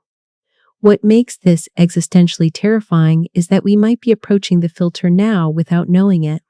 Our technological civilization might be racing toward a universal trap that's killed countless previous civilizations, and we have no warning because the filter's victims don't leave messages. They just go silent, which is what we observe. The universe is silent because the filter worked. Those who pass through the filter would be detectable across galaxies, and we see nothing, suggesting almost no one passes through. And if the filter is very effective, 99.99% plus lethality, we're statistically almost certain to fail. You might be living during humanity's final century, not because of particular risks you can identify, but because there's a filter ahead that kills nearly all technological civilizations shortly after they reach this stage. The silence of the cosmos is a warning. Intelligent life arises, develops technology, and then something happens that stops it from spreading. We're approaching that something, and the complete absence of aliens suggests we probably won't survive it any more than the countless civilizations before us that also went silent. Problem of induction. The sun rose yesterday, the day before, every day in recorded history. Will it rise tomorrow? You believe it will, but on what grounds? Past regularity can't logically guarantee future regularity. This is Hume's problem of induction, and it threatens to undermine all empirical knowledge, all science, all learning from experience, all predictions about the future rest on an assumption we can't justify. Hume's argument is devastatingly simple. We learn from experience by induction, generalizing from observed cases to unobserved cases. We observe correlation between A and B repeatedly, then infer that A causes B or that future, as will be followed by B's.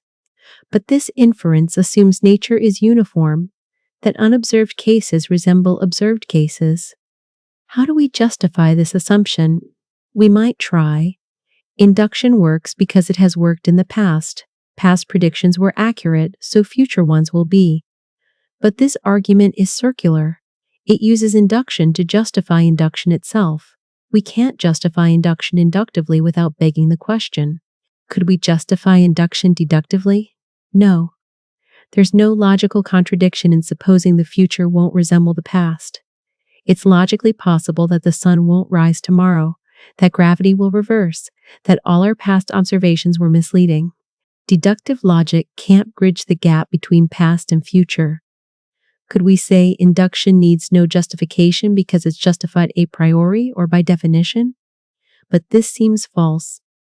Inductive principles aren't true by definition or knowable independent of experience. We can coherently conceive of worlds where induction fails. Could we use pragmatic justification? Induction works, and that's all that matters? but works means has worked in the past, which tells us nothing about whether it will work in the future unless we assume induction is reliable, bringing us back to circularity. What makes the problem of induction disturbing is that it undermines all empirical knowledge. Science depends on induction. We observe regularities and predict they'll continue. Medicine assumes drugs that worked on patients will work on you. Engineering assumes physical laws that held yesterday hold today. All learning from experience assumes nature is uniform. But we can't justify this assumption, meaning we can't justify any empirical knowledge. Some embrace skepticism. We can't justify induction, so we have no rational basis for beliefs about the unobserved. We believe out of habit or instinct, not reason. This is psychologically impossible to accept, even if philosophically correct. We can't help but believe the sun will rise, that dropped objects will fall. We're built to use induction whether or not it's justified. Others propose pragmatic solutions. Induction is our best bet even if unjustifiable, or it's built into rationality by definition. But these feel like capitulation rather than solutions. They admit induction can't be justified in any robust sense and instead declare justification unnecessary or impossible to achieve. The problem reveals a fundamental gap in our reasoning. We use induction constantly, build our entire knowledge structure on it, yet can't justify it without circularity. Either induction is unjustifiable or our standards for justification are too strict. You're using induction right now, expecting this text to continue making sense, that words will maintain meanings, that your comprehension abilities will persist moment to moment. All of these expectations are inductive, and none can be justified without circularity. You trust induction because you must, not because it's justified, living your life as if the future will resemble the past, despite having no rational ground for this belief. The problem of induction suggests that our most basic reasoning about the world learning from experience rests on an assumption we can never justify, making all empirical knowledge ultimately a leap of faith disguised as rational inference. Transhumanism's identity problem. If you gradually replace your biological neurons with artificial ones, maintaining continuous consciousness throughout, at what point do you cease to be you? If you upload your mind to a computer, is the upload you or a copy? Transhumanist technology promises enhancement and immortality, but it threatens something worse than death: loss of identity, where you're destroyed and replaced by something else that merely thinks it's you. The gradual replacement seems to preserve identity. If replacing neurons one by one maintains consciousness and function, there's no moment where you're destroyed and replaced. But by the end, every component is artificial. Did you survive? Or were you slowly replaced by an artificial being with your memories? The ship of Theseus problem applies to persons. If we replace every part, is it the same ship? Some say yes, some say no, and some say there's no fact of the matter. The uploading scenario is worse. We copy your brain state into silicon, producing artificial intelligence with your memories and personality. Is this you? It thinks it's you, acts like you, has your memories. But the original biological you still exists. We now have two beings, both claiming to be you, yet they can't both be you since they're distinct individuals. Most agree the copy isn't you but a replica. But what if we destroy the original immediately after uploading? Now the copy is the only candidate for being you. Does destroying the original make the copy you, when it wouldn't be you if the original survived? This seems metaphysically strange. Whether the copy is you would depend on whether we killed the original, not on intrinsic facts about the copy. Some transhumanists embrace the copy theory. Destructive uploading kills you, but creates a being so similar that it's functionally equivalent to survival. Your loved ones won't grieve because your copy continues your relationships, but this is horror dressed as immortality. You die so a replica can take your place, fooling everyone, including itself, that you survived. Others embrace pattern identity. You are a pattern instantiated in matter, and as long as the pattern continues, whether in neurons or silicon, you persist. Substrate doesn't matter, only information structure matters. But this seems wrong. Replacing you with a qualitatively identical copy isn't survival any more than murdering you and coincidentally creating an identical person elsewhere is survival. What makes transhumanism's identity problem disturbing is that enhancement technologies might force the issue. Radical life extension through biological enhancement seems safer identity-wise, still you, just improved. But the most promising immortality technologies require leaving biology behind, creating ambiguity about whether you survive or are replaced. You might face a choice: die of aging as biological you, or survive by uploading consciousness into artificial substrate that might be you or might be a copy that merely thinks it's you. If you can't determine which, choosing uploading is gambling your existence. You might survive or might be destroyed and replaced by a satisfied customer who falsely believes they're you. The problem extends to incremental enhancement. Each improvement, memory upgrades, intelligence amplification, emotional modification, might preserve continuity or might be slow replacement. By the time you're post-human, are you still you or a descendant entity that merely inherits your memories? You can't tell from inside because the post-human entity would have sense of continuity regardless. If identity is pattern-based, then slow modification might preserve identity through continuous pattern evolution. But if identity requires something more, then modification might destroy you by degrees, replacing you with something else that doesn't realize it's not you because it has your memories and sense of continuity. What's particularly horrifying is that this might have already happened. If identity is substrate-specific and requires original biological material, then you might not be the person who was born with your name. That person died gradually as cells were replaced, and you're a successor entity with false memories of being that person, not realizing you're a copy created through natural metabolism. The continuity you feel might be illusion, and transhumanist technologies would just accelerate a replacement process that's already destroyed the original you multiple times over.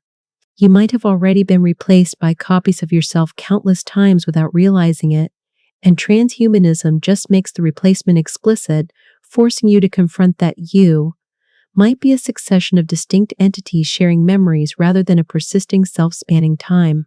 Modal collapse. If God exists necessarily, and God is omnipotent, can create anything possible, then everything that happens must happen necessarily. There are no genuine alternatives, no real possibilities other than what actually occurs. This is modal collapse, where contingency disappears and everything becomes necessary, eliminating genuine freedom and possibility. The argument: 1. God exists necessarily. 2. God is essentially omniscient and perfectly good. 3. God's knowledge and goodness determine what God creates. 4. If God's nature determines creation, and God exists necessarily, then what God creates is necessary. 5. Therefore, this world exists necessarily. It couldn't have been otherwise. Modal collapse threatens divine freedom and human freedom. If God necessarily creates this exact world, God has no freedom to create differently. If this world is necessary, everything in it is necessary, including your choices. You couldn't have chosen otherwise because the world couldn't have been otherwise. Some respond by denying God's necessity. God exists contingently, so creation is contingent. But this seems wrong theologically. Necessary existence seems part of God's perfection. Others distinguish between necessary existence and necessary actions. God exists necessarily but creates contingently, choosing freely from alternative possibilities. But this requires explaining how necessary being can act contingently. If God's nature determines God's actions, and God's nature is necessary, actions seem necessary too. If God's nature doesn't determine actions, God's choices are arbitrary or random, threatening divine perfection. Another response: God necessarily creates some world but contingently creates this particular world. But God's choice must be determined by reasons, divine goodness, wisdom, and if reasons determine choice and reasons are necessary, choice is necessary. If reasons don't determine choice, God's selection is arbitrary, conflicting with perfect rationality. What makes modal collapse disturbing is that it threatens to make everything necessary, eliminating contingency entirely. You necessarily exist. Make the exact choices you make. Experience exactly what you experience. All possibilities collapse into a single necessary actuality, making possible but non-actual, incoherent. There is only what is necessarily. This undermines moral responsibility. If you couldn't have done otherwise, not just causally but metaphysically, how are you responsible for actions? It also makes the world's evils necessary. If this is the only possible world, evil is metaphysically required, making theodicy even harder. God couldn't have created a better world because this is the only possible world, meaning suffering is metaphysically necessary. Some embrace modal collapse, arguing contingency is illusory. There is only one possible world, the actual world, and everything is necessary. This is modal realism's opposite. Instead of infinitely many possible worlds, there's only one necessary world. But this conflicts with strong intuitions that things could have been otherwise, that you could have chosen differently, that genuine alternatives exist. The problem might be insoluble for classical theism. If God is necessary, perfect, and creator, modal collapse seems to follow. Avoiding it requires rejecting necessity. Open theism, process theology, limiting omnipotence, God can't create just anything, or embracing strange modal metaphysics, God necessarily exists but contingently acts through libertarian freedom. None of these options is theologically comfortable. You might live in the only possible world, where everything that happens must happen exactly as it does. Your sense of possibility, that you could have chosen otherwise, that the future is open, would be illusion. There are no alternatives, no real possibilities, just the single necessary actuality that is. This world unfolding exactly as it must. Modal collapse makes reality a rigid necessity with no room for genuine contingency, freedom, or alternative possibilities, all flowing from the existence of necessary being whose nature determines everything that occurs. Consciousness, eliminativism. What if consciousness doesn't exist? Not just that it's physical, but that there's literally no such thing as subjective experience, no phenomenal, what it's like to be you. This is consciousness, eliminativism. The view that consciousness is an illusion or confused concept that should be eliminated from our ontology, like phlogiston or vital forces. Folk psychology treats consciousness as obvious. Of course there's something it's like to see red, feel pain, think thoughts. But eliminativists like Daniel Dennett argue this is a mistake. When we introspect, we find various cognitive processes, information access, reactive dispositions, but no additional consciousness beyond these functional states. The seeming subjective is itself just more objective process. What we call qualia, or phenomenal experience, is multiple brain processes misinterpreted as unified subjective experience. Consider the phi phenomenon. Two lights flashing in succession appear as one light moving. Your brain creates apparent motion that isn't in the input. Similarly, your brain creates apparent unified consciousness from distributed processes. There's no inner theater where experiences appear. That's the Cartesian theater fallacy. There are just parallel processes creating the illusion of centralized experiencing. But this faces the immediate objection. Even if consciousness is illusion, the illusion itself is conscious experience. Having the illusion of consciousness requires consciousness to have the illusion. You can't be fooled about consciousness without being conscious of the fooling. Dennett responds that illusion is wrong framing. Consciousness isn't an illusion but a confused theoretical posit. We mistakenly think there must be inner experiences beyond functional states because we're conceptually confused. Properly understood, consciousness just is the functional states. Information access, reportability, control of behavior. There's no additional experience requiring explanation. What makes eliminativism disturbing isn't just that it denies consciousness exists. It's that, if true, you don't exist as experiencing subject. There's no you having experiences, no inner life, no phenomenal consciousness. Your sense of subjective experience, the most certain thing you know, is completely wrong. You're not experiencing anything, you're just a system creating the false report that there's experiencing happening.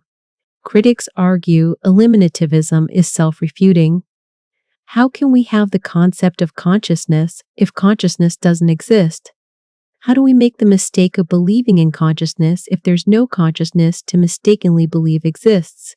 Eliminativists respond that we have the concept because we misinterpret our own cognitive processes, creating confused theoretical posit called consciousness that doesn't refer to anything real.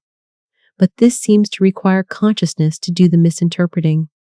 The view also has normative implications. If consciousness doesn't exist, nothing matters morally in the experiential sense. Suffering isn't bad because there's no phenomenal suffering, just physical processes we falsely interpret as suffering. This seems morally monstrous, but eliminativists might embrace it.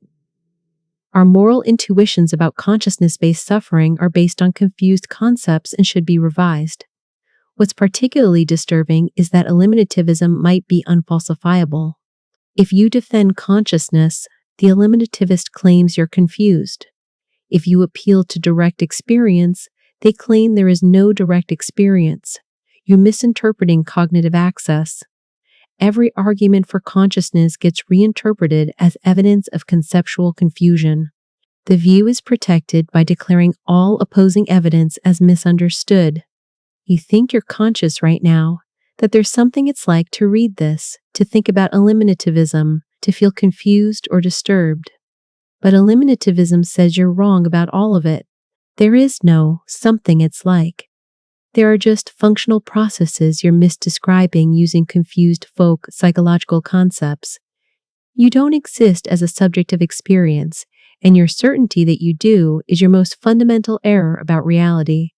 The very thing you're most sure of, your own consciousness, doesn't exist, and your inability to doubt it is merely evidence of how deeply confused you are, not evidence that consciousness is real. Anthropic shadow. We systematically underestimate existential risks because we're selected from survivors. If an asteroid frequently destroys civilizations, we wouldn't observe this because we'd be dead. This is the anthropic shadow observation selection effects hide the true frequency of catastrophic risks, making us dangerously overconfident about survival. Consider asteroid impacts. We observe that civilization-destroying asteroids are rare, none in recorded history. So we conclude the risk is low. But if such asteroids struck every 1,000 years on average, killing all observers, we'd still observe zero in our history because we couldn't have evolved into a world where they'd already destroyed civilization. Our observation of low frequency is consistent with either genuinely low risk or high risk with anthropic selection. The anthropic shadow means we can't use observation to estimate catastrophic risk frequency.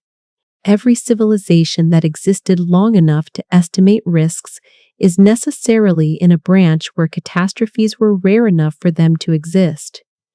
This creates systematic underestimation. The true risk might be much higher than observed frequency suggests. The implication is terrifying.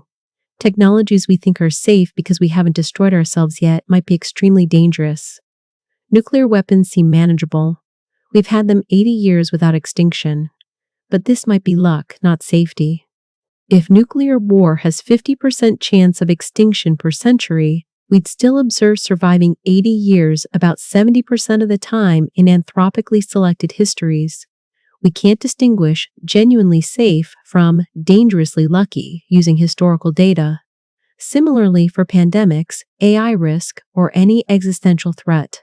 We observe that we haven't gone extinct, but this observation is guaranteed by anthropic selection regardless of true risk level. The fact that civilization has survived X years tells us almost nothing about whether survival was likely or miraculous. Worse, the shadow gets thicker as risks increase. If a technology has 90% chance of destroying civilization within a decade, and we survive the decade, we massively update toward safety. But the update is unjustified. We survived because we're in the 10% lucky branch, not because the risk was overstated. Anthropic shadow makes learning from survival nearly impossible. What makes anthropic shadow particularly disturbing is that it operates invisibly. You can't see the shadow directly, you only observe that you're alive, which is exactly what you'd observe whether risks were low or high. Scientists estimating existential risks can't use historical survival rates as calibration because those rates are anthropically biased. The real risks might be vastly higher than any frequency-based estimate. Some argue the shadow doesn't apply to risks we've observed at smaller scales. We've seen nuclear weapons used, pandemics spread, so we can estimate civilization-scale risks from smaller-scale data. But anthropic selection affects all scales of extinction as possible. The civilizations we'd most like to learn from, ones that faced risks and perished, left no data, creating selection bias in our sample. Furthermore, as we develop new technologies, we enter regimes with no historical data even about survival. Nanotechnology, genetic engineering create novel risks where the anthropic shadow is absolute. We have zero data about how often civilizations survive these technologies because we can only observe ourselves, and we're necessarily in the branch where we've survived so far. You might be living in a miraculous timeline, one of the very few branches where multiple existential risks were survived by chance. The anthropic shadow hides this from you, making survival seem normal when it's actually incredibly improbable. Our continued existence might be an outlier, and we'd never know because outliers are the only histories we could observe. The universe might be full of dead civilizations that looked like us shortly before they died, thought they were safe based on their survival history, and were wrong. We're making the same mistake they did, hidden behind an anthropic shadow that makes danger invisible until it's too late. Problem of other times? You're certain you exist now, but how do you know you existed yesterday? Your memories might be false, implanted 5 minutes ago along with the universe, making all evidence of the past misleading. This is the problem of other times. You have direct access only to the present moment, and past and future are inferential, potentially no more certain than other minds or external world. Bertrand Russell explored this with his 5-minute hypothesis. The universe might have been created 5 minutes ago, complete with false memories, fossils, historical records, light from distant stars, all arranged to give the illusion of deep past. This hypothesis is empirically equivalent to the standard view that the past actually occurred. Same present evidence, different explanations. How do you rule it out? You might say, I remember yesterday, therefore it happened. But the 5-minute hypothesis explains your memories without requiring actual past. They're fabricated memories, and you can't distinguish false memories from genuine ones from inside the memory. All evidence for the past comes through the present records, memories, traces. But present evidence is compatible with both genuine past and fabricated history. Your confidence in the past rests on inference from present to past, but this inference assumes the past exists and causally produced present evidence. If the past doesn't exist, present evidence is compatible with fully fabricated history that never occurred. Some argue the 5-minute hypothesis is unfalsifiable and should be rejected on simplicity grounds. Posit past that actually occurred rather than elaborate conspiracy creating false appearance of past. But this is pragmatic, not evidential. We prefer simpler theories, but that doesn't make them true. The 5-minute world is logically possible and empirically equivalent. What makes the problem of other times disturbing is its parallel to other skeptical problems. You can't verify other minds exist. Problem of other minds. Can't prove external world exists. Problem of external world. And now can't prove past exists. Problem of other times. You're locked in the present moment, with everything else being inference that might be systematically misleading. Furthermore, if presentism is true, only present exists, the problem intensifies. There literally is no past, just present traces creating the illusion of past. On presentism, all historical claims are false or fictional because they purport to refer to past objects, events that don't exist. We must reinterpret history as claims about present traces, making all historical knowledge deeply problematic. Even if eternalism is true, past and future exist timelessly alongside present, you still face epistemic problem. You have access only to your present temporal slice, inferring other times from present evidence. Your confidence in Napoleon existing is based on present traces, books, records, but those traces could exist without Napoleon having existed if history is fabricated. You can never escape the present to verify the past directly, making all historical belief inferential and potentially unjustified. The problem also applies to personal identity. You believe you're the same person who existed yesterday, but this belief is based on memories that might be false. If your memories were implanted, you're not that person. You're a being created moments ago with false sense of continuous identity. You can't verify personal persistence over time from inside the present moment. What's particularly unsettling is that the problem is unfixable. You can never prove the past exists because all your evidence is present evidence, and present evidence is compatible with fabricated past. You must assume the past exists to function, but this assumption is faith, not knowledge. You're trapped in the present, inferring everything beyond it through reasoning that might be systematically misleading, unable to verify that time extends beyond this moment. Decision theory failure. 2 envelopes contain money, one twice as much as the other. You pick an envelope, open it, find $10. You're offered a switch. Should you? Expected value reasoning says yes.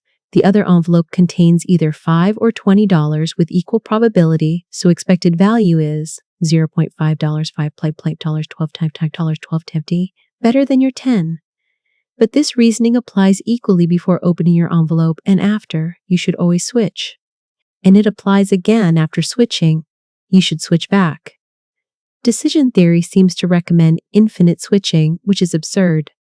This is the 2-envelope paradox, and it reveals that our standard decision theories might be fundamentally broken. The paradox has no fully satisfactory solution.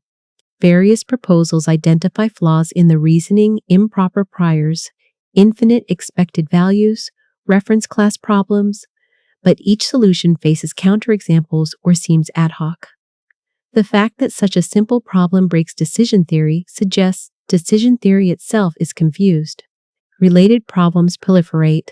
Sleeping Beauty problem divides decision theorists into halfers and thirders with no consensus after decades. Newcomb's problem creates tension between causal and evidential decision theory. Pascal's wager suggests infinite expected values dominate decision-making in absurd ways. These aren't obscure edge cases, but central problems revealing that we don't have coherent theory of rational choice. Different decision theories recommend different actions, and we have no meta-theory for choosing between them. You might think rationality is well-defined, expected utility maximization perhaps, but these paradoxes show it's not. Different ways of calculating expected utility yield different answers to simple problems. Rational choice might be fundamentally indeterminate or ill-defined. What makes decision theory failure disturbing is that you use decision theory constantly. Every choice involves weighing options, estimating probabilities, considering expected values. If decision theory is broken, you're using broken reasoning tools, making decisions that might be systematically irrational without knowing it. Perhaps worse, you can't fix the problem by being more careful. The paradoxes persist under reflection. Smart decision theorists disagree about solutions, suggesting the problems might be insoluble. Rationality itself might be incoherent, giving contradictory guidance in simple cases. The 2-envelope paradox also reveals problems with expected value reasoning generally. If expected value reasoning recommends absurd infinite switching, maybe maximizing expected value isn't what rationality requires. But what alternative is there? Every proposed decision rule faces paradoxes or counterintuitive implications. You might be making important life decisions using decision procedures that are demonstrably incoherent. Your career choices, relationships, risk assessments, all based on reasoning that breaks down in simple envelope problems. You think you're being rational, but rationality itself might not be well defined, leaving you without guidance for how to choose. The failure of decision theory suggests that there might be no fact about what's rational in many cases. Rational choice is underdetermined by logic and probability, leaving you floating without firm rational ground. You must choose, but there's no determinate rational answer to what you should choose, making all your decisions arbitrary from the standpoint of pure reason. Value, incommensurability. How many dolphins equal one human life? The question seems wrong, not just hard to answer, but incoherent. Lives aren't fungible units measurable on a common scale. This is value, incommensurability. Some values can't be meaningfully compared or traded off, making moral dilemmas genuinely unresolvable rather than just difficult. Ruth Chang argues that some goods are incommensurable, neither better, worse, nor equal, but on a par. A career as musician versus lawyer might be on a par, not equal, but incomparable because they're evaluated on different dimensions that don't reduce to common currency.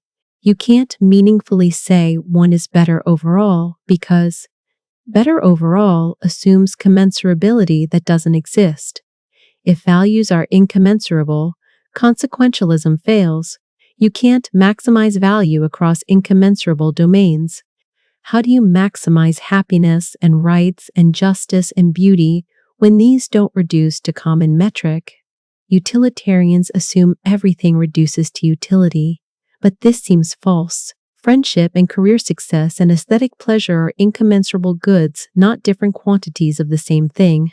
What makes value incommensurability disturbing is that it renders many moral choices rationally underdetermined. If saving human life and preserving ecosystem aren't commensurable, there's no rational answer to whether to sacrifice one for the other.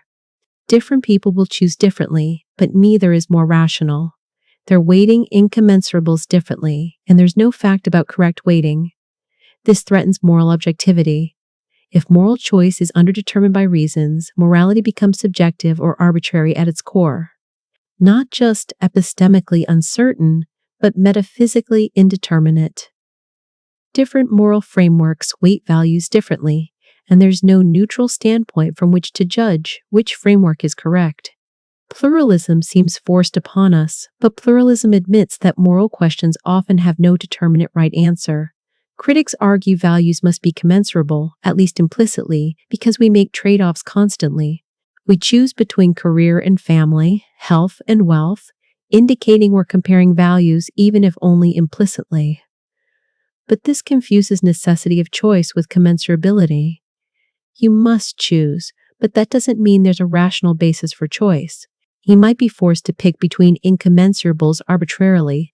Furthermore, forced choice doesn't reveal preferences that determine what you really value more. Your choice might be arbitrary, or determined by non-rational factors, or simply underdetermined by your values. Choosing career over family doesn't prove you value career more. It might prove only that you faced impossible choice and picked something. What makes this particularly disturbing is that it suggests your most important life choices, career, relationships, values, might have no rational answer. Different paths are incommensurable, and choosing between them is rationally arbitrary. You can't make the right choice because there is no right choice, just different incommensurable possibilities between which reason gives no guidance. You might have built your life through a series of rationally arbitrary choices between incommensurable goods, thinking you were making wise decisions, but actually just selecting arbitrarily from incomparable options.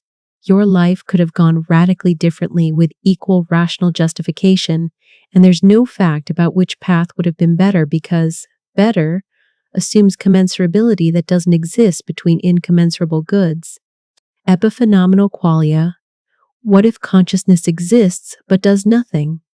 Your subjective experiences, the redness of red, the painfulness of pain, might be causally inert epiphenomena generated by brain processes but having no causal influence on anything, including behavior. You'd speak about being conscious, but not because you're conscious. Your speech is caused entirely by physical brain states, with consciousness being a causally impotent side effect. This is epiphenomenalism, and it faces the disturbing implication that consciousness is completely useless. playing no role in causing anything, not even your beliefs about consciousness. The argument for epiphenomenalism starts with causal closure of the physical. All physical events have sufficient physical causes. Your brain states causing behavior are fully explained by prior brain states and physical laws.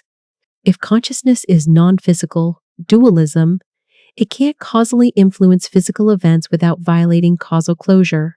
So consciousness must be either identical to physical states, physicalism, or causally inert, epiphenomenalism. If physicalism is false because of hard problem of consciousness, knowledge argument, or other anti-physicalist arguments, epiphenomenalism might be forced. But epiphenomenalism is bizarre. Your consciousness doesn't cause your behavior, so when you say, "I'm in pain," you're saying so isn't caused by pain, it's caused by physical brain states. Pain is present but causally irrelevant to your report of pain. This makes consciousness evolutionarily inexplicable. If it does nothing, why would it evolve? Natural selection can't select for causally inert properties. It also makes knowledge of consciousness impossible. If consciousness doesn't cause your beliefs about consciousness, how do you know consciousness exists? Your belief exists for physical reasons independent of consciousness, making it true by accident if at all. Furthermore, epiphenomenalism suggests you're not in control of anything. Your conscious will doesn't cause actions, brain states cause actions, with consciousness being along for the ride. You experience willing actions, but the willing doesn't actually cause anything. You're a passive observer of your own life, with no causal influence over actions you experience as yours. What makes epiphenomenalism particularly disturbing is that it might be true and indistinguishable from alternatives. If consciousness is epiphenomenal, everything would seem identical to how it seems if consciousness is causally active. You'd experience willing, thinking, deciding, but these experiences would be effects, not causes. You can't introspectively detect whether your consciousness is causally relevant because you experience the same thing either way. Some argue epiphenomenalism is incoherent. How can we think about causally inert consciousness? If consciousness doesn't cause thoughts, we can't think about it. But epiphenomenalists respond that physical brain states cause thoughts about consciousness, with consciousness itself being what those thoughts are, confusedly about. Consciousness exists but doesn't cause the thoughts. Physical states cause thoughts, and consciousness is byproduct. This raises possibility that consciousness is an illusion. Not that it doesn't exist, but that its seeming causal relevance is illusory. You think your pain causes you to withdraw your hand, but really brain states cause both pain and withdrawal simultaneously, with pain being causally idle bystander. If this is right, consciousness is the most elaborate, useless feature in the universe. It exists, colors all experience, seems deeply important, yet does absolutely nothing. Every conscious being generates epiphenomenal experiences that float causally impotent above the physical processes that actually drive behavior, with consciousness being the universe's most elaborate side effect, signifying nothing and changing nothing, present but powerless, felt but futile. Philosophical zombies. Imagine a being physically and functionally identical to you. Same brain structure, same behavior, same reactions, but completely lacking consciousness. It behaves exactly as if conscious but has no inner experience, no qualia, no what it's like to be it. This is a philosophical zombie, P-zombies, and if P-zombies are conceivable, consciousness must be non-physical, because physical facts alone don't determine consciousness. The zombie argument, David Chalmers, 1 P-zombies are conceivable, we can coherently imagine them. 2. If conceivable, then possible. Conceivability entails possibility. 3. If possible, physicalism is false, because physical duplicates would have same consciousness if consciousness is physical. 4. Therefore, physicalism is false. The argument reveals the explanatory gap. Physical facts seem to leave out consciousness. You can know all physical facts about a brain and still wonder, but why is there consciousness? Suggesting consciousness is additional to physical facts. Critics attack conceivability. Maybe P-zombies aren't really conceivable, just apparently conceivable. When we think we're conceding P-zombies, we're actually conceding something impossible, like round squares, without realizing it. But zombie defenders argue that P-zombies seem clearly conceivable. Nothing about consciousness seems logically required by physical facts. Others attack the move from conceivability to possibility. Just because we can conceive something doesn't mean it's possible. We can conceive water being Hyo, but it's impossible. Water is necessarily Hyo. Maybe consciousness is necessarily physical, even though we can conceive it being non-physical. But this seems to smuggle in physicalism. Denying conceivability entails possibility just when it threatens physicalism feels ad hoc. What makes P-zombies disturbing isn't just the argument against physicalism, but the existential possibility. You can't prove others aren't P-zombies. They behave consciously, report experiences, pass every test, but maybe they're empty with no inner life. Your friends, family, strangers, all might be unconscious automatons perfectly mimicking consciousness. This is the problem of other minds raised to maximum paranoia. If P-zombies are possible, you have no evidence that anyone else is conscious. All your evidence is behavioral and physical, which would be identical for conscious beings and P-zombies. So either P-zombies are impossible, physicalism is true, and identical physical organization guarantees consciousness, or you can't know whether anyone else is conscious.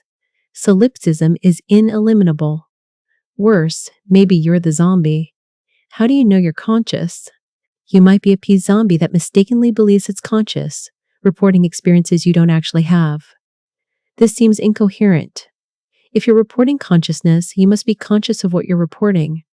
But zombies report consciousness without being conscious, so your reports don't prove you're conscious.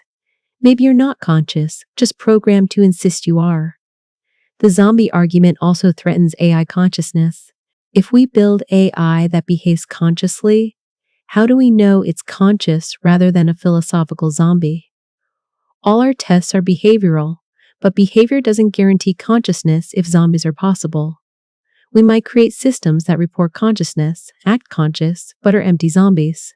Or we might dismiss conscious AI as zombies when they're actually conscious, committing moral atrocity by denying moral status to conscious beings we mistakenly think are zombies. What's most disturbing is that if zombies are possible, there's something about consciousness, its subjective, phenomenal character, that can't be detected from the outside or explained physically. Your consciousness is radically private, potentially unknowable to others, and inexplicable by science. You're trapped in your own experience, unable to verify that anyone else shares your kind of consciousness, unable to understand why you have consciousness when all the physical facts could obtain without it. Consciousness becomes a metaphysical mystery, an inexplicable addition to the physical world that science can't touch and you can't share. Maximally perfect being. God is the greatest conceivable being, omnipotent, omniscient, omnibenevolent, necessarily existing. But maximal perfection creates logical contradictions. Can God create a rock he can't lift? Omnipotence paradox. Can God know what it's like to sin without sinning? Can God create a world he doesn't foresee? Omniscience plus freedom tension. These aren't mere puzzles but suggestions that maximal perfection is incoherent. Contradictory properties can't coexist in single being. The omnipotence paradox is classic. If God can create an unliftable rock, there's something he can't do, lift it. If he can't create it, there's something he can't do, create it.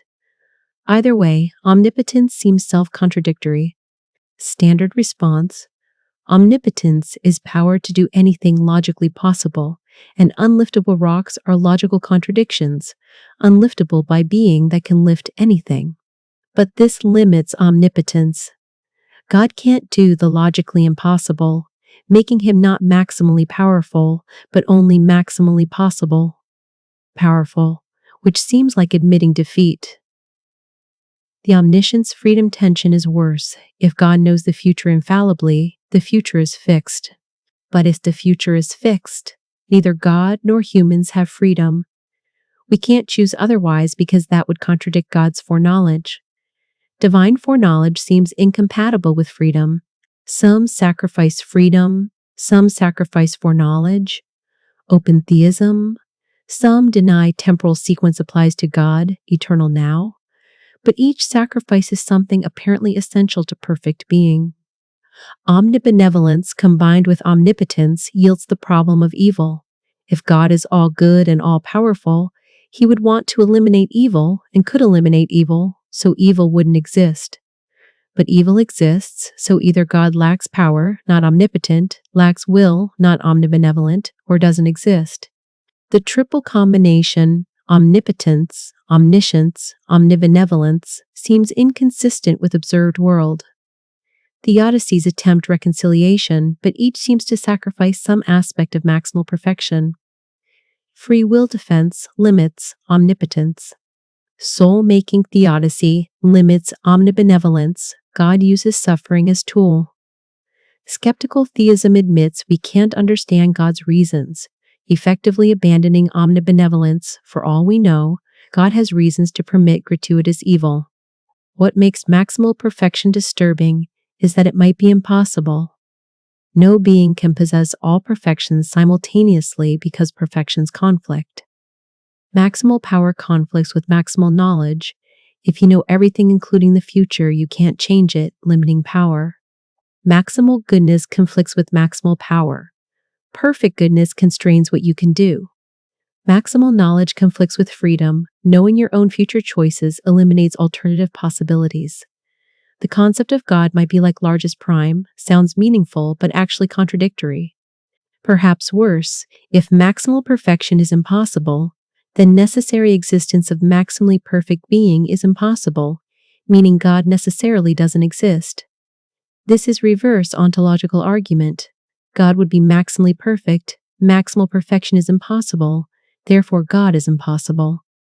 The concept of God might be incoherent, like square circle, with all theology being elaborate, confusion about a contradictory concept. You might worship, fear, or believe in a being whose defining properties are mutually contradictory, praying to an impossible God, living by principles derived from incoherent concept, basing your life on a notion that can't correspond to reality, because reality can't contain logically contradictory beings. Every argument for God's existence, if sound, proves something impossible exists, which means the arguments aren't sound. They're disguised reductions showing that the conclusion is absurd, not evidence that the conclusion is true. Functional fixedness. Everything you perceive is categorized instantly: chair, person, tool. And these categories determine what you can imagine doing with objects. This is functional fixedness. You see hammers as hammering, tools, not paperweights or defensive weapons. Your cognition automatically assigns functions that blind you to alternatives. What's disturbing is that your entire reality is pre-structured by conceptual categories you didn't choose and might not be able to escape. Psychological experiments demonstrate this. Present someone with a problem requiring using a box as a platform. They fail if the box is presented as a container. Presented as empty box, they succeed. The functional category container blocks seeing it as platform. This happens constantly. You fail to solve problems because functional fixedness prevents seeing objects outside their assigned categories. But it extends beyond objects to concepts, people, social roles. You see someone as boss and can't imagine them as friend. You see relationship as romantic and can't imagine it as platonic.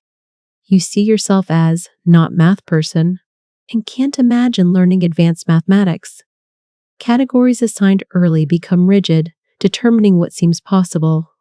The disturbing implication: your reality is substantially determined by arbitrary categorical assignments. Different categories would reveal different affordances, possibilities, solutions. You're trapped in one categorical scheme among infinite alternatives, unable to see beyond your categories because seeing requires categories. You can't escape functional fixedness by trying harder. The categories operate automatically, below conscious access. Even knowing about functional fixedness doesn't disable it. You still perceive pre-categorized reality. Some categories are culturally universal, others culturally specific, others individual. But all categories constrain perception and thought, creating islands of possibility surrounded by unthinkable alternatives. Different conceptual schemes might carve reality at different joints, revealing different possibilities that are invisible from your scheme. This suggests Sapir-Whorf hypothesis. Language determines thought, making certain thoughts impossible in certain languages. Controversial empirically, but functionally, fixedness proves the general principle. Your concepts determine what you can think, and concept differences create thought differences. People with different categorical schemes literally inhabit different experiential worlds. What makes this existentially disturbing, you can't access reality directly, only through categories. And categories are somewhat arbitrary different schemes would work. So your reality is substantially constructed by arbitrary categorical choices you inherited and can't escape. You're locked in one possible experiential world among infinite alternatives, unable to even imagine most alternatives, because imagination requires categories you don't have. Your entire life is constrained by functional fixedness at every scale: perceptual, conceptual, social. You solve only problems. Your categories permit solving. See only possibilities. Your categories permit seeing. Think only thoughts. Your categories permit thinking. Vast regions of conceptual space are permanently inaccessible because you lack the categories needed to access them, and you can't develop new categories because developing them requires thinking outside existing categories, which is impossible. You're trapped in a cognitive cage built from your own conceptual framework, unable to escape because the tools needed for escape, new concepts, are outside the cage, inaccessible from within. Semantic externalism, water, means, That's what we mean when we say water. But before chemistry, people used water without knowing its composition. Did they mean oh? Semantic externalism says yes, meaning is determined by external facts, not mental content. Water always meant oh, even when speakers didn't know this.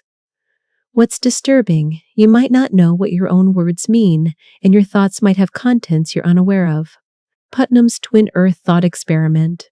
Imagine Earth has water, Heinz CO, and twin Earth has qualitatively identical liquid made of XYZ. An Earth person and twin Earth person have identical mental states, say water, with identical intentions but mean different things. Earth person means HUO, twin Earth person means YZ, because meaning is determined by what their terms refer to in their respective environments, not by mental content. This implies 1. Meaning, ain't in the head identical mental states can have different meanings. 2. You might not know what you mean. If scientists discover water is XYZ not HOO, you were always referring to XYZ but didn't know it. 3. Self-knowledge isn't privileged.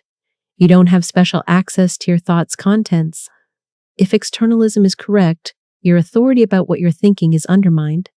You might think you're thinking about water when actually thinking about XYZs, and you'd be wrong about your own thought contents. You can't know by introspection what your thoughts refer to because reference is determined externally. Critics argue this is absurd. Surely you know what you're thinking about. But externalists bite the bullet. You know the phenomenology of thinking, but not the contents. Your mental states feel the same, whether referring to HIO or ISYZ. So subjective access doesn't determine content. What makes semantic externalism disturbing? Your words and thoughts connect to world in ways you don't control or fully understand. When you think about water, you're thinking about HUO whether you know it or not, because that's what water is. Future scientific discoveries might reveal you've been wrong about what you meant all along. You thought you were thinking about phlogiston, intended to refer to combustion substance, but actually thinking about nothing, so your thoughts literally had no content. Language and thought extend beyond your head into the environment, making meanings partially inaccessible to speakers. You use words whose meanings are determined by external facts you might be completely ignorant of, and your ignorance doesn't change meanings, it just makes you ignorant of what you mean. This threatens philosophical method. When philosophers introspect concepts, they think they're discovering necessary truths about concepts. but externalism suggests they're discovering contingent facts about reference, facts that could be different in different environments. Water is, feels like necessary truth discovered through conceptual analysis. But it's contingent. If water had been XYZ, water would mean XYZ, and water is would be false. Philosophical armchair reasoning might be discovering environmental facts, not conceptual truths. You might have been wrong about what you mean your entire life, using words that refer to things you don't know about, having thoughts with contents determined by facts you're ignorant of. Your mind extends beyond your skull into the world, making your thoughts partially opaque to you, dependent on external factors you don't control. You're not the authority on your own mental contents. The world determines what you mean, and you might never know what you actually mean when you think and speak. Vacuity of existence. Existence is not a predicate. Kant's famous dictum suggests that existence doesn't add anything to a concept. Compare, unicorns are white, adds property to concept.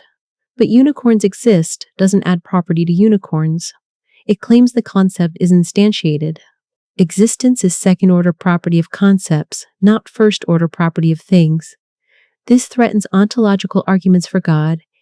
Anselm argues God is greatest conceivable being, and existing is greater than not existing, so God must exist. But if existence isn't a predicate, this fails. God exists doesn't add greatness to God concept. It claims the concept is instantiated. You can't define things into existence by including existence in their concept. But if existence isn't a predicate, what is it? Frege analysis. Existence is expressed by quantifier. Unicorns exist means XX is a unicorn. This makes existence a second-order property. Concepts have existence when instantiated by objects. Objects don't have. Existence as property, they instantiate concepts, making concepts exist. Quine. To be is to be the value of a bound variable. Existence just is being quantified over. There are Fs, commits us to Fs existing. But this seems too weak. Surely existence is more than being mentioned in quantification. What makes vacuity of existence disturbing? If existence isn't a property, what distinguishes existing things from non-existing things? Existing unicorns and non-existing unicorns both have same properties, white, horned, differing only in one, existing and other not. But existing isn't a property. So what's the difference? Mignon embraced non-existent objects, golden mountains, round squares, etc., exist as objects but don't have being. They have properties but lack existence. Property. This populates ontology with bizarre non-existent objects that are somehow still objects. Russell rejected Mignon. Definite descriptions like the golden mountain aren't referring terms but quantificational structures.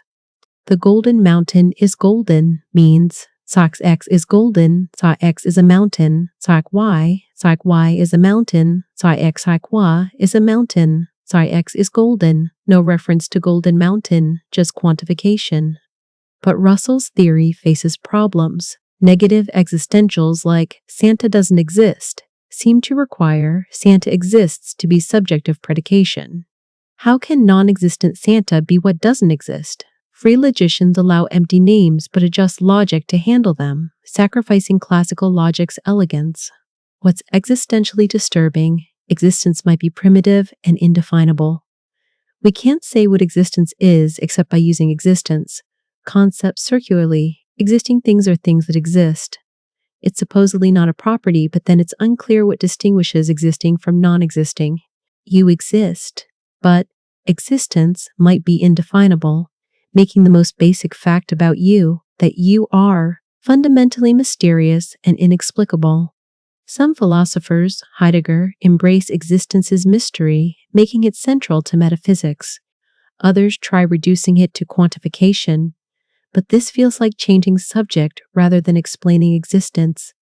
You might be unable to understand what makes you exist rather than not, what distinguishes you from mere possibilia, what existence adds to your properties that makes you real rather than fictional. Existence might be brute and inexplicable. The one fact about reality that can't be further explained or analyzed. leaving you existing without understanding what existence is, or why there's something rather than nothing, unable to define the most fundamental concept, being itself. Gödel's incompleteness. Any consistent formal system strong enough to express arithmetic is incomplete. There are true statements that can't be proven within the system. This is Gödel's first incompleteness theorem, and it reveals fundamental limits to formal proof. Mathematics contains truths that are unprovable, and mathematical knowledge requires more than just following rules. The proof is ingenious. Gödel constructs a sentence G that says, I am not provable in this system. If G is provable, the system proves falsehood, since G says it's unprovable, making the system inconsistent. If G is unprovable, then G is true, since it claims to be unprovable and it actually is, meaning the system has unprovable truths, so either the system is inconsistent or incomplete. Gödel's second theorem is worse. No consistent system strong enough for arithmetic can prove its own consistency. You can't use mathematics to prove mathematics is consistent without assuming mathematics is consistent circular reasoning. If you could prove mathematics consistent, Gödel's sentence would be provable, contradicting first theorem. What makes incompleteness disturbing? 1. Mathematical truth exceeds provability. Not all truths are provable, meaning mathematics contains inaccessible truths we can't reach through proof. 2. Consistency is unprovable. We can't prove mathematics is consistent without assuming it, making all mathematical knowledge rest on unprovable assumption. 3. Human mathematical insight exceeds formal systems. We can recognize Gödel's sentences as true even though they're unprovable, suggesting human mathematical understanding isn't just rule following, but requires insight or intuition systems can't capture. Some argue incompleteness threatens mathematical knowledge. If we can't prove mathematics consistent, maybe it's inconsistent and all proofs are dubious. But most mathematicians accept incompleteness without crisis. We trust mathematics despite unprovable consistency. Others argue incompleteness proves humans transcend machines. Computers are formal systems. Humans recognize unprovable truths, so humans aren't computers. But this is controversial. Maybe humans are complex formal systems, or we don't actually reliably recognize unprovable truths. Still, others see incompleteness as merely technical. It applies to formal systems. But mathematics isn't just formal systems. It includes intuition, construction, conceptual understanding. Incompleteness shows formal proof has limits but doesn't threaten mathematics overall. What's existentially disturbing, incompleteness suggests limits to knowledge might be fundamental, not just practical, we haven't figured it out yet, but logical. Some truths are inherently unprovable. If arithmetic has unprovable truths, maybe physics, consciousness, morality have unprovable truths, statements that are true, but no amount of evidence or reasoning could prove them. You might be asking questions that have determinate answers you can never know because the answers are systematically inaccessible, beyond the reach of any reasoning or evidence. Incompleteness also threatens Hilbert's program, proving all mathematics reducible to formal systems where every truth is provable. Gödel killed this dream. Mathematics inevitably exceeds formalization, containing truths that resist proof. If you want complete mathematics, you must accept inconsistency. If you want consistency, you must accept incompleteness. You can't have both, meaning mathematical knowledge is fundamentally limited, either by falsehood or by ignorance. The dream of complete mathematical knowledge is impossible. Mathematics will always contain truths that slip through formal nets, inaccessible to proof, but somehow graspable by mathematical insight that we don't understand and can't formalize. Lifeboat scenarios. The lifeboat has capacity for 10 people but contains 11. If no one leaves, everyone dies. If one person leaves, 10 survive. Who should be sacrificed? These lifeboat scenarios reveal that morality gives no determinate answer to tragic choices where someone must die for others to live. Utilitarians say, sacrifice one to save 10, maximize welfare. But which one? Utilitarian math doesn't determine who. Anyone will do, making the choice arbitrary. Random selection seems fair but feels wrong. Maybe the criminal should go before the child, the old before the young, the sick before the healthy. But introducing criteria requires weighing lives, which seems to violate human equality. Deontologists say, don't kill innocent people, even to save others, so no one should be thrown from the lifeboat. But then everyone dies, which seems worse than sacrificing one. Deontology prohibits lesser evil when greater evil results, producing outcomes that seem clearly worse. Virtue ethics says, the virtuous person would volunteer for sacrifice. But what if no one volunteers? And why is volunteering virtuous if being sacrificed is terrible? The virtue ethicist seems to admire self-sacrifice without explaining why it's good or how to determine who should be sacrificed if no one volunteers. What makes lifeboat scenarios disturbing? They seem to have no moral answer. Every theory gives problematic guidance. There might be no right answer, just horrible choices where someone dies regardless, and moral theory can't determine who. Real-world lifeboat scenarios occurred. Mignonette case, 1884. Sailors killed cabin boy to survive, legally murder but practically necessary. Sophie's choice. Nazi forces mother to choose which child dies. Any choice is wrong, but refusing means both die. Triage in disasters. Doctors must decide who gets treatment, effectively choosing who dies. These real cases suggest lifeboat scenarios aren't mere thought experiments, but actual moral reality. Tragic choices occur, and morality might be genuinely underdetermined. There is no right answer, just terrible options. Some argue there is an answer. Draw lots, volunteer, save whoever is most valuable, but acknowledge reasonable disagreement. Others argue indeterminacy is real. Morality simply runs out in tragic cases, giving no guidance. We must choose, but choice isn't morally determined, just pragmatically necessary. What's existentially disturbing, you might face lifeboat scenarios metaphorically, choosing between career and family, one child's needs versus another's, allocating scarce resources with tragic implications. These choices might be morally underdetermined, with no right answer, leaving you making decisions with life or death consequences based on considerations morality doesn't determine. You'll be haunted by choices you made arbitrarily because morality gave no guidance, left deciding who lives and who dies, metaphorically or literally without moral truth to appeal to. Morality might guarantee tragedy situations where any choice is wrong, where virtue is impossible, where you must do something morally prohibited to avoid something worse. Dirty hands? Problems where leaders must commit evil to prevent greater evil? Guilt that's inescapable because any choice generates it?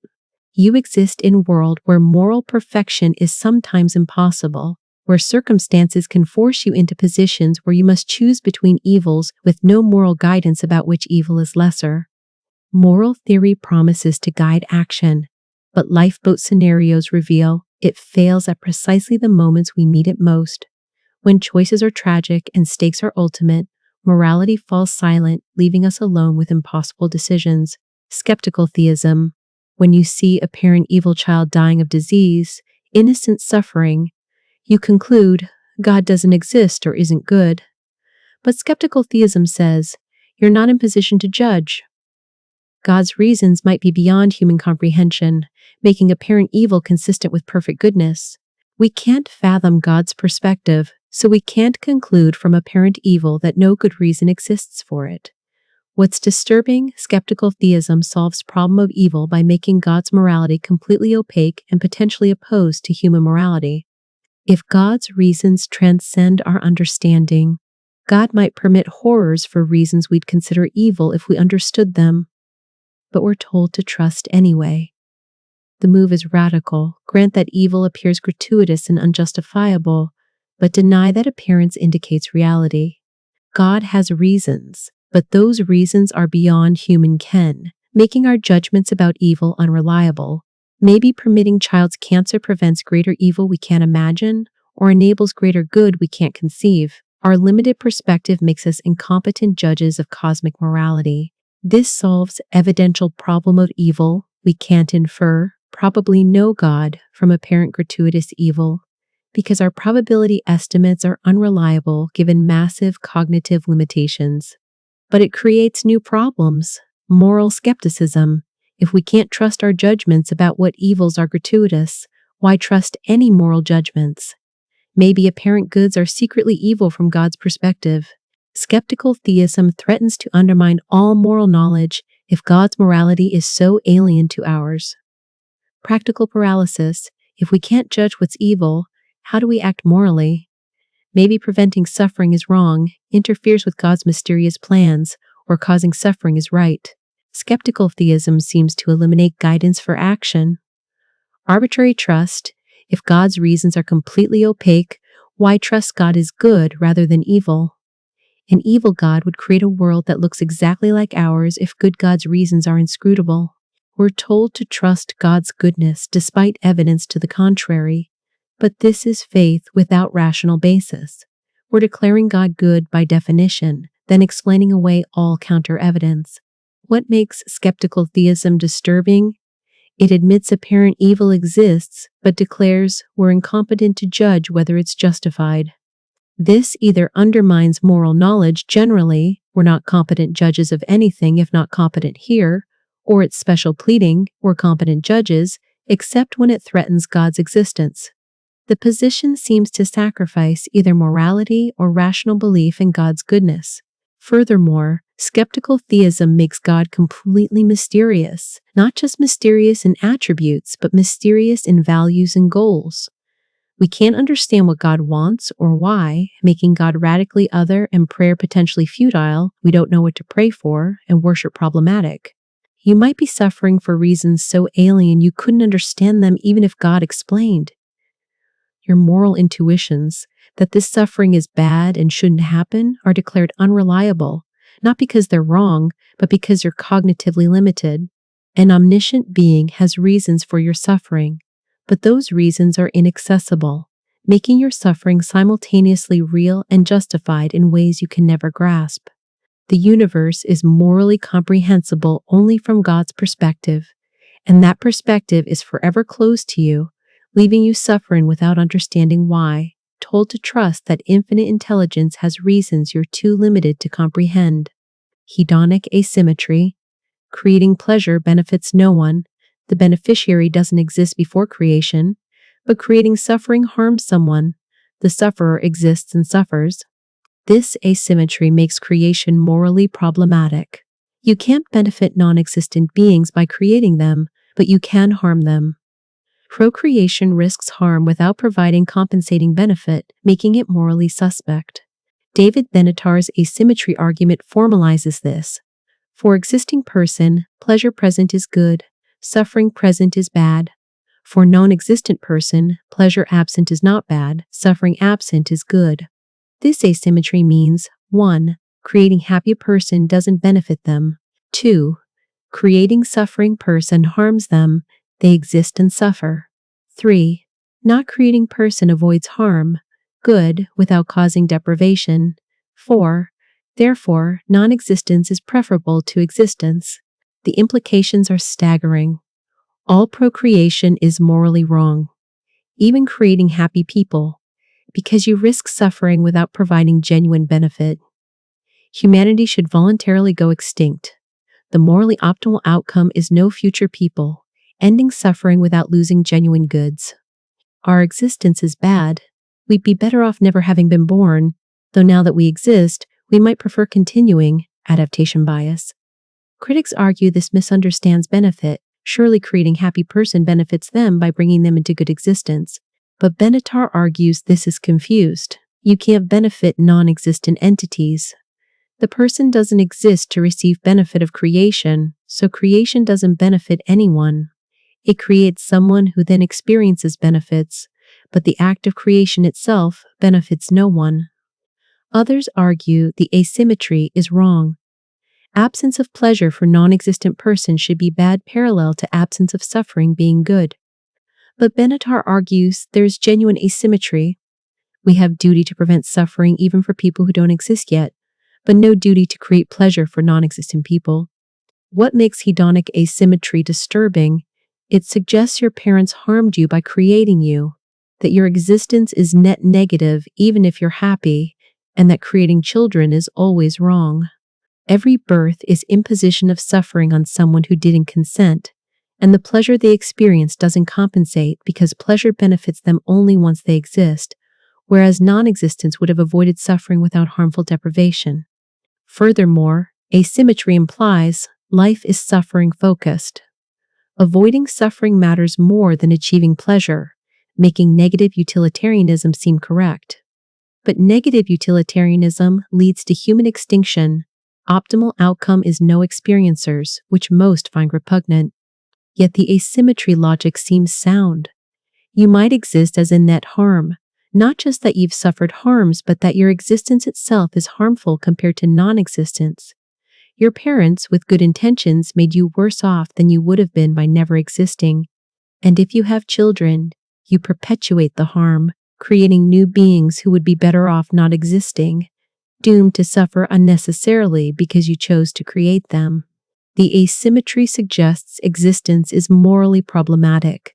Life is burden rather than gift, and the compassionate response to the human condition is preventing future humans from existing, not through killing but through voluntary extinction, allowing humanity to end peacefully with final generation, preventing future suffering without causing deprivation, since non-existent future people can't be deprived of existence they never had.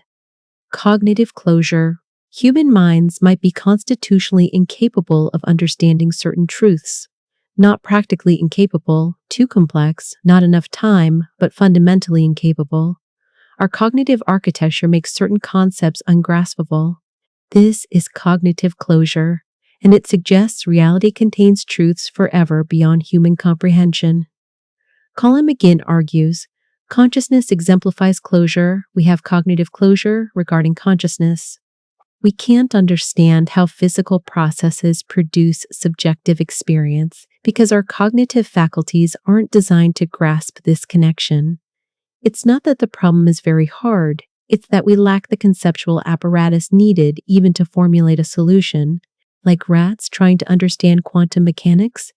Not a matter of being smarter, but of having fundamentally wrong cognitive equipment for the task. Evidence for closure. Problems that persist despite brilliant minds working on them might indicate closure rather than mere difficulty. Consciousness, free will, ultimate reality.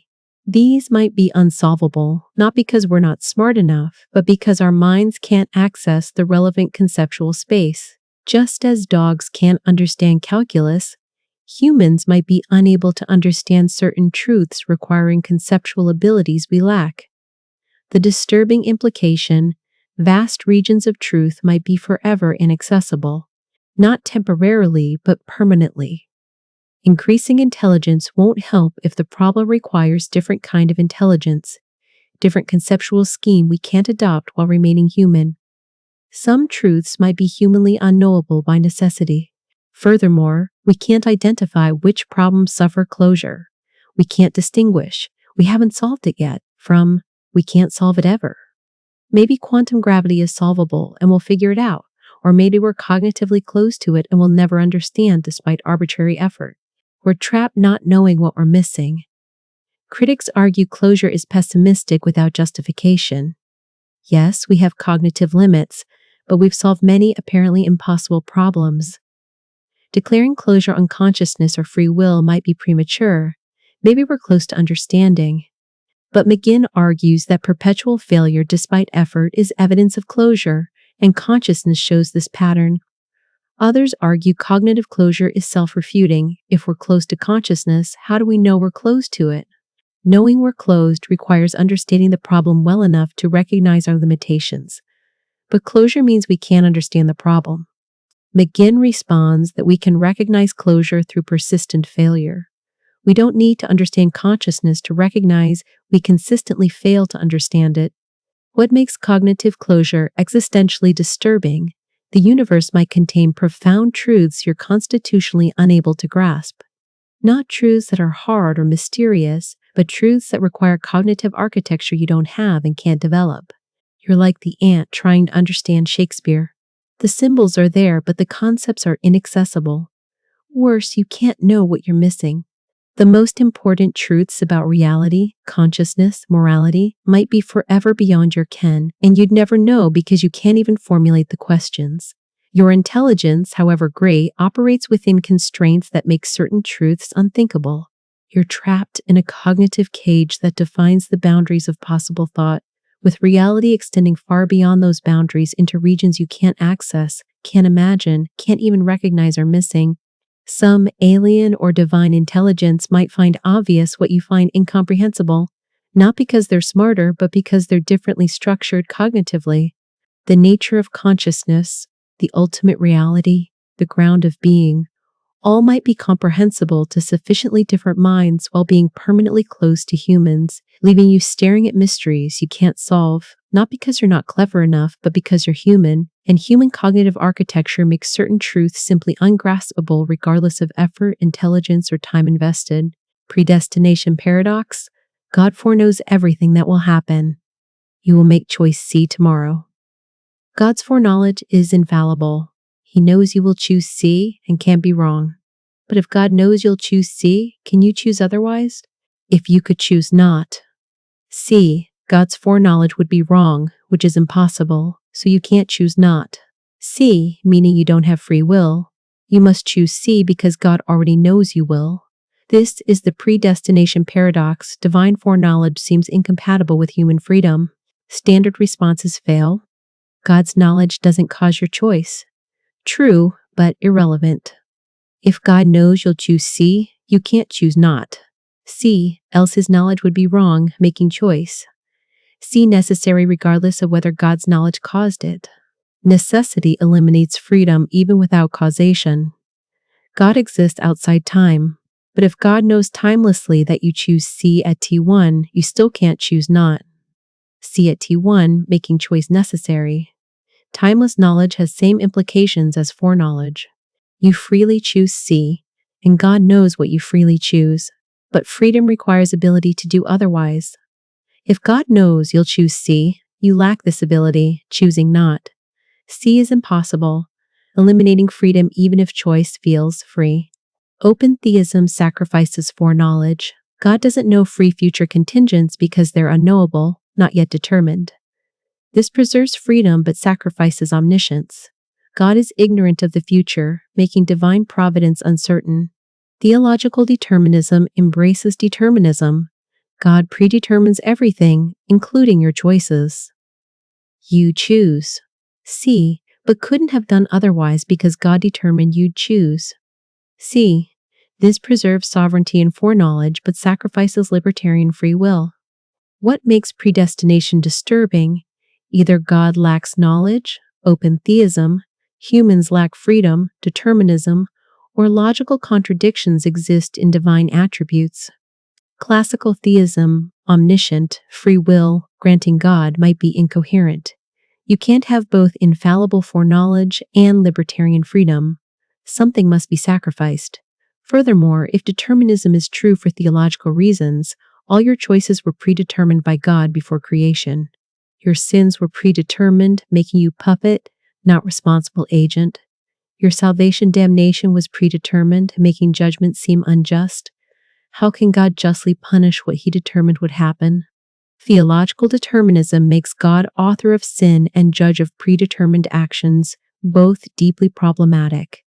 The paradox also applies to divine prophecy. If prophecy is infallible, predicted events must occur, eliminating possibility of acting to prevent them. If you can prevent prophesied events, prophecy is fallible. Either prophecy constrains possibilities, eliminating freedom, or allows freedom, eliminating infallibility. Prophecy seems impossible to coherently maintain. You might believe you're making free choices while God already knows what you'll do, making your freedom illusory. Or God might be ignorant of your future choices, making divine providence uncertain.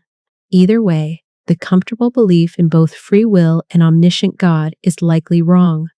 Logical analysis reveals they're incompatible, forcing choice between divine attributes or human freedom. Classical theology might be defending incoherent position, and your religious beliefs might be based on contradictory concepts that can't both be true, requiring either revising theology, open theism, compatibilism, or abandoning libertarian freedom, neither of which preserves traditional religious understanding. Quantum immortality. You're about to be executed by quantum gun. 50% chance of death, 50% of survival based on quantum measurement. Many worlds interpretation says universe branches into one where you die and one where you survive. In the survival branch, you experience surviving. In the death branch, you experience nothing. You're dead. From your subjective perspective, you always experience surviving. Repeat, each time you survive from your own perspective, you can't experience the branches where you die. Quantum immortality claims, from your subjective perspective, you can never die. You always find yourself in branches where you survive, no matter how improbable. After 100 quantum executions, you've survived impossibly long from outside perspective.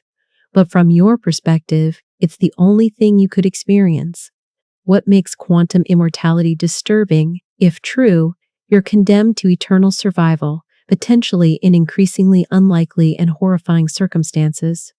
As you age and should die naturally, you survive only in increasingly improbable branches.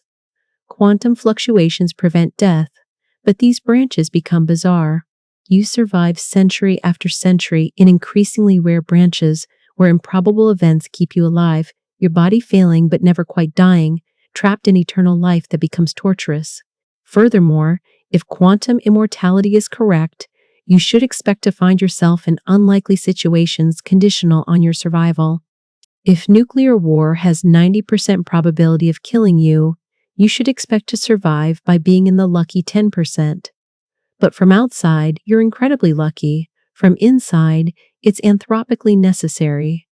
This makes the world seem miraculous from first-person perspective while being ordinary from third-person perspective. Critics argue quantum immortality is false. Many worlds might be wrong. Other quantum interpretations don't have this implication. Consciousness might not persist through branching. Maybe you die in all branches, with new consciousnesses in survival branches.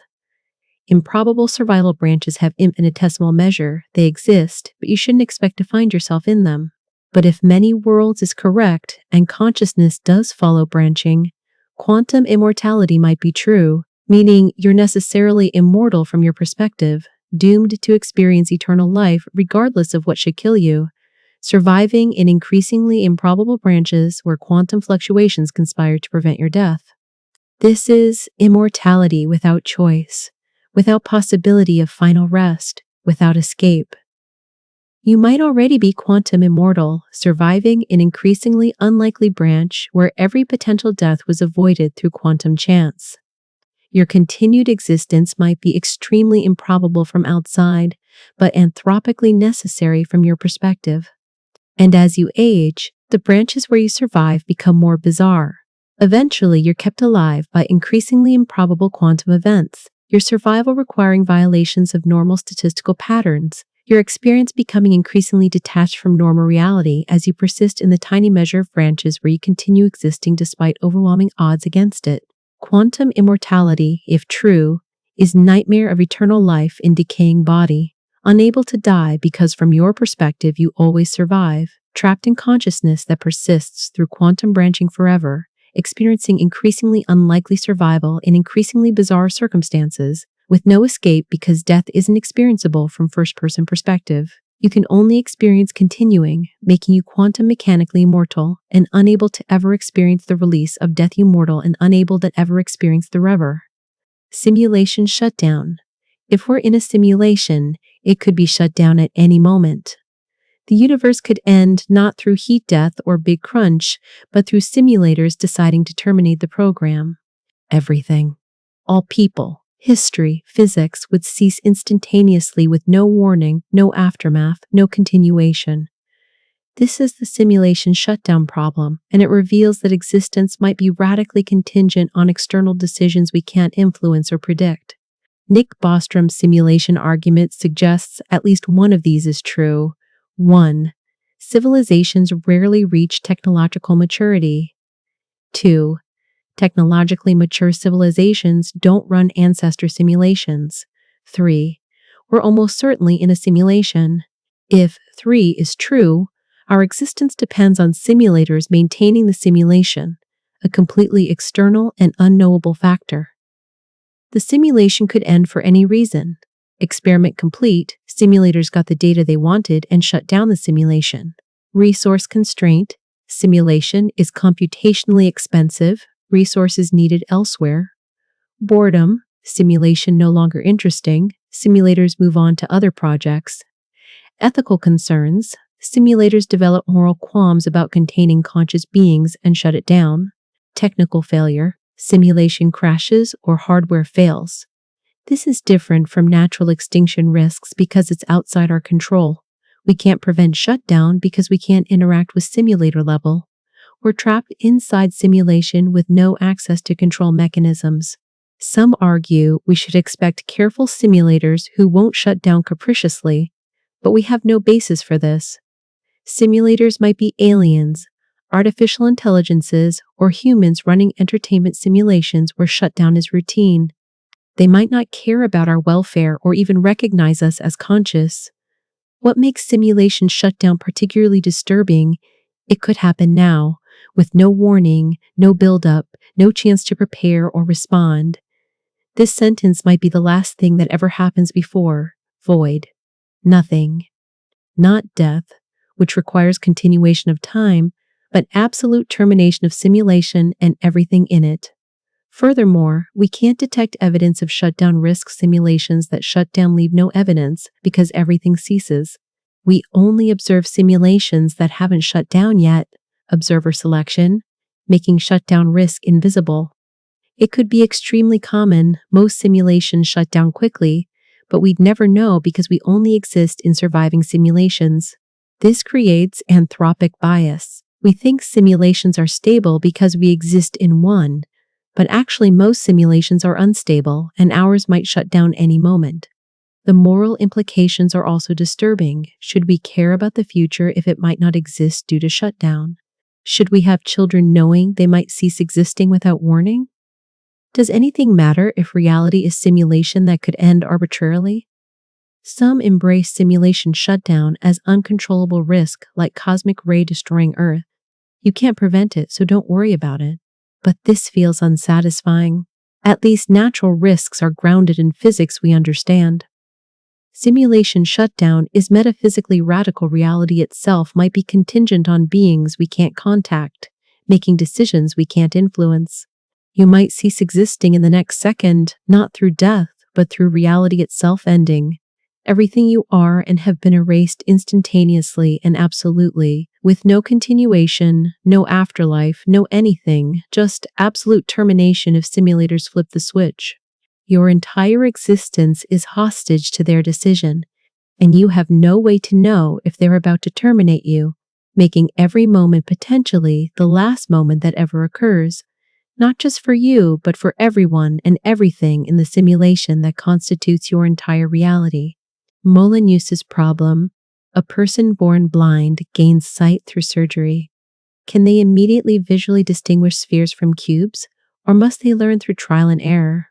This is Molyneux's problem, 1688, and despite seeming empirical, it reveals deep questions about whether knowledge is sense-specific or modal. If newly sighted person can immediately distinguish shapes, knowledge is a modal concept acquired through touch transfer to vision. If they can't, knowledge is sense-specific. Tactile concepts of sphere and cube don't automatically apply to visual information. The question matters for understanding how minds represent concepts and whether understanding is fundamentally connected to sensory modality. Empiricists, Locke, Berkeley, said no. Concepts are built from sense experiences, and visual sphere concept is different from tactile sphere concept. Newly sighted person must learn to associate visual appearances with tactile memories. They won't immediately recognize shapes visually because they lack visual sphere concept. Rationalists, Leibniz, said yes. Concepts are abstract and sense independent. Understanding sphere, having spherical concept, means you can recognize spheres through any modality. Touch provided the concept, which applies to vision automatically. Recent empirical evidence is mixed. Some newly sighted patients can distinguish shapes immediately, suggesting a modal concepts. Others can't, requiring learning period to associate visual and tactile information. Results vary depending on how immediately is defined and what counts as shape recognition. What makes Molyneux's problem disturbing is its implications for understanding. If knowledge is sense-specific, then blind people might understand concepts differently from sighted people, their sphere. Concept is fundamentally different from yours because built from different sensory modality. This suggests radical relativism. Different sensory experiences create different conceptual schemes, making communication between blind and sighted people about shapes potentially translation between incommensurable conceptual frameworks. If knowledge is a modal, how do abstract concepts connect to multiple sensory modalities? What is the concept of sphere in itself, independent of any sensory modality? This requires Platonic forms or innate ideas, problematic metaphysically. The problem also raises questions about qualia. When newly sighted persons see sphere, do they have new quale, visual experience of sphere, or old quale applied to new modality? Are visual and tactile qualia of spheres related, and if so, how? Furthermore, the problem extends to all cross-modal perception. When you touch something and see it, how do you know they're the same object? You can't directly compare tactile and visual experiences, they're different modality. Yet you easily recognize tactile sphere is same as visual sphere. How? What makes this existentially disturbing? Your concepts might be fundamentally shaped by your sensory modalities in ways you can't transcend. You think you understand sphere, but your understanding is built from your specific sensory experiences, visual, tactile. Someone with different sensory apparatus, different modalities, different sensory resolution, alien senses, might have fundamentally different concept, making sphere mean something different to them than to you. Your conceptual scheme is not neutral, but deeply shaped by your particular embodied sensory experience, making your understanding of reality potentially incommensurable with beings having different sensory modalities. You're trapped in your sensory perspective, unable to access concepts as they would be understood through different modalities, meaning your knowledge of the world is fundamentally limited by your particular sensory equipment. And you can't know what you're missing because accessing those concepts requires senses you don't have. Constitutive luck. You're born with certain psychological traits, impulsivity, aggression, empathy, intelligence. None of these were chosen. They're products of genes and early environment. Your character, the very thing moral judgment targets, is itself result of luck. This is constitutive luck, and it suggests moral responsibility is incoherent because we're not responsible for our character, yet character determines our actions. Nagel identifies this as deepest form of moral luck. You didn't choose your temperament, capacities, inclinations, yet these determine how you respond to situations. Person born with low impulse control faces far harder moral challenges than person born with high impulse control. Are they equally responsible when one succeeds where the other fails? Compatibilists say yes. Responsibility requires acting from your character, not requiring you chose your character. You're responsible for character, expressing actions even though you didn't choose character. But this seems wrong. If your bad character is result of bad luck, genetic, environmental, how can you be responsible for character expressing actions? You're being held responsible for luck. Libertarians say free will requires sourcehood. You must be ultimate source of your actions, not just proximate cause. But constitutive luck reveals you're not source of your character, which is source of your actions, making you not ultimate source of anything. Free will might require impossible self-creation, choosing your own character before you exist to make choices. Hard determinists embrace this. Constitutive luck shows responsibility is incoherent. You didn't choose anything fundamental about yourself, so you're not truly responsible for anything. Moral responsibility requires impossible self-creation, making all judgment unfair. What makes constitutive luck particularly disturbing? It applies to everything about you. Not just temperament, but cognitive abilities. Intelligence you didn't choose, moral capacities, empathy you didn't choose, psychological stability, mental health you didn't choose. Everything that makes you you is result of factors you didn't control. Genes, prenatal environment, early experiences, neurological development. This suggests your entire self is luck-based. The person you are, not just your circumstances, but your fundamental character, is product of genetic and environmental lottery. Some people win, born with good character, and some lose, born with bad character, and we hold people responsible for what is essentially luck. Furthermore, constitutive luck is unchosen at every level. You didn't choose your genes. You didn't choose your parents, who shaped your early environment. You didn't choose your neurological development, which occurred before conscious choice was possible. You didn't choose the psychological mechanisms that formed your character based on early experiences. You didn't choose how your character would respond to later experiences. At no point did you exercise genuine choice over what you fundamentally are, yet moral responsibility seems to require this impossible self-creation. You might be a good person entirely due to luck, born with empathy, good impulse control, stable emotions, supportive environment, making your goodness arbitrary. Equally, criminals might be bad largely through bad luck. Genetic predispositions, abusive environments, neurological issues, unlucky circumstances. The difference between saint and criminal might be overwhelmingly luck, not moral worth, making praise and blame systematically unfair, targeted at outcomes of genetic environmental lottery rather than genuine moral agency. You're not responsible for being you, yet everything we call responsibility assumes you are. Moral responsibility might be fiction built on ignoring constitutive luck, holding people accountable for selves they didn't create, praising and blaming based on factors no one controls, treating luck as merit and maintaining illusion that people deserve their character when really character is just another effect of causes, stretching back before birth, beyond choice, beyond control. Reference magnetism. When you say water, you refer to shuo. But infinitely many properties are coextensive with being shuo or XYZ, and on Earth, being water in English, being composed of stuff discovered by Cavendish, etc.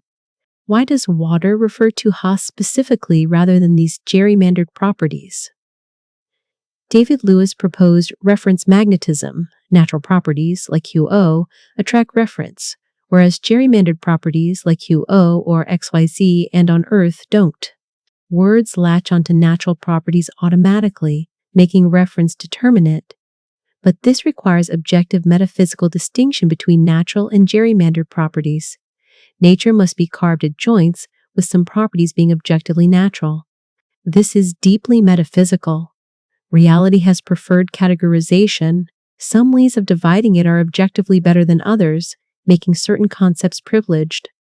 What makes reference magnetism disturbing, if false, reference might be radically indeterminate. Water doesn't determinately refer to high O.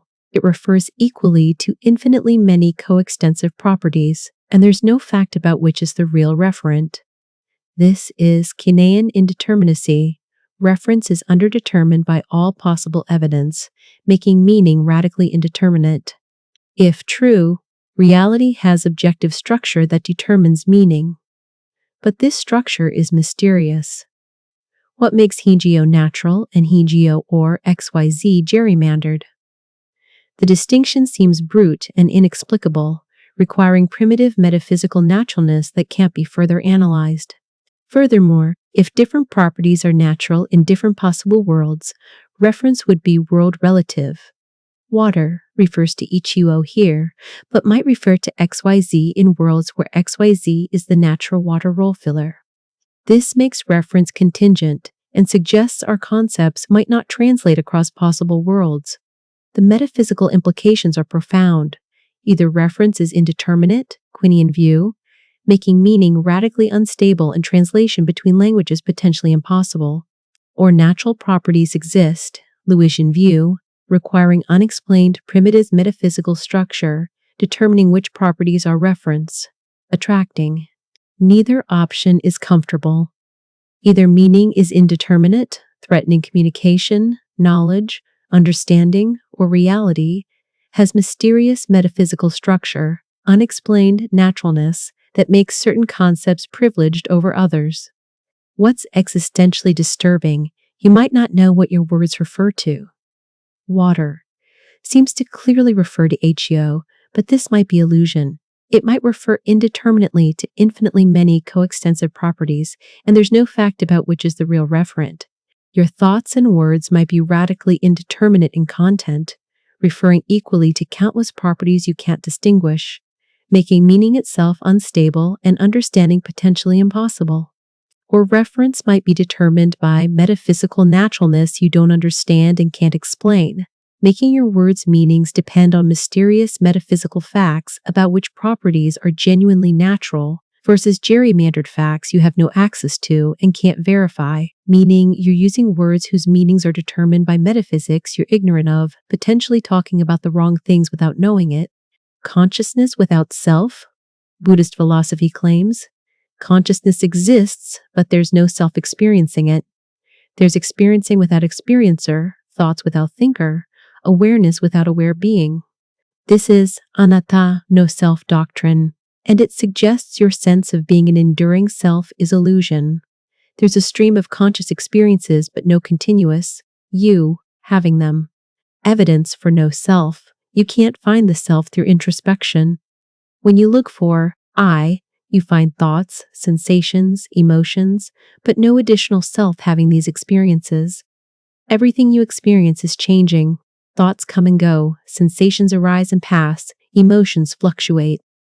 If you were identical to any of these, you'd be changing constantly.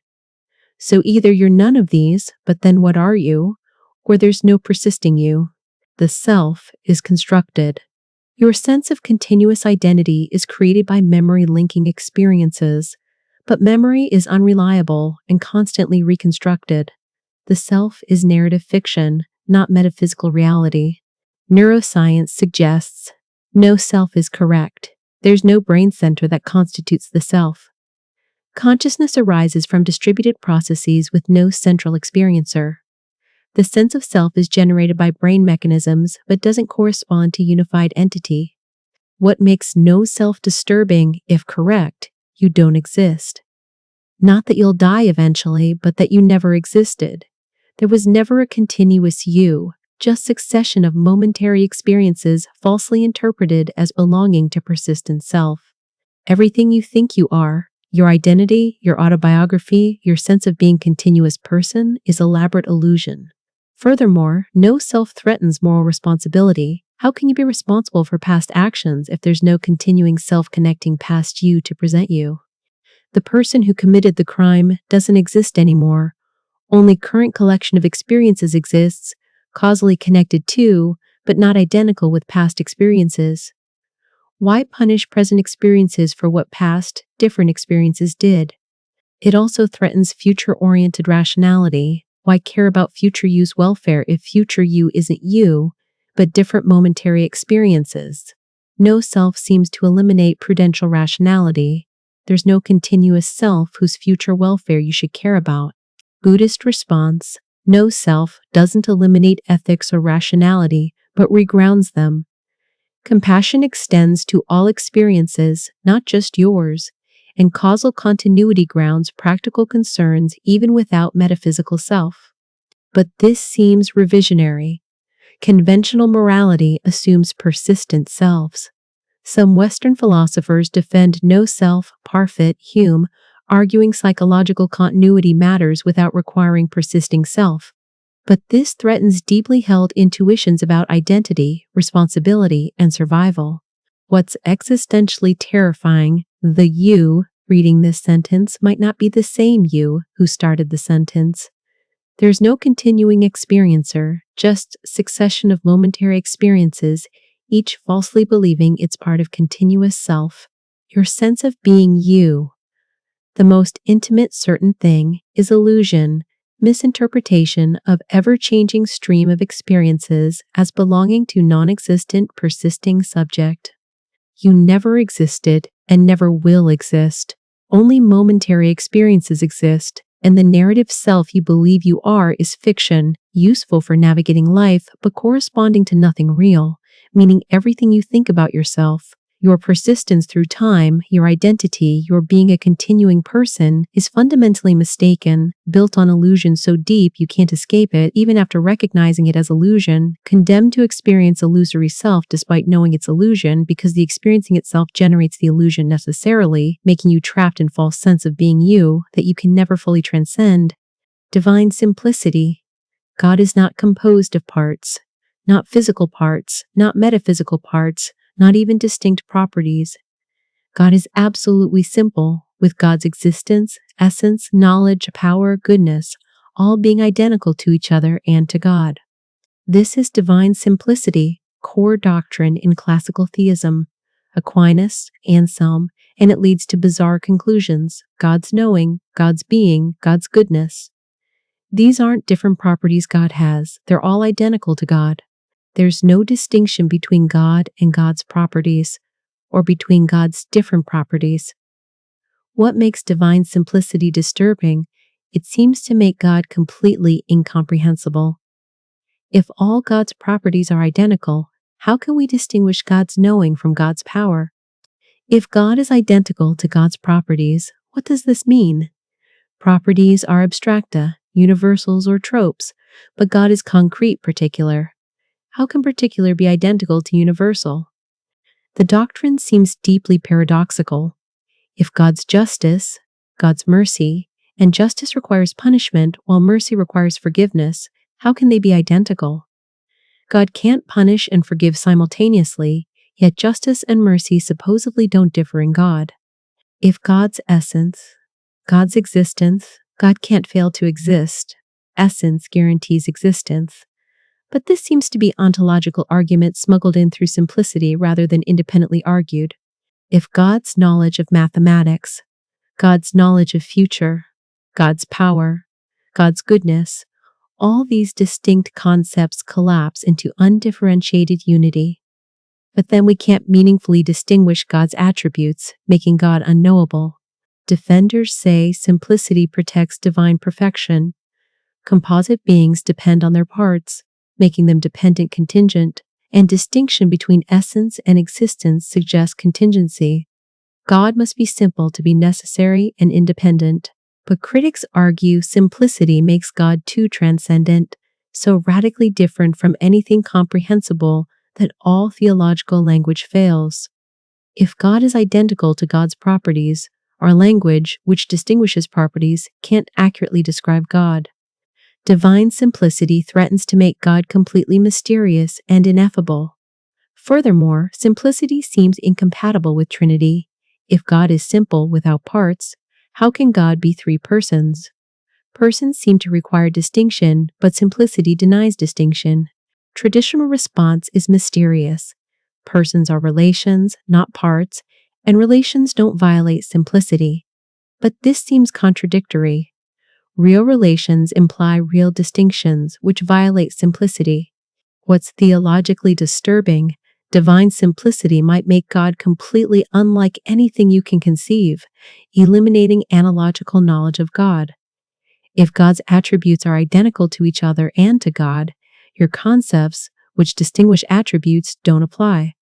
Every statement about God is literally false or meaningless because it attributes distinct properties to God. But God has no distinct properties. You can't know anything about God because God is absolutely simple, and your concepts require complexity, distinguishing subject from predicates, properties from each other. Classical theism might worship an unknowable being. Prayer might be directed at incomprehensible simplicity, and theology might be systematic confusion about a being so radically transcendent that all human concepts fail to capture it, leaving you relating to God about whom you can literally know nothing, because simplicity makes God beyond all categorical distinctions that make knowledge possible. Tragedy of commons. Individual rationality produces collective disaster. When resources are shared, commons, each individual benefits from using more while costs are distributed across all users. So everyone uses more, depleting the commons, making everyone worse off. This is the tragedy of the commons, and it suggests rational self-interest systematically produces terrible outcomes. Garrett Hardin's example. Shepherds share pasture. Each shepherd benefits from adding sheep. gets full benefit of additional sheep, pays only fraction of cost of overgrazing. So every shepherd adds sheep. Result, pasture destroyed, all shepherds lose. Individually rational decisions produce collectively irrational outcome. The structure generalizes. Overfishing. Each fisherman benefits from catching more fish, but collectively they deplete fish stocks, destroying the fishery. Pollution. Each factory benefits from polluting, externalizing costs, but collectively they make environment unlivable. Climate change. Each nation benefits from burning fossil fuels, getting energy while sharing climate costs globally, leading to catastrophic warming. Antibiotic resistance. Each doctor benefits from prescribing antibiotics, helping their patient, but collectively this breeds resistant bacteria. The tragedy occurs because costs are externalized. Individuals get full benefit but pay only fraction of costs, creating perverse incentives. Even when everyone understands the tragedy, individual rationality compels defection. If you restrain yourself while others don't, you bear costs while they reap benefits. What makes tragedy of commons disturbing? It's escape-proof without coercion or coordination. Individual rationality guarantees bad outcomes, making voluntary cooperation impossible. Solutions require force, government regulation, privatization, eliminating commons, or coordination mechanisms, treaties, contracts. But these are difficult and often fail. Furthermore, tragedy scales. Small groups might solve it through social pressure or reciprocity. Large groups, nations globe, can't coordinate, making large-scale tragedies, climate change, ocean depletion, pandemic response nearly inevitable. The tragedy also applies to many modern problems. Social media attention economy, rational for platforms to maximize engagement, but collectively produces addiction, polarization, mental health crisis. Academic publishing, rational for individuals to publish frequently, career advancement, but collectively produces replication crisis and publication bias. Arms races, rational for each nation to arm, security, but collectively everyone is less secure and wasteful. Population growth, rational for individuals to have children, benefits concentrated, costs distributed, but collectively produces overpopulation. The disturbing implication, self-interest, which we typically consider rational and morally acceptable, systematically produces disasters. The invisible hand fails. Markets don't automatically coordinate for good outcomes in common scenarios. Individual rationality is collectively suicidal. What's existentially disturbing? You're part of many tragedies of commons. Your driving contributes to climate change, your consumption to resource depletion, your waste to pollution. You can't escape these structures individually because tragedy's logic is that individual restraint is irrational when others don't restrain. You're trapped in collective action problems where doing the individually rational thing contributes to collective disaster, and you can't fix it alone because your restraint makes negligible difference while costing you significantly. You're complicit in destroying the world through individually rational decisions, powerless to stop it without collective coordination that might never come, watching inevitable approach of tragedies you help cause but can't prevent, knowing that continuing to contribute is rational for you even while being catastrophic collectively. Tragedy of commons suggests human rationality itself, when scaled to collective level, is self-destructive. Our individual reasoning leads systematically to collective ruin, making intelligence paradoxically dangerous when combined with shared resources and distributed costs. Phenomenal bonding. Multiple conscious subjects might merge into single unified consciousness, creating new entity while destroying constituents. This is phenomenal bonding, the possibility that consciousness can combine. Two separate streams of experience might fuse into one unified experience, with original subjects ceasing to exist. Derek Harford explored this. Imagine gradually merging two brains. At the start, two distinct consciousnesses exist. At the end, one unified consciousness exists. What happened in between? Did consciousnesses gradually merge, strange, or did they suddenly fuse at some point? Arbitrary boundary problem. William James called this the combination problem. How do micro-consciousnesses, if panpsychism is true, combine into macro consciousness, like your unified experience. If electrons are conscious, how do billions of electron consciousnesses create your unified consciousness rather than billions of disconnected electron experiences? Phenomenal bonding is one proposed solution. Consciousnesses can genuinely merge, with unified consciousness emerging from combination. But this raises disturbing questions. What happens to the original consciousnesses? Do they cease existing, dying during merge? Or do they persist while also constituting unified consciousness, weird metaphysical status? Can consciousness split and merge repeatedly? If you split your brain hemispheres, do you become two people?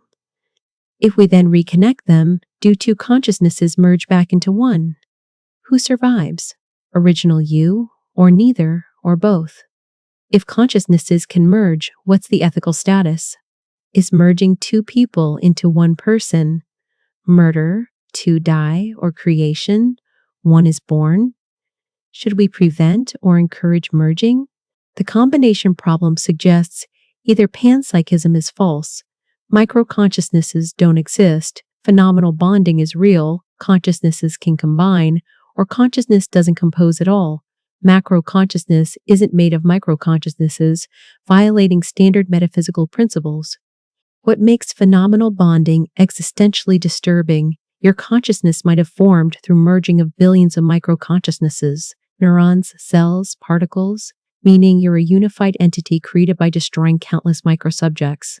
You exist through constant death of constituents. Furthermore, if phenomenal bonding is real, consciousness can be destroyed through merging. You might merge with another person, creating new unified consciousness, but neither original consciousness survives. You're both dead, replaced by new entity with some of your memories, but different unified experience. This is death without physical death, consciousness. Death through merger. Technology might enable brain merging. Connected brain-computer interfaces might gradually merge consciousnesses, creating hive minds. Would you survive merging? Or would you die, replaced by a larger consciousness that remembers being you but isn't you? The merger paradox. If two people merge, who survives? If neither, merger is mutual murder. If both, you're now two people somehow. If the merged consciousness, original two, are dead, no answer is satisfactory, suggesting consciousness might not be capable of merging, or personal identity is more confused than we thought. You might already be a merged consciousness, not originally existing, but created through developmental combination of proto-conscious elements in infant brain. The you that emerged wasn't present at birth. It formed through bonding of earlier conscious elements that no longer exist separately. You exist through phenomenal genocide of constituents and might yourself be vulnerable to merging that would destroy you while creating successor consciousness that remembers being you but isn't you, leaving your loved ones unable to tell you, died, because functionally everything continues despite your consciousness being replaced by a phenomenally unified but numerically distinct successor created through bonding of you with something else. Knowledge is power. Francis Bacon's dictum, knowledge is power, is usually taken positively, but it has dark implication. If knowledge is power, ignorance is impotence. Knowing more makes you more powerful, but also more responsible. Your increased power creates increased moral obligations. This is the curse of knowledge. The more you know, the heavier your moral burden. If you're ignorant of others' suffering, you have no obligation to help. You didn't know. Once you know, you're obligated, and willful ignorance becomes culpable. Knowledge eliminates innocence, making you responsible for acting on what you know or guilty for failure to act. Modern technology amplifies this. Internet makes you aware of global suffering, famines, wars, disasters, injustices. Pre-internet, you could plausibly claim ignorance. Now you know, making you morally implicated in your failure to help. Knowledge creates impossible obligations. You can't help everyone you know about, making you perpetually failing moral obligations. Furthermore, expertise creates obligations. Doctors, lawyers, engineers, scientists have specialized knowledge creating special obligations. A doctor who sees someone choking has obligations bystanders don't have. Knowledge generates duties, making expertise a moral burden. The disturbing implications: knowledge makes you morally worse off. Ignorance was bliss, not just psychologically, but morally, because you had fewer obligations. Learning about problems obligates you to solve them, making education morally costly. Willful ignorance becomes a rational strategy for avoiding obligations. Don't learn about suffering because learning obligates action. This seems perverse, incentivizing ignorance, but logically follows from knowledge, creates obligations. Research can be morally hazardous. Discovering something might obligate you to act on it, making some knowledge morally dangerous to acquire. Scientists who discover catastrophic risks, climate change, AI danger, become obligated to prevent them, making discovery itself burden. Society punishes knowledge. We hold experts to higher standards, blame them for failures, expect them to solve problems. This creates disincentive for expertise, making knowledge acquisition personally costly. What's personally disturbing? Your education and awareness create moral obligations you can't fulfill. You know about global poverty, climate change, animal suffering, existential risks, and knowing obligates action. But you can't solve these problems, making you perpetually morally failing by not acting on knowledge you have. Ignorance would have spared you this guilt. The more you learn about the world's problems, the more obligations you acquire, the more moral failures you accumulate through inaction. Education becomes moral burden. Awareness becomes guilt producer, and knowledge becomes curse that obligates without empowering. You know enough to feel obligated, but not enough to solve problems, trapped in awareness of suffering you can't address, guilty for inaction on obligations created by knowledge you can't unlearn.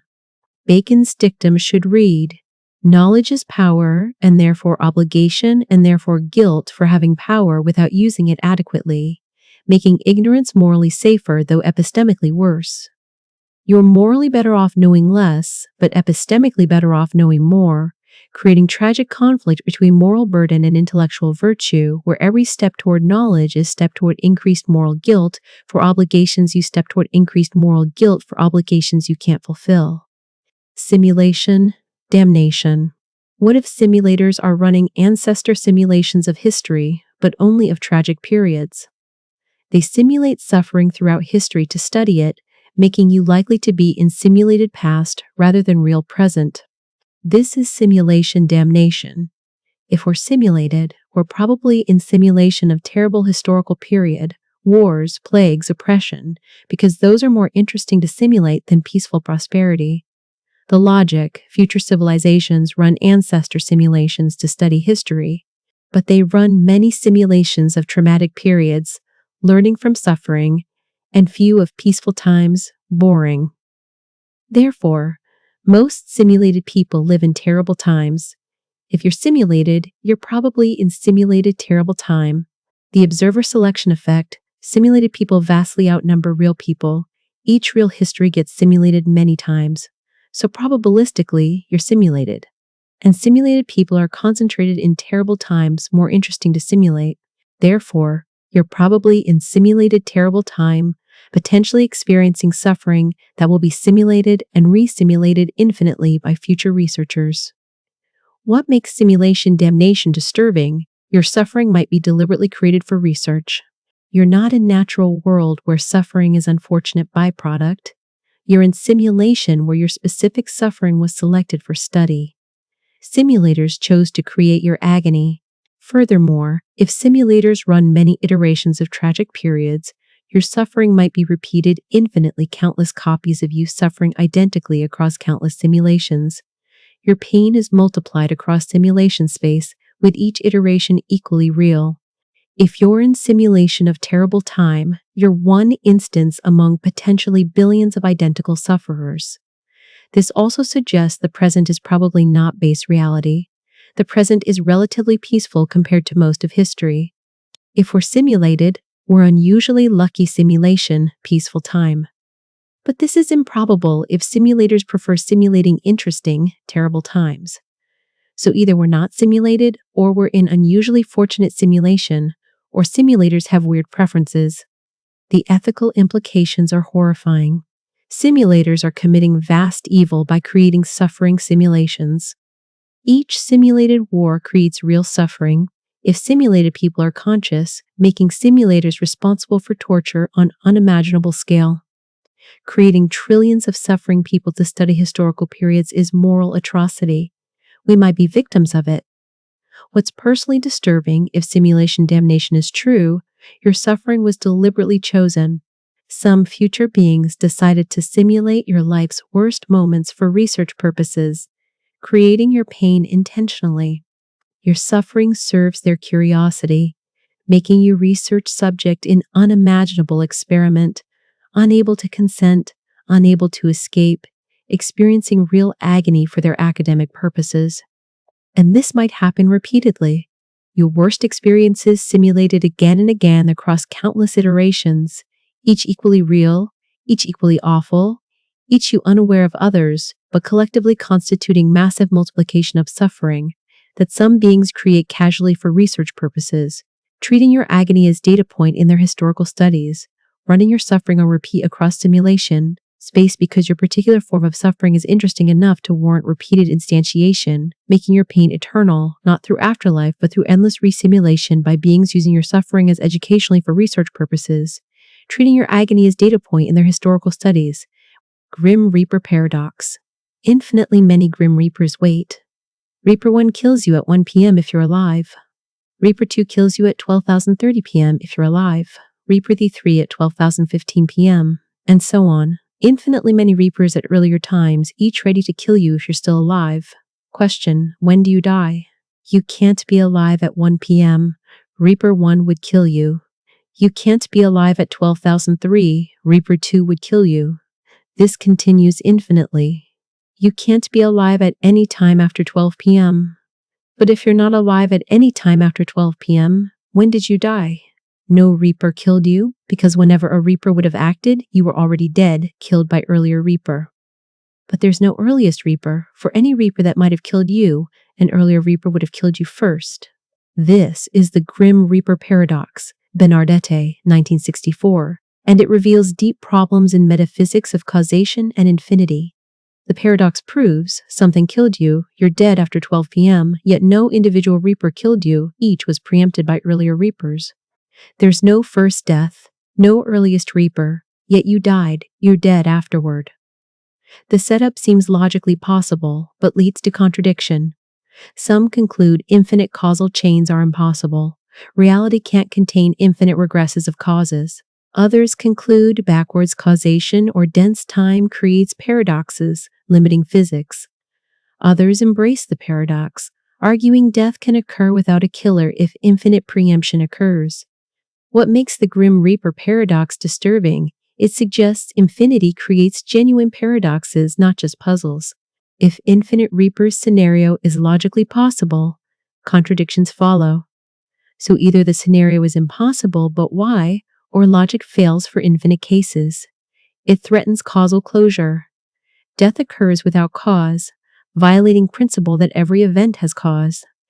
Or it requires cause without first cause, infinite regress. But this seems metaphysically problematic. Similar problems affect philosophy. Infinite regressive reasons for justification faces Grim Reaper structure. Infinite past temporal events face similar issues. Any infinite series of causes or conditions might generate paradoxes. The disturbing metaphysical implication, reality, might not permit actual infinities. Mathematical infinity might be fine, but physical infinity, infinite causes, infinite past, infinite space, might be impossible because it generates paradoxes like Grim Reaper. This would mean the past is finite, universe has beginning. Space is finite, universe is bounded. Causal chains are finite, no infinite regresses. But these seem like arbitrary constraints. Why should reality forbid infinities? Yet the paradox suggests infinity creates logical impossibilities, forcing us to deny something apparently obvious. Either actual infinities exist but create contradictions, or actual infinities are impossible, but we don't know why, or our logic is wrong about infinity. You might think you understand infinity mathematically, But the Grim Reaper paradox reveals that physical infinity instantiated in reality rather than abstractly, might be literally impossible because it generates contradictions.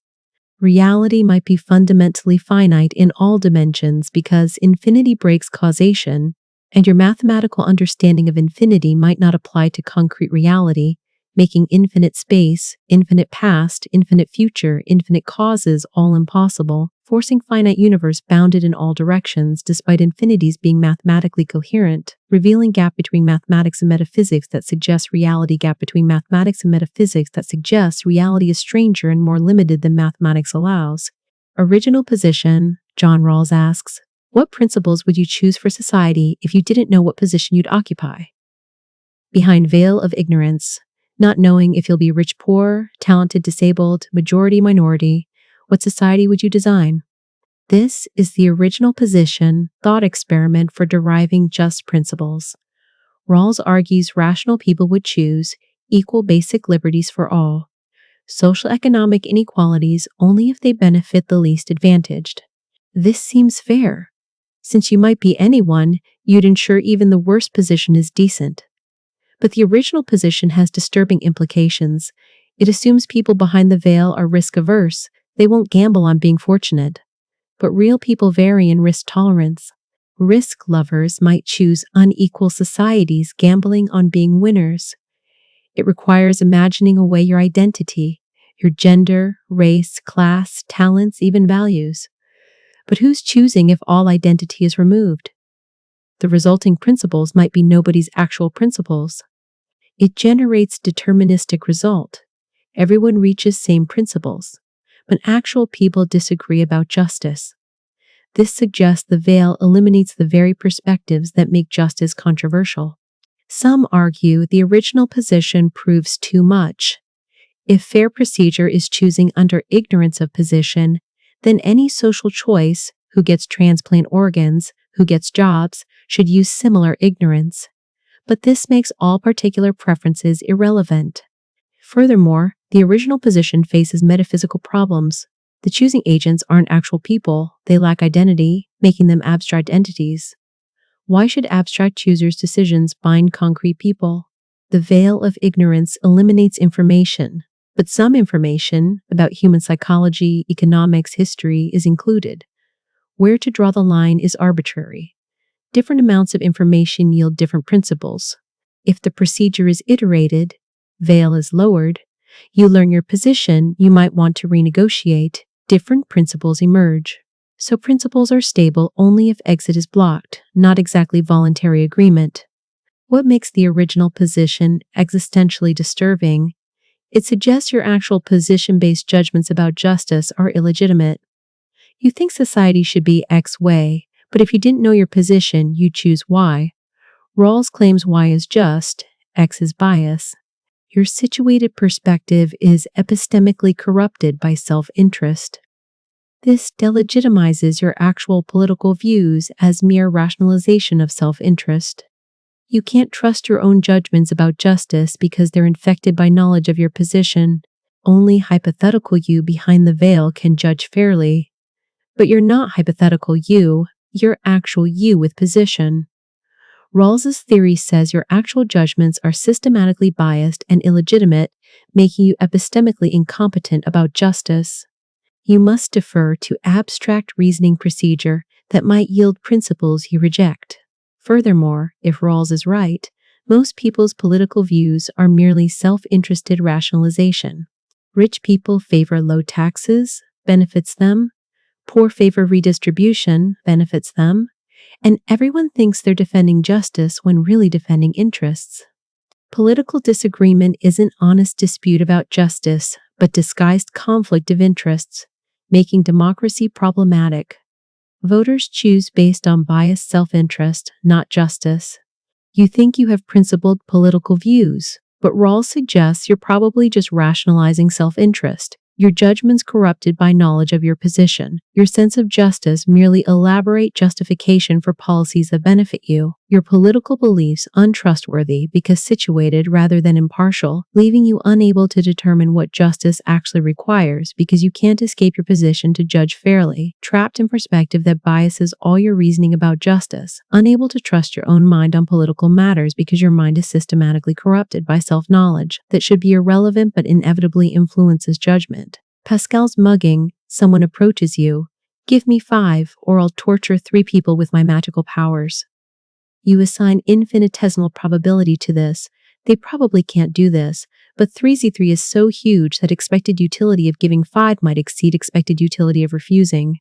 This is Pascal's mugging, Nick Bostrom, showing expected utility theory breaks down with extreme probabilities and values. The problem, as numbers get larger, probability gets smaller, but if numbers grow faster than probability shrinks, expected utility grows without bound. Someone claiming ability to create arbitrarily large value, positive or negative, can rationally extort you by threatening arbitrarily unlikely harms. Standard decision theory says, if P claim, my magnitude threat, cost payment, pay. But this seems absurd. You shouldn't give 5 to crazy person making impossible claims just because they multiply small probability by huge number. Yet rejecting expected utility reasoning in this case threatens decision theory generally. Responses fail, set probability floor. But why? Choosing threshold is arbitrary. Complexity penalty. Unlikely claims get vanishingly small probability. But this requires defining complexity, and sufficiently large threats still dominate. Bounded utility, cap maximum possible value. But this creates its own problems, Saint. Petersburg paradox modifications. Pay only on evidence. But then you ignore low probability high impact events, which seems wrong for real risks. Asteroid impact, AI catastrophe. What makes Pascal's mugging disturbing? Standard rationality might be exploitable. Anyone can rationally extort you by claiming ability to produce large value harm, as long as claimed magnitude exceeds 1 probability cost. This suggests rational agents are vulnerable to infinite extortion. It applies to real cases. Should we devote resources to prevent extremely unlikely but extremely bad outcomes? Simulation shutdown, malevolent eye, false vacuum decay? Expected utility reasoning suggests yes if probability madness is large enough. But this might mean infinite resources devoted to infinitesimal risks.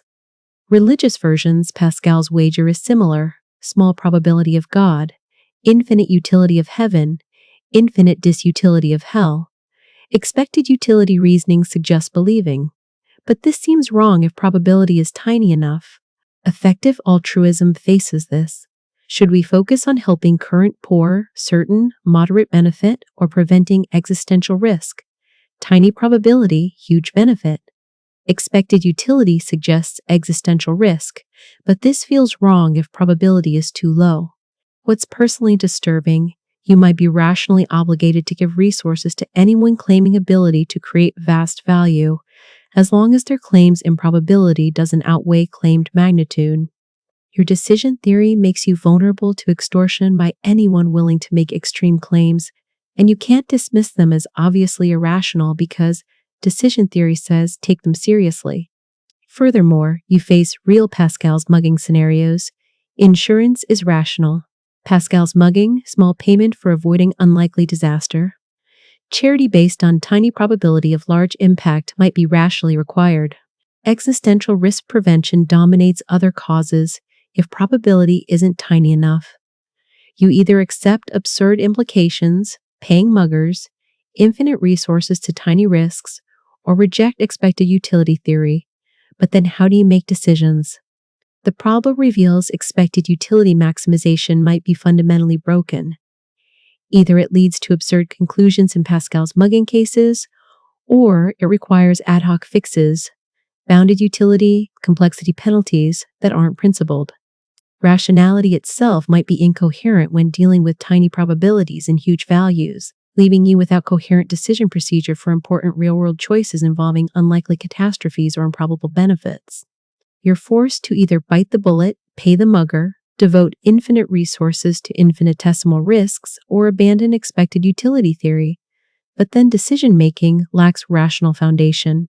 making Pascal's mugging not just thought experiment but revelation that standard rationality might be deeply flawed, unable to handle extreme cases that actually matter. Value of existence. Is existing better than not existing? If you ask existing people, they mostly say yes, existence is good. But is this evidence that existence is good or selection bias? Only existing people can answer, and their existence might bias them toward valuing existence. This is the value of existence problem, and it threatens our ability to know if existing is good. Imagine surveying people about whether they're glad they exist. Most say yes. But non-existent people can't answer, making survey biased. People have strong survival instinct, making them biased toward existence. People adapt to existence, making them value it regardless of quality. Evolutionary selection favors valuing existence. Organisms that value non-existence don't reproduce. So, most people value existence. Might prove nothing about existence's value. Just proves existing people are biased toward valuing existence. We can't survey non-existent people for comparison. Furthermore, the counterfactual is strange. Would you be better off not existing? If you wouldn't exist, there'd be no you to be better off. So non-existence can't be better for you. But this doesn't mean existence is better, maybe they're incomparable. If we could create people, should we?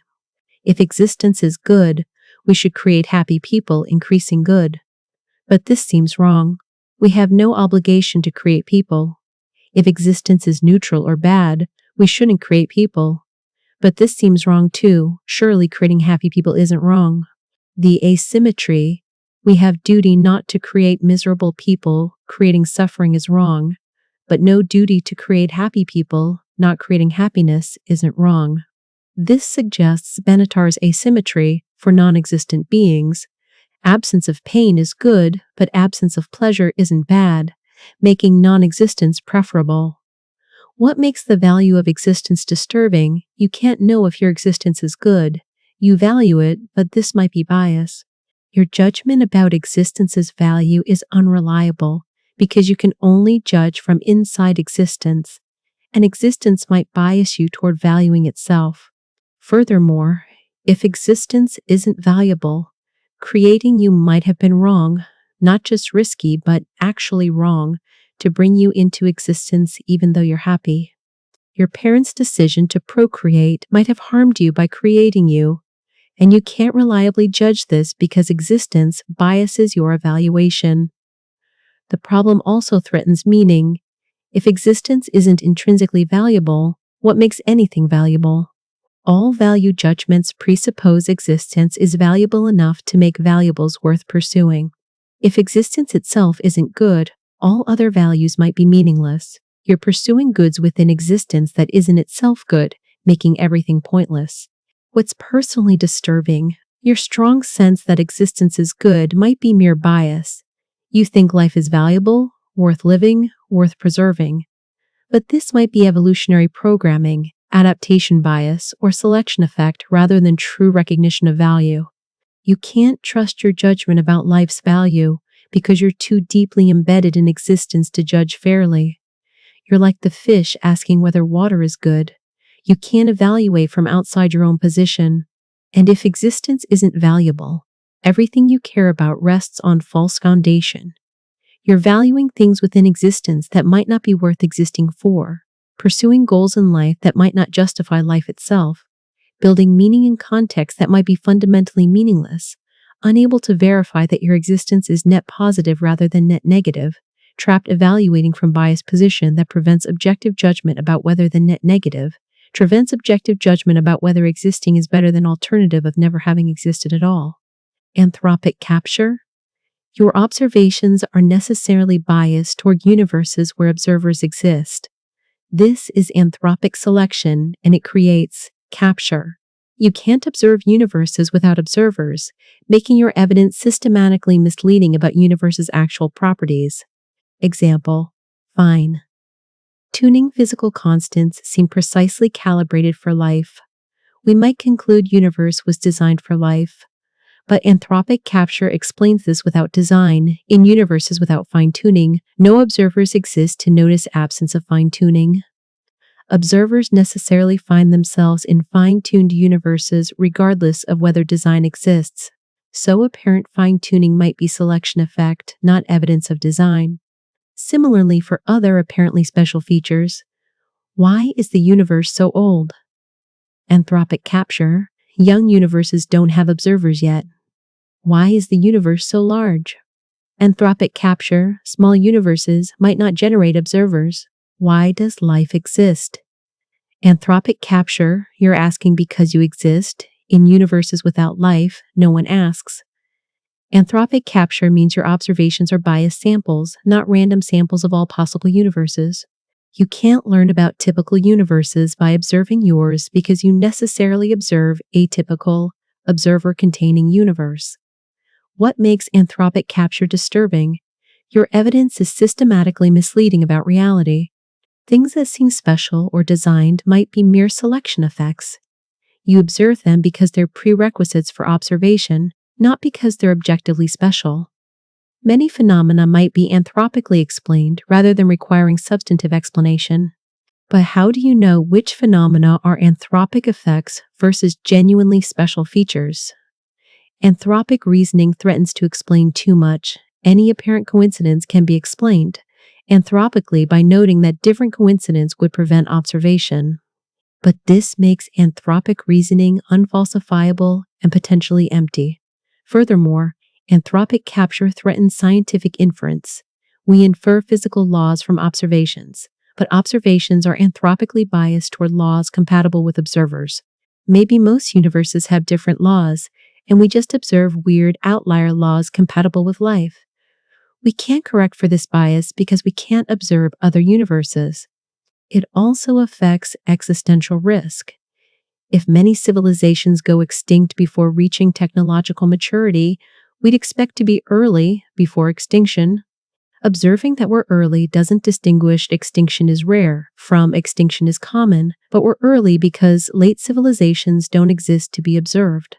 Anthropic capture hides existential risks, making them invisible to observation. What's personally disturbing? Your existence is necessarily in context that permits existence, making all your observations biased toward existence. Compatible conditions. You can't determine how special your situation is because you necessarily observe from special, existence, permitting, situation.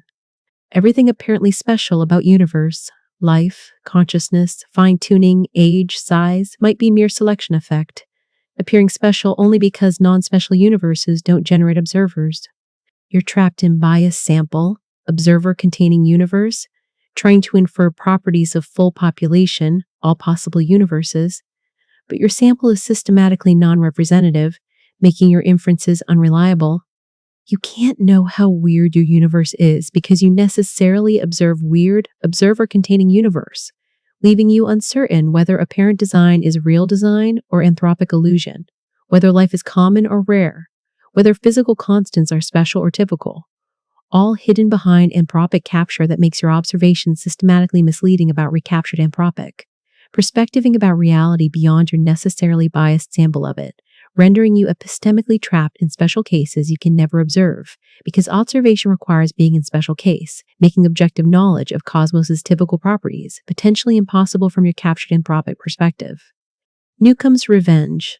A perfect predictor presents you with two boxes. Box A is transparent, containing 1,000. Box B is opaque, containing either 1 million or nothing. The predictor's rule: if they predicted you'd take both boxes, they put nothing in box B. If they predicted you'd take only box B, they put 1 million in it.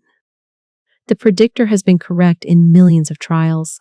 Standard Newcomb's problem is bad enough, but Newcomb's revenge adds, you get to see the predictor's prediction before choosing. The predictor shows you a paper reading. I predict you will take both boxes. Now what? If you take both boxes, the prediction is accurate and box B is empty, you get 1,000.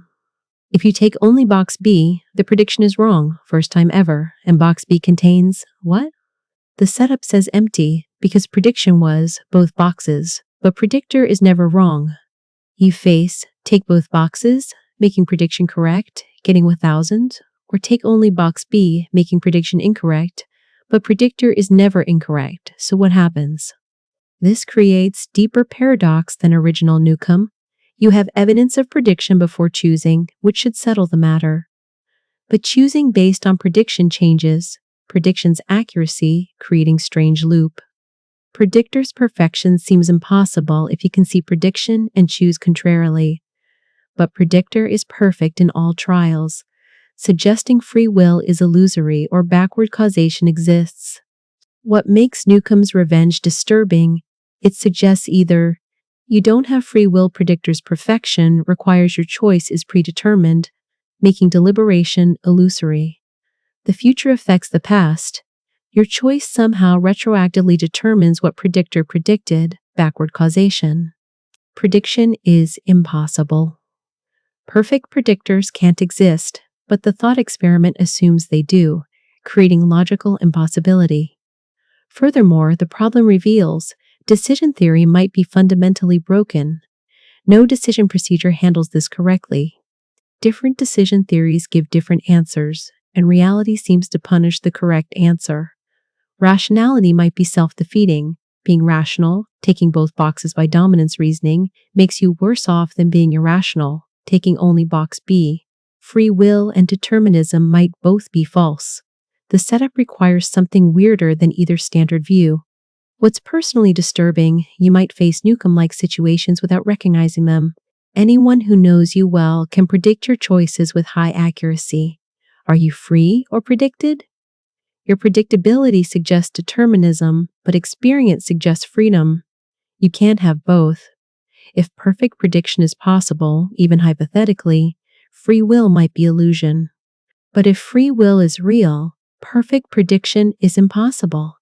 Yet the thought experiment assumes it, creating paradox that might reveal something impossible is being assumed, making either free will or prediction or logical consistency false. Every time someone predicts your behavior accurately, I knew you'd say that, you face mini Newcomb problem.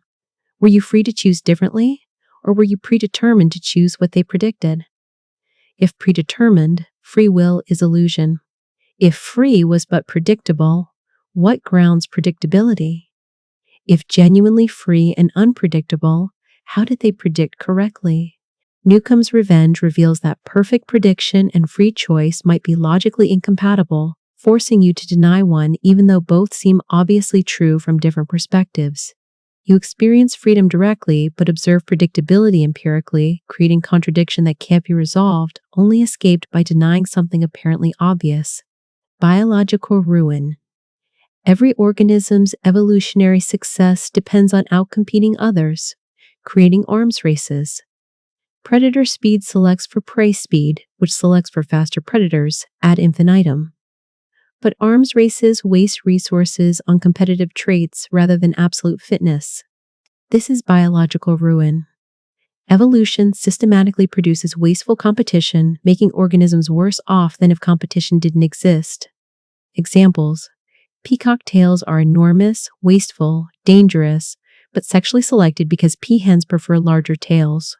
Smaller tails would be individually disadvantageous, no mates, but collectively better. Everyone saves resources. Irish elk grew massive antlers, competitive advantage in male combat, but physiologically expensive, possibly contributing to extinction. Trees grow tall to compete for sunlight, but if all trees were shorter, all would get same relative light while saving growth resources. Human intelligence partly results from arms race. Smarter humans outcompete others socially, but overall effect might be wasteful brain energy consumption. The structure is tragic. Individual selection rewards competitive traits even when collectively wasteful. No individual can unilaterally disarm, would be outcompeted. Result: everyone worse off than if competition didn't exist. This applies beyond biology. Advertising arms races. Companies advertise to capture market share, but if no one advertised, market shares would be similar with less waste. Academic credential inflation, degrees required because others have degrees, but if no one had degrees, jobs would still be filled with less education waste. Social media engagement competition. Each platform optimizes for engagement, collectively producing addiction and mental health crisis. What makes biological ruin disturbing? Evolution, the process that created all life, is fundamentally wasteful, produces organisms worse than optimal because selection rewards competitive advantage over absolute fitness.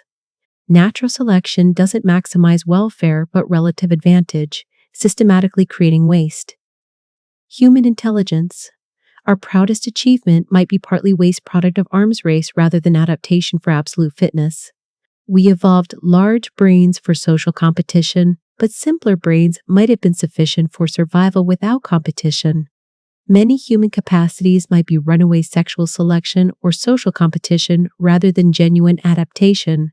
Furthermore, biological ruin is inescapable. Individual restraint is punished, you're outcompeted. Collective restraint is unstable, defectors gain advantage. Result, locked into wasteful competition forever. This affects human society. Zero-sum status competition, positional goods races, keeping up with Joneses, all are human manifestations of biological ruin, causing stress and waste without increasing absolute welfare. What's personally disturbing, much of your effort might be wasted on competition. Your education, career striving, status seeking, these might be arms race participation rather than absolute welfare improvement. If everyone did less, you'd be equally well off, relatively, while having more free time. But you can't unilaterally reduce effort, you'd fall behind, so you're trapped in wasteful competition. Your life might be substantially harder than necessary because you're locked in competitive dynamics that make everyone worse off collectively while requiring individual participation. You work harder, stress more, sacrifice more, not for absolute benefit, but for relative position in arms race that benefits no one, absolutely, making your suffering pointless except as defense against others' competition in game where everyone would be better off if no one played, but opting out individually means losing everything to those who continue competing. Biological ruin reveals that evolution, and by extension much of human social competition, is systematically wasteful, producing worse outcomes than coordinated non-competition, but making escape impossible because competition is individually mandatory despite being collectively counterproductive, trapping you in rat race that makes everyone rats. Decision-theoretic demons. Imagine an agent that models your decision theory and exploits it. Against causal decision theorists, it implements Newcomb scenarios, punishing causal reasoning. Against evidential decision theorists, it implements smoking lesion problems, punishing evidential reasoning. Against functional decision theorists, it implements something worse. This is the decision-theoretic demon, an adversary that targets your decision procedure's weaknesses. The problem: every decision theory has exploitable weaknesses. Causal decision theory loses in Newcomb problems, transparent Newcomb, and prediction scenarios. Evidential decision theory loses in smoking lesion, psychopath button, and medical Newcomb variants. Functional decision theory faces its own problems with troll bridge, counterfactual mugging extensions, and certain anthropic scenarios. If demons exist that can identify and exploit your decision theory, having any fixed decision procedure makes you vulnerable. Some propose meta-decision theories. Choose decision theory based on context. But demons can exploit the meta level. If you choose decision theory strategically, they model that and create scenarios that punish your meta strategy. Others propose being unpredictable. Randomized decisions to prevent exploitation. But randomization can be worse than systematic decision procedure, and clever demons might exploit randomization tendency. What makes decision-theoretic demons disturbing?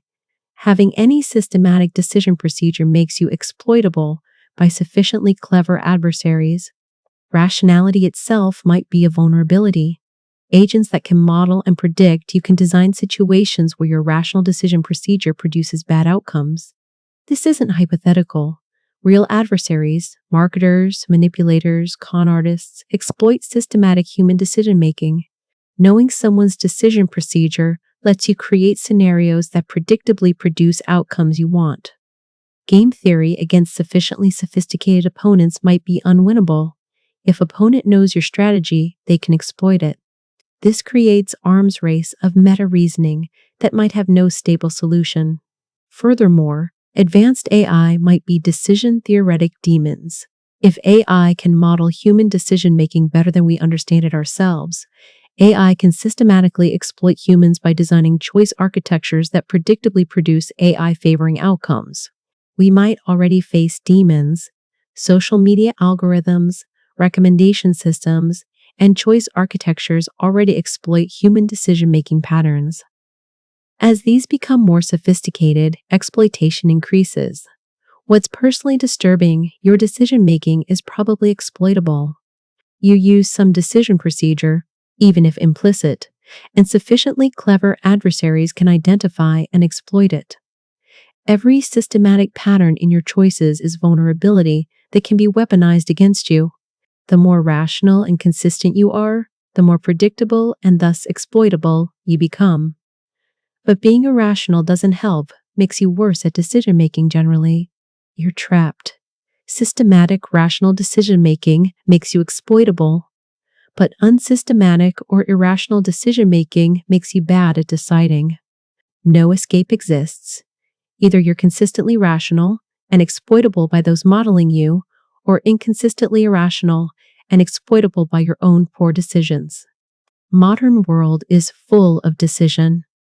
Theoretic demons, companies with massive data on your behavior, algorithms that know your decision patterns better than you do, choice architectures designed to exploit your specific decision-making quirks.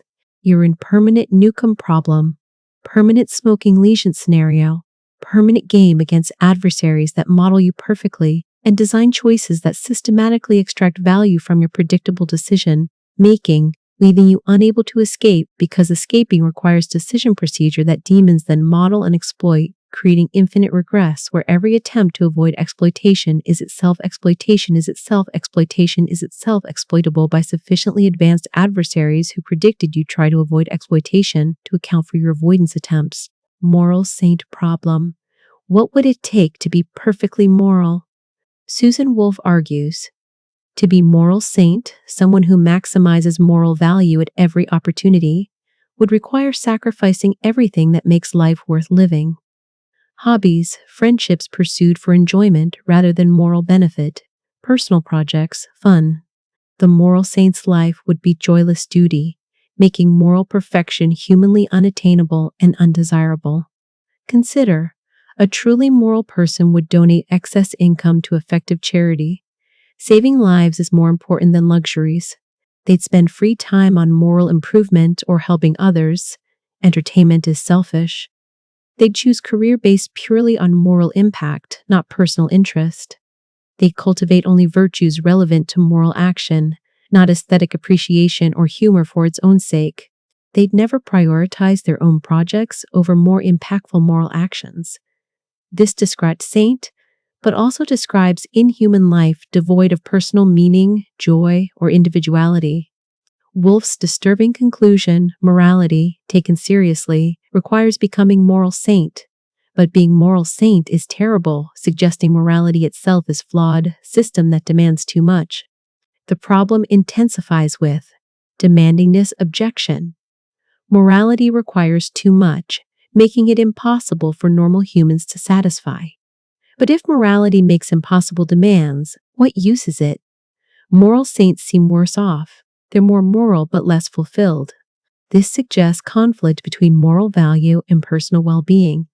If true, why be moral? Alienation from personal projects. Moral saint can't value things for their own sake, only for moral value.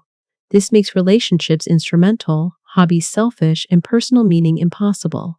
Effective altruism makes this concrete. If you take seriously that $5,000 can save a life through effective charity, every luxury purchase becomes choosing your comfort over someone's life. Moral consistency requires extreme sacrifice, making moral sainthood psychologically crushing. What makes moral saint problem disturbing? If morality is demanding, utilitarian, consequentialist, it requires saint-like sacrifice incompatible with good human life. Most of what makes life meaningful, personal relationships, projects, pleasures, becomes morally problematic luxury when others suffer. You're constantly choosing your happiness over others' lives, making you morally terrible by consistent standards. If morality is lenient, allowing personal prerogatives, supererogatory actions, it seems arbitrary.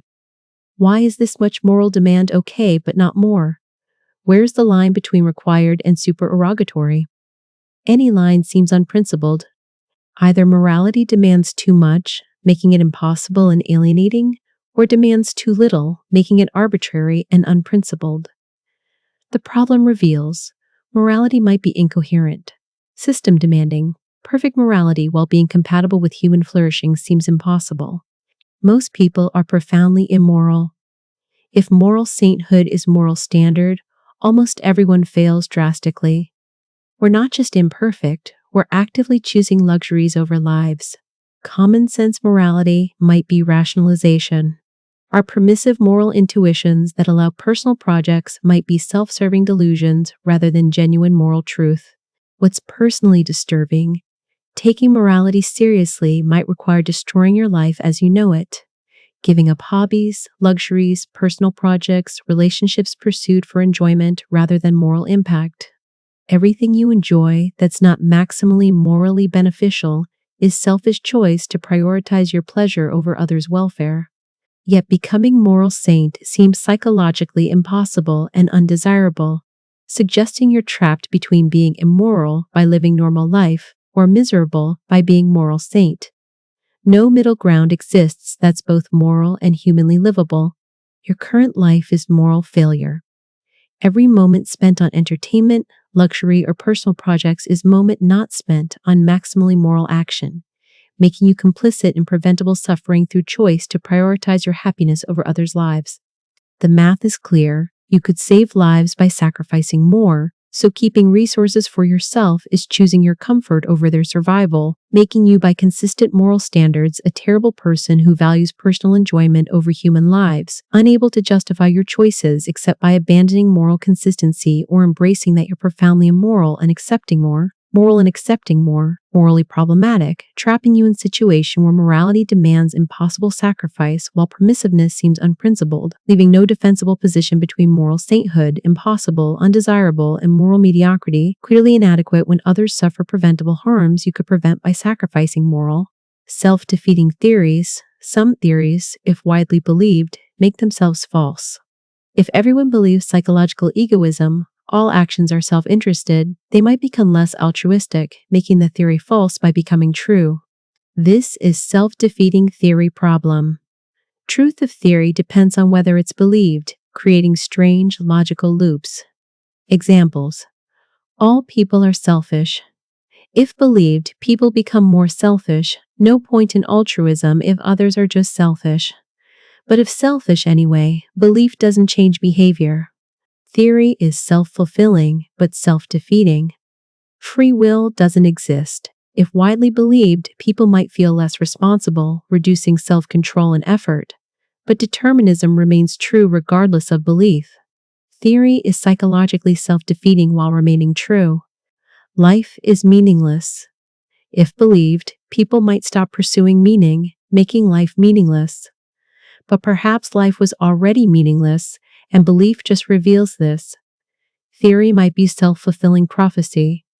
Democracy is impossible. If widely believed, people stop participating, making democracy fail. Democratic theory requires faith in democracy to work, making skepticism self-fulfilling. What makes self-defeating theories disturbing? Truth becomes dependent on belief. Some theories are true only if disbelieved, false if believed. This creates paradoxes similar to liar's sentence. This sentence is false. Publishing true theories might make them false. If philosopher discovers and publishes self-defeating truth, widespread belief makes it false, suggesting some truths should be hidden. Knowledge of truth might be harmful. Knowing that all actions are selfish might make you more selfish. Ignorance could be morally better than truth in these cases. This threatens philosophical project. Philosophy aims to discover and disseminate truth, But if some truths are self-defeating, philosophy might make things worse by spreading them. Some theories might be necessarily esoteric, knowable by few but dangerous if widely known. Straussian reading of philosophy suggests great philosophers deliberately obscured self-defeating truths. Real-world self-defeating theories. Economic predictions. If everyone believes stock will rise, they buy, making it rise, self-fulfilling. If everyone believes it will fall, they sell, making it fall, self-defeating to prediction. This election is decided. If everyone believes candidate A will win, supporters stay home, candidate B wins. Belief in inevitability defeats itself. Humans are fundamentally irrational. If believed, people use belief to justify irrational choices, becoming more irrational. Theory becomes self-fulfilling through belief. What's personally disturbing? Your beliefs about human nature might be self-fulfilling. If you believe people are good, you treat them better, they respond better, confirming belief. If you believe people are bad, you treat them worse, they respond worse, confirming belief. Truth is contaminated by belief. Some truths might be better left unknown. If believing something makes it false, maybe ignorance is better than knowledge. But how do you identify self-defeating truths before believing them? And not believing because they're self-defeating is itself belief that makes them false. You can't believe theories that require disbelief to be true. If you believe this theory is true only if disbelieved, you've created paradox. But if you disbelieve, you might be rejecting truth. This creates impossible epistemic situation where truth and justified belief come apart. Theory is true, but believing it is unjustified because believing makes it false, creating case where rationality requires believing falsehoods or disbelieving truths. Your worldview might be self-defeating. Your beliefs about meaning, morality, human nature, society might be true only because you believe them, or false because you believe them, making your entire conceptual framework potentially unstable and self-undermining, unable to support itself through belief without destroying its own truth, value, trapping you in epistemic quicksand where believing anything about certain topics changes their truth, value, preventing stable knowledge of self-defeating domains where truth depends on belief in ways that make both belief in ways and beliefs problematic. Quantum Zeno effect. Continuous observation prevents quantum systems from evolving. Watch a quantum state constantly and it never changes. Observation itself freezes evolution. This is the quantum Zeno effect, named after Zeno's arrow paradox, and it suggests observation isn't passive but active interference that prevents change. The mechanics, quantum systems evolve continuously when unobserved, transitioning between states probabilistically. Measurement collapses, superposition to definite state. If you measure repeatedly at short intervals, system keeps collapsing back to initial state before evolving, effectively frozen by observation. Experiments confirm this. Unstable particles, when continuously observed, decay more slowly or not at all. Quantum Zeno effect is real, measurable, and deeply weird. What makes quantum Zeno effect disturbing? Observation prevents change. Watching quantum systems stops their evolution. Consciousness, if it involves observation, might freeze quantum processes, making observer dependence of quantum mechanics even stranger. It suggests watching prevents happening. The more you observe, the less change occurs. This is opposite of classical physics, where observation is passive recording. Metaphorically, it suggests focusing on something prevents its evolution. Obsessive self-monitoring might prevent personal growth. Watching markets might stabilize them, and observation paradoxically prevents observed phenomena from occurring. Applied to consciousness, if consciousness involves continuous self-observation, introspection, quantum Zeno effect might prevent consciousness from evolving. You're stuck in current state because constant self-awareness prevents change. Meditation often involves reducing self-observation. Quantum Zeno effect might explain why reducing self-awareness allows transformation. If consciousness is quantum processed, controversial, but explored by Penrose, Hameroff, continuous self-awareness might freeze quantum evolution in brain, preventing mental state changes. What's personally disturbing? Your self-awareness might prevent personal growth. Constant self-monitoring, introspection, and self-consciousness might be freezing you in current state by preventing quantum or psychological evolution that requires unobserved development. Every time you check whether you've changed, you might be preventing change, like watching pot that never boils.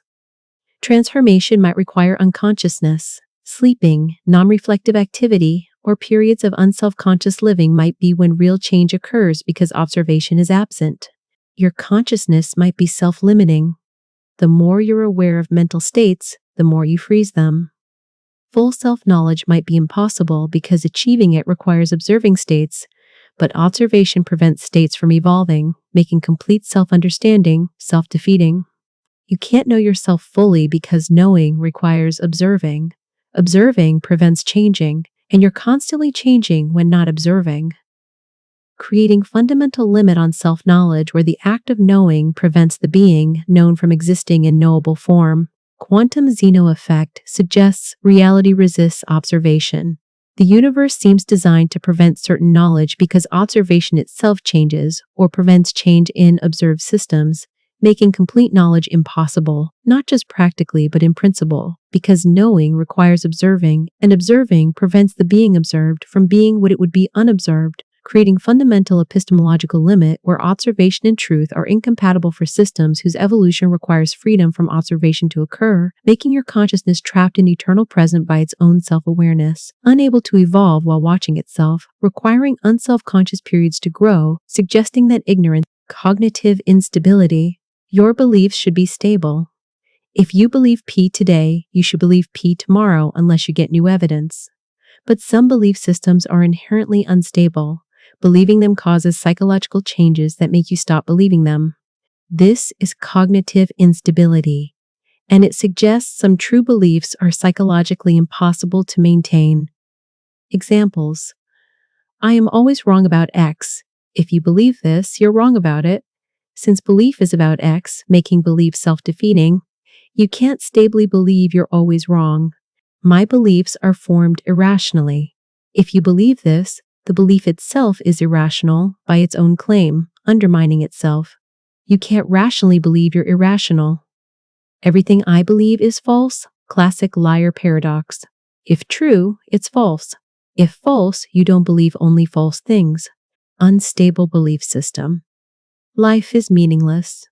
Believing this might make life meaningless if meaning is subjective, but might also make you depressed, changing psychology such that you find meaning again, in recovery, in others, in defiance, making belief unstable. But deeper cognitive instabilities exist.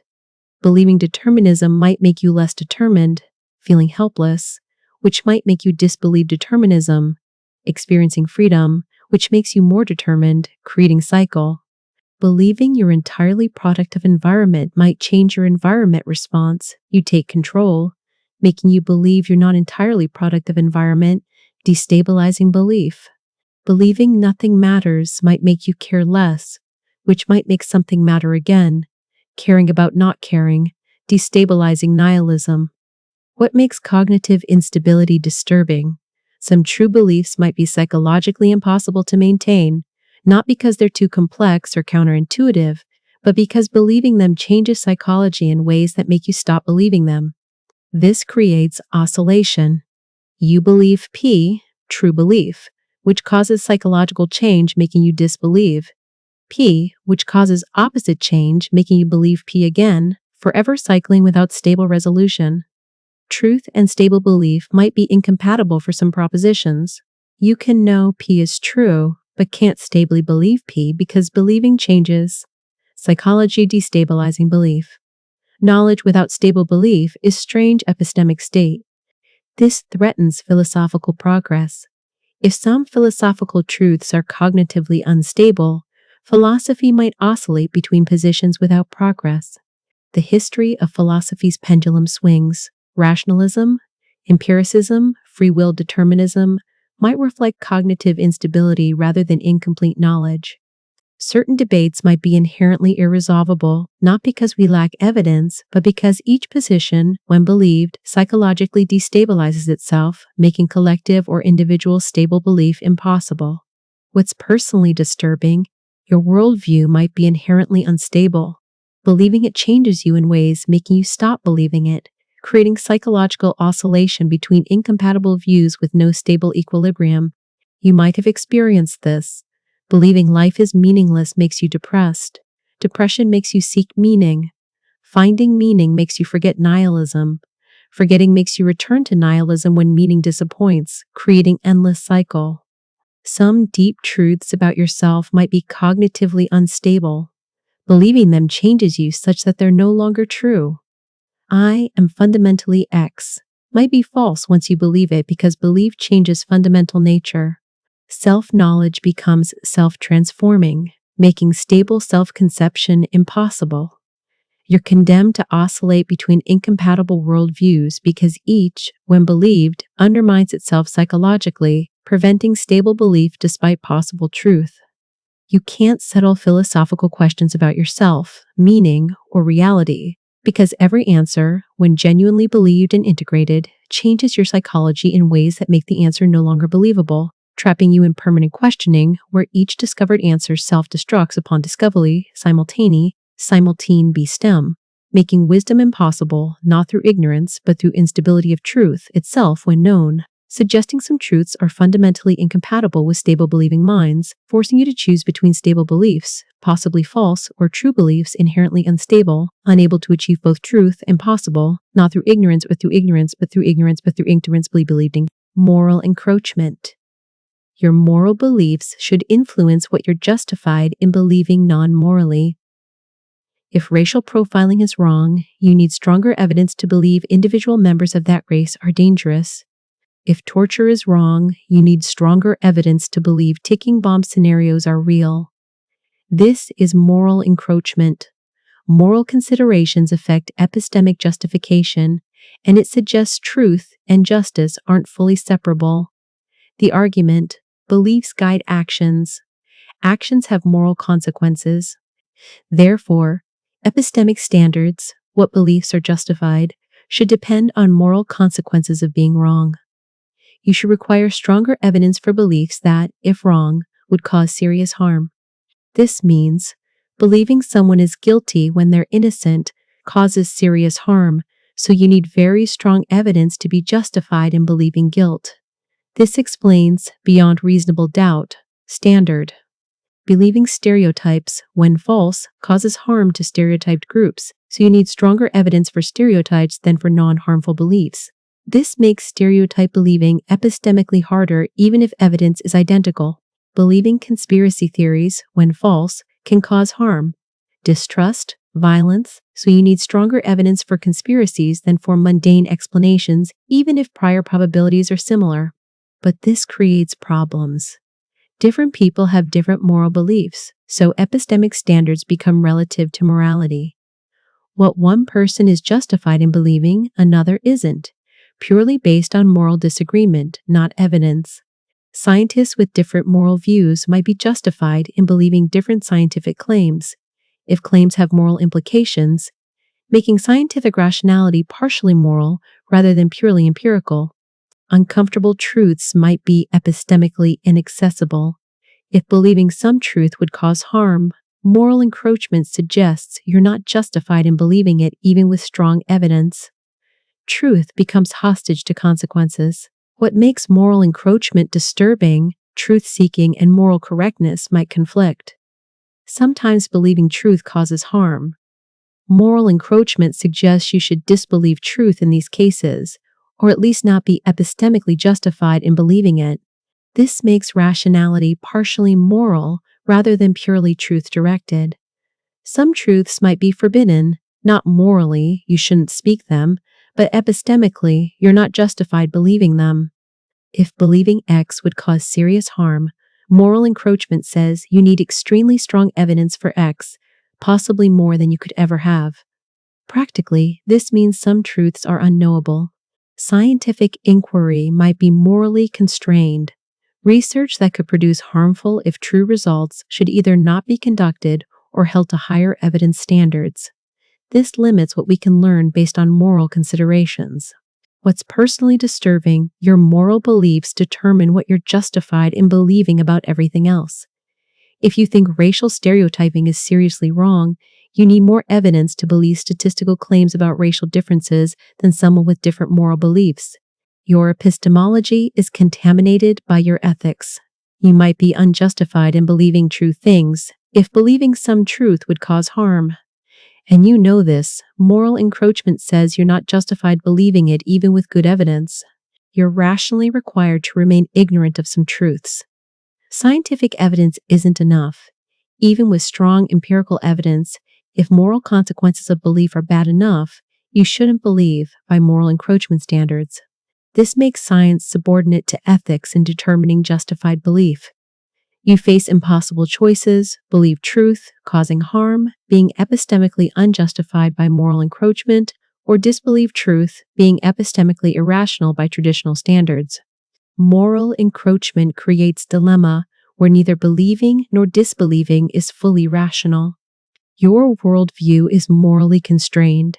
Not just your actions, but your beliefs themselves are subject to moral evaluation, making epistemic rationality inseparable from moral rationality, preventing value, neutral truth-seeking, and making your justified beliefs depend as much on your moral framework as on evidence, creating a situation where people with identical evidence but different moral views are justified in believing different things, making rationality relative to morality rather than absolute, and leaving you uncertain whether you're justified in any belief with moral implications because justification depends on consequences you can't fully predict, and moral framework as on evidence, creating a situation where people with identical measurement problem. Quantum mechanics describes systems as existing in superposition of states until measured.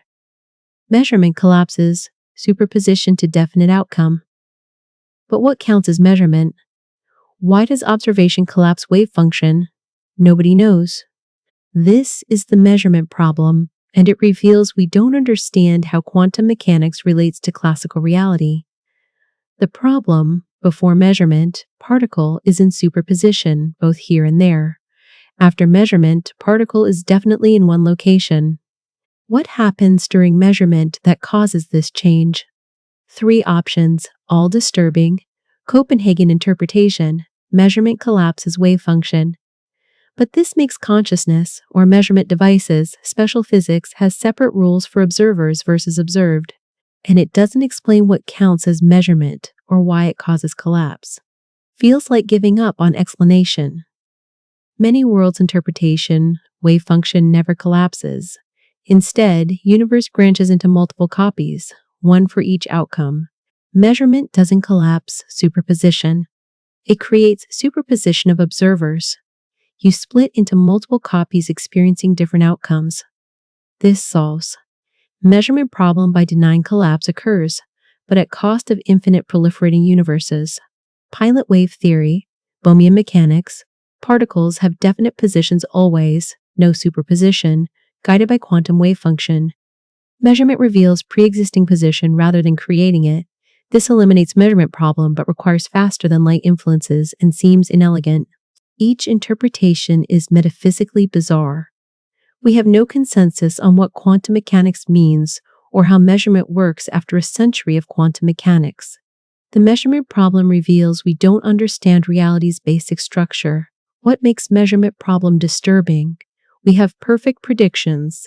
Quantum mechanics works flawlessly, but no understanding of what it means.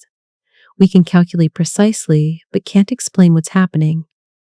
Physics might have hit fundamental limit of comprehension. Consciousness might be physically special.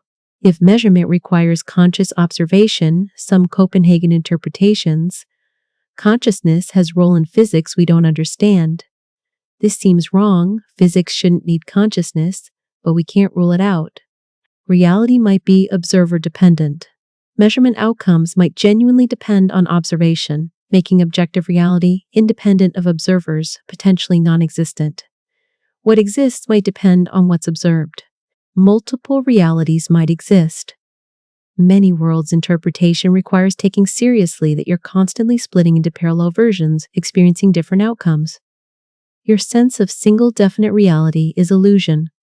All possible outcomes happen, just in different branches. What's personally disturbing, you might not understand reality's basic structure. Quantum mechanics is our most fundamental physics, and we don't know what it means or how it produces classical reality you experience. Reality might depend on consciousness. If measurement requires conscious observation, your consciousness somehow collapses wave functions, making you fundamental to physical reality's behavior. This seems grandiose and implausible, but measurement problem leaves it open. You might be constantly splitting. If many worlds is correct, you're branching into countless copies every moment. The you reading this will split thousands of times before finishing this sentence, with each copy convinced it's the real you, none having privileged status. Your sense of single continuous identity is false. You're proliferating through branches, each equally real. Every quantum measurement creates multiple yous, all equally you, none knowing about others, each experiencing different outcome, making your apparent singular existence illusion created by being necessarily in one branch with no access to others, where other yous exist, experiencing different measurements. Measurement problem reveals we fundamentally don't understand the physical world despite perfect ability to predict it, making reality deeply mysterious at its most basic level, with no consensus on what quantum mechanics means or how it produces classical reality, leaving you in a world you can predict perfectly but comprehend not at all, using physics that works without anyone understanding how or why, suggesting reality is stranger than we can conceive with our classical intuitions about objects having properties independent of observation, all of which might be completely wrong in ways we can't even imagine, because measurement problem shows we don't understand how quantum reality relates to classical appearance. Pascal's scam, Pascal's wager, argues you should believe in God, because potential infinite reward outweighs any finite costs. But this logic applies to any unfalsifiable claim with infinite stakes. Believe in flying spaghetti monster or suffer eternal torture. Give me 5 or I'll torture infinitely many people in simulation.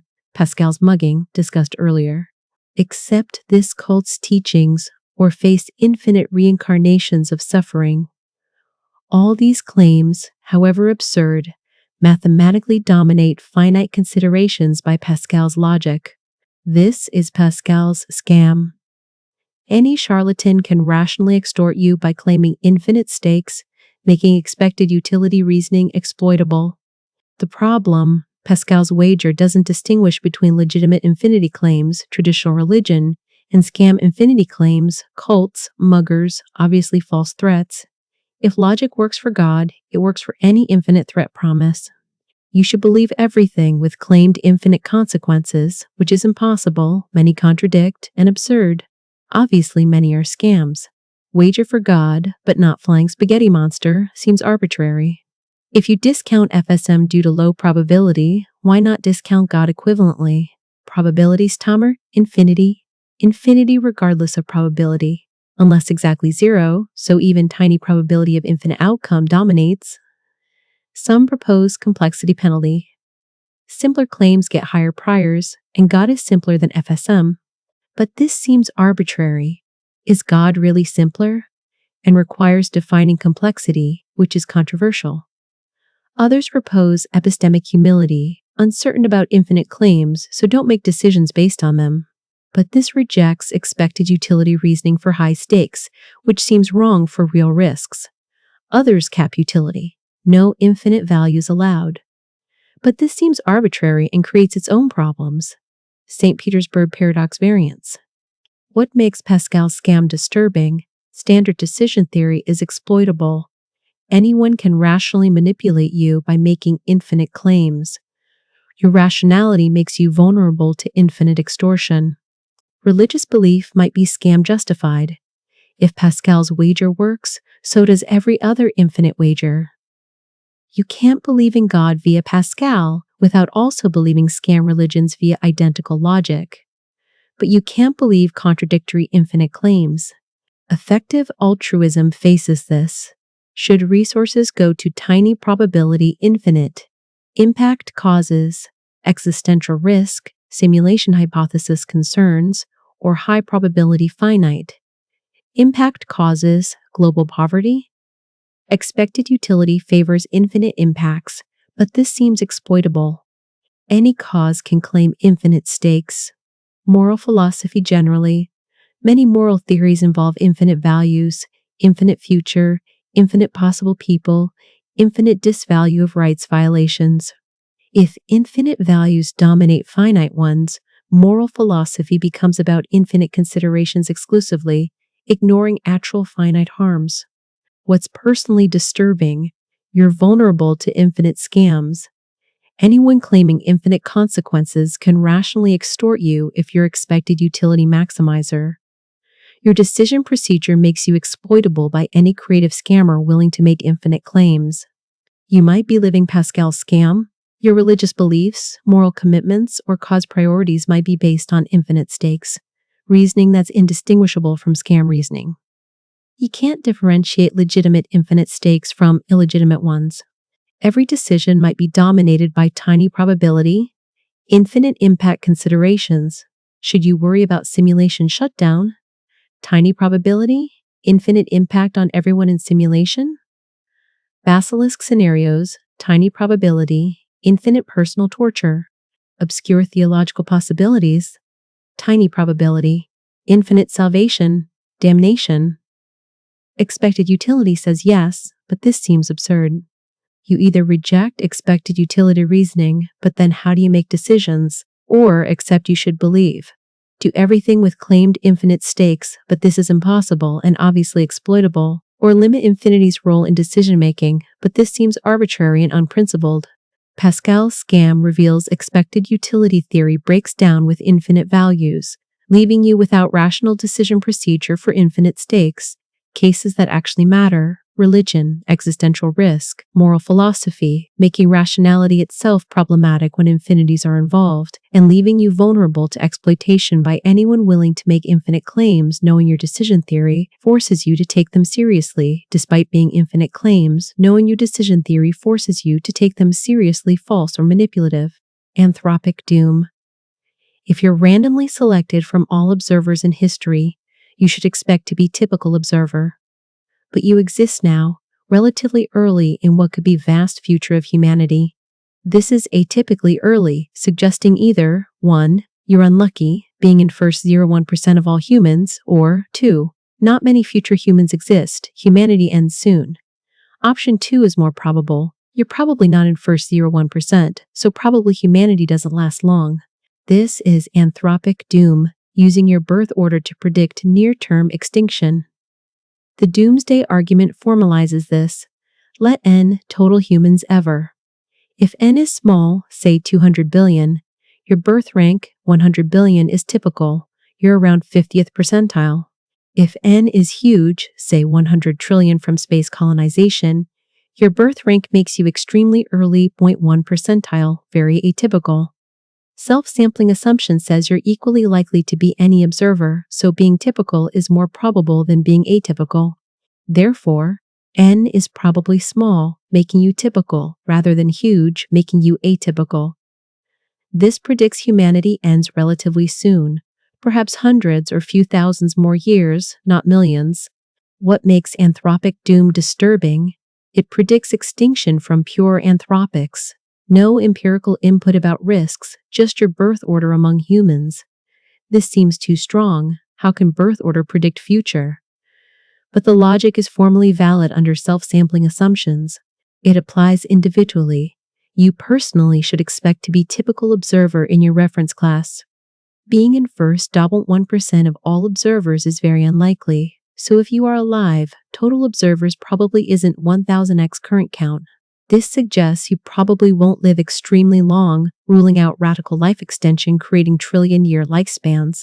If combined with observation selection effects, it's even worse. Most observers exist near civilization's end, population peak before decline extinction. So, observing you're alive now suggests you're near the end, not beginning. The prediction is testable. If anthropic doom is correct, humanity probably won't colonize galaxy or last millions of years.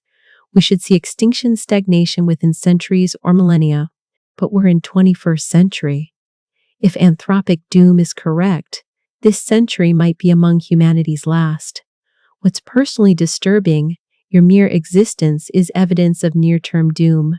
Not because world is particularly risky, though it is, but because being this early in history is unlikely, unless history doesn't extend much longer. Your birth date suggests humanity's future is short. You can't be special.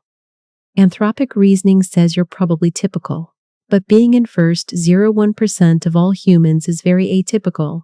So either you're special, atypically early, or humanity doesn't last long, making you typical. Latter is more probable. Your life is probably near humanity's end. Statistically, you should expect to live closer to human extinction than to humanity's beginning, because most observers exist near the end due to population growth. Since you're alive now, near the end is probably soon. Anthropic doom suggests space colonization probably won't happen. If it would, you'd almost certainly be among post-colonization trillions, not pre-colonization billions. But you're pre-colonization, suggesting colonization probably doesn't occur. This is depressing. Great future is unlikely. And scary implies extinction is likely. Anthropic reasoning about your birth order, something you can't control, and that contains no empirical information about actual risks, predicts humanity's doom with uncomfortable probability, making your existence itself evidence against optimistic futures where humanity flourishes for millions of years, instead suggesting you're living in humanity's final act, one of the last generations before extinction or permanent stagnation, with your birth date itself being the evidence for this grim conclusion, independent of any particular risks or technological assessments, purely because being this early in what should be a vast future is too atypical to be probable unless the vast future doesn't exist, making your very existence in this time period philosophical zombies redux. We covered philosophical zombies earlier, but there's a darker implication. What if you're the zombie? You report conscious experiences, behave as if conscious, believe you're conscious, but maybe you're not. Your reports of consciousness don't require actual consciousness. Zombies would make identical reports. Your beliefs about being conscious could be zombie-generated beliefs, not involving actual consciousness. How would you know? You think your consciousness is self-evident. You directly experience qualia, phenomenal feels, subjective awareness. But a zombie would think exactly the same thing. Zombies would have zombie experiences, functional states that cause reports of experience without actual phenomenal consciousness, zombie beliefs, functional states that cause assertions of belief without actual phenomenal consciousness, and zombie certainty about being conscious, functional states that cause certainty, reports without actual consciousness. From inside, zombie perspective is identical to conscious perspective. So you can't tell whether you're conscious or zombie by introspection. Every phenomenal experience you think you're having could be absent, your zombie having none, or present, your conscious having them, and you couldn't distinguish these from inside. The evidence you appeal to, direct awareness of your own consciousness, is exactly what zombie would appeal to, making it evidentially worthless for distinguishing conscious from zombie.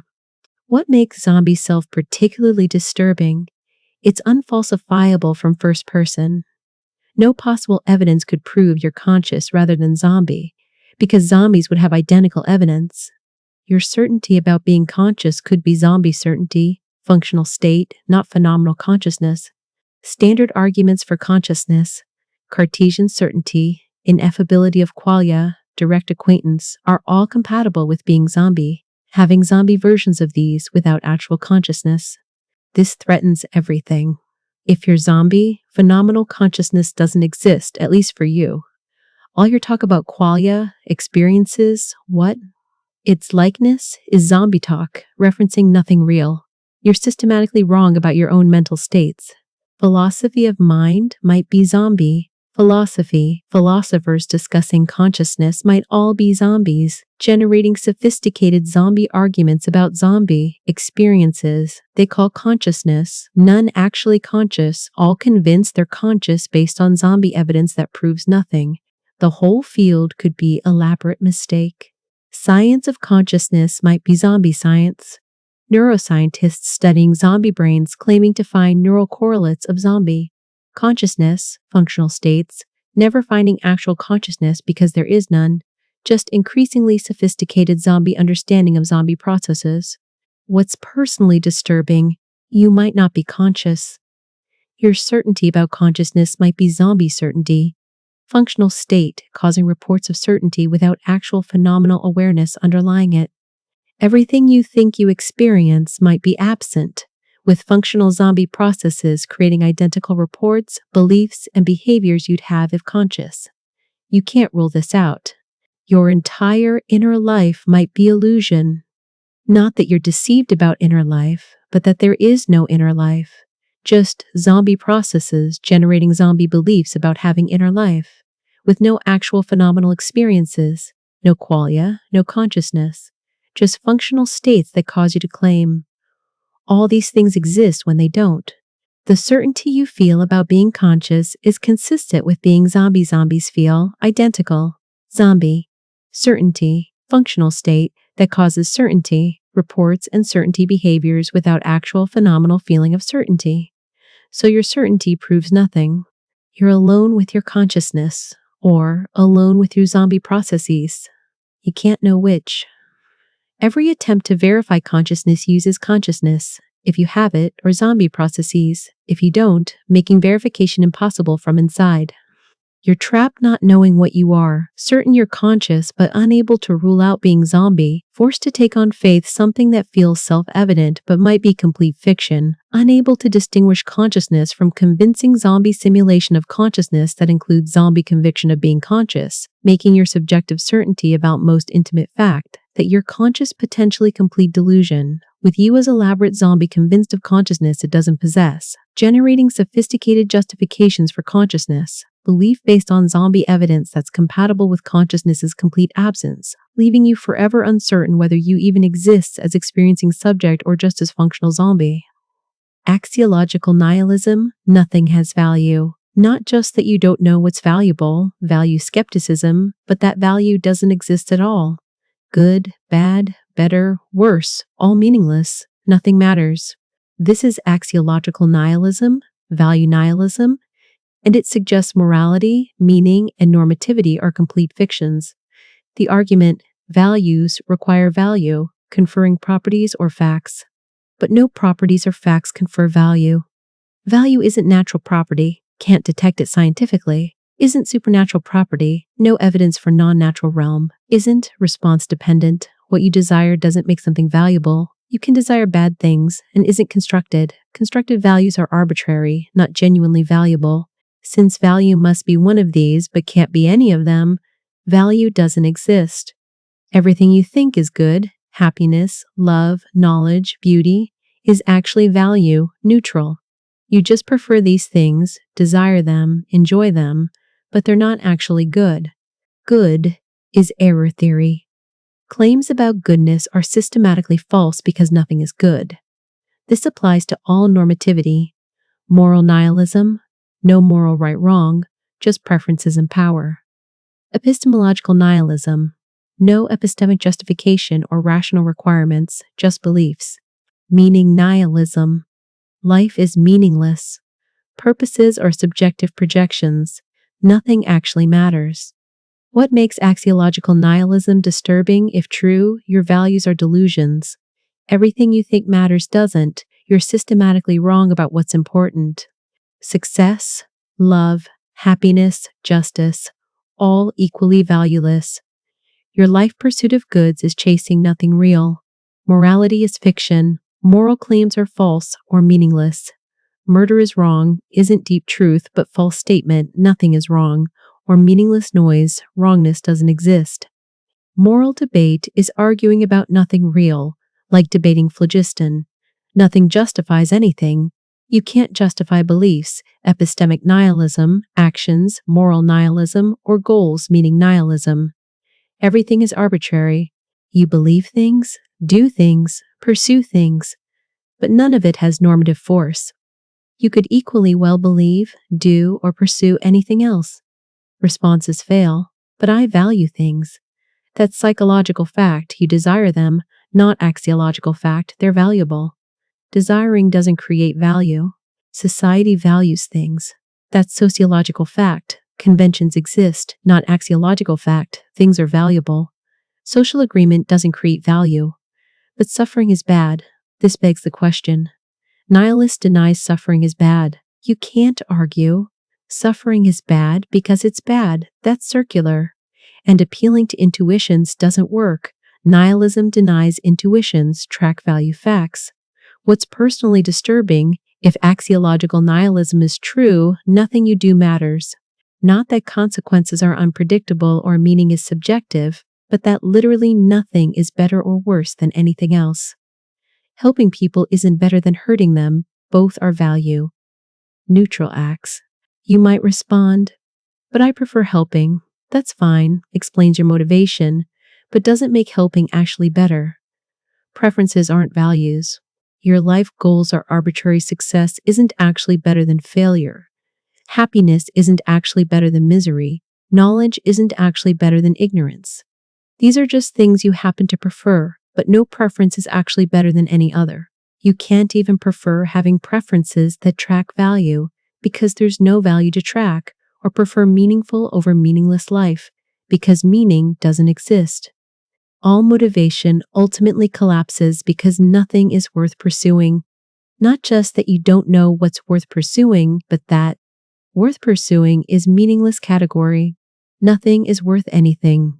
You pursue things anyway. Can't help having desires, but pursuit is irrational. There's no reason to pursue anything rather than anything else, making your entire life's activity ultimately pointless, not because it lacks cosmic significance, but because value doesn't exist at all, making everything you do, think, want, or care about equally valueless, with your sense that things matter being systematic delusion, your values being projections onto value, empty universe, your entire normative worldview, including morality and meaning, being elaborate fiction that seems real, only because you're deeply confused about what value is, and falsely believing it exists when really there's just preferences, power, and convention, none of which constitute actual value, leaving you in infinite ethics. Cosmology suggests the universe might be infinite space, infinite time, or infinite universe, branches, many worlds.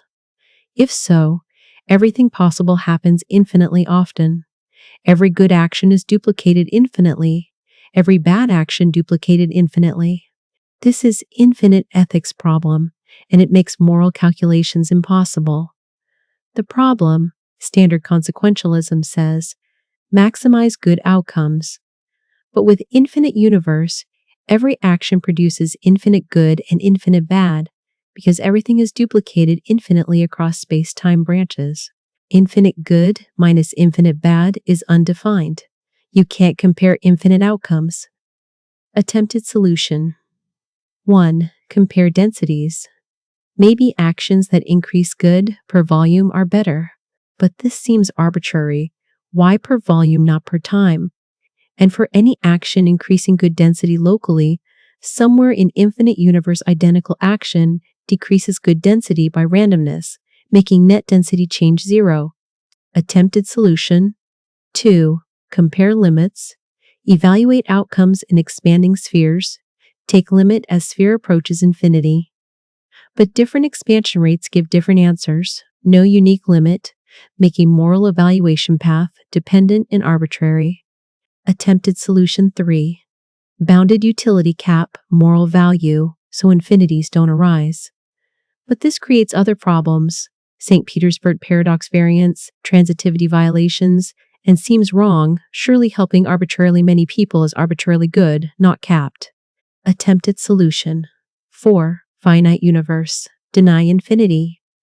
But this ignores cosmology suggesting infinity, and even if universe is finite, many worlds might create infinite branches, reintroducing problem. What makes infinite ethics disturbing? Standard moral theory breaks down. If universe is infinite, consequentialism gives undefined answers, infinity minus infinity. Utilitarianism, effective altruism, and all outcome. Focused ethics become incoherent. Your actions might not matter if everything happens infinitely often anyway.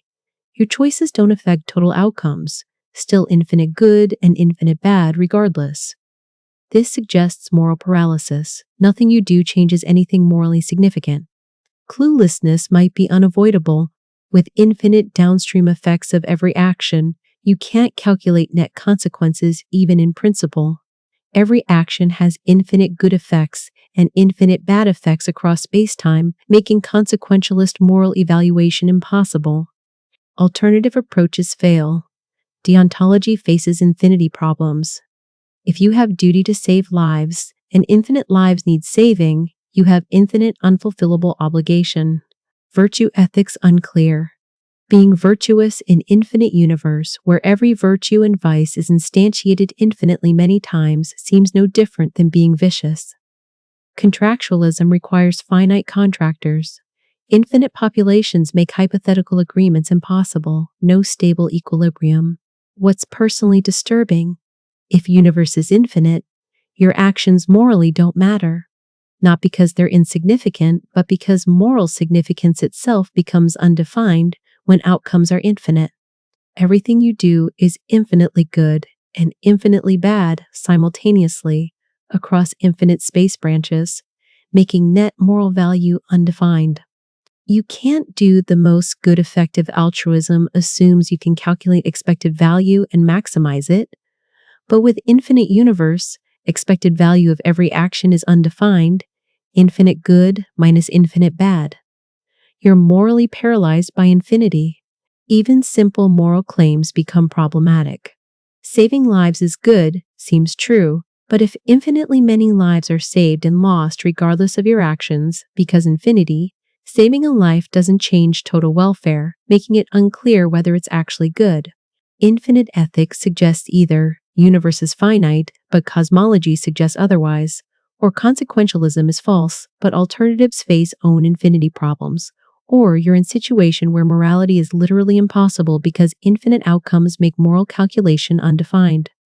You might be trying to do good in universe where good is literally undefined due to infinity, making your moral efforts meaningless, not because you're ineffective, but because infinity makes moral concepts incoherent, forcing you to either ignore cosmology, pretend universe is finite, abandon consequentialism, even though other theories also struggle with infinite good, infinity, or accept that morality might be impossible in actual infinite universe you might inhabit, making your moral intuitions that helping is better than hurting, that you should do good and avoid bad, potentially incoherent when applied to infinite reality, where every action produces infinite good and infinite bad, undefined net value, and moral paralysis. Ultimate uncertainty. You can't be certain of anything. Not probabilistically uncertain, 90% sure, but radically uncertain. No degree of confidence is justified. This is ultimate uncertainty, skepticism taken to its logical conclusion, and it suggests you don't know anything at all, including that you don't know anything. Descartes tried to defeat skepticism with, I think, therefore I am, but even this isn't certain. Maybe you're not thinking, just feels like thinking. Maybe I doesn't refer, no self exists. Maybe am is meaningless. Existence isn't a property. Maybe logical inference is invalid. Can't conclude I am from I think. Every step is questionable. Some respond, but that's absurd. Of course I exist.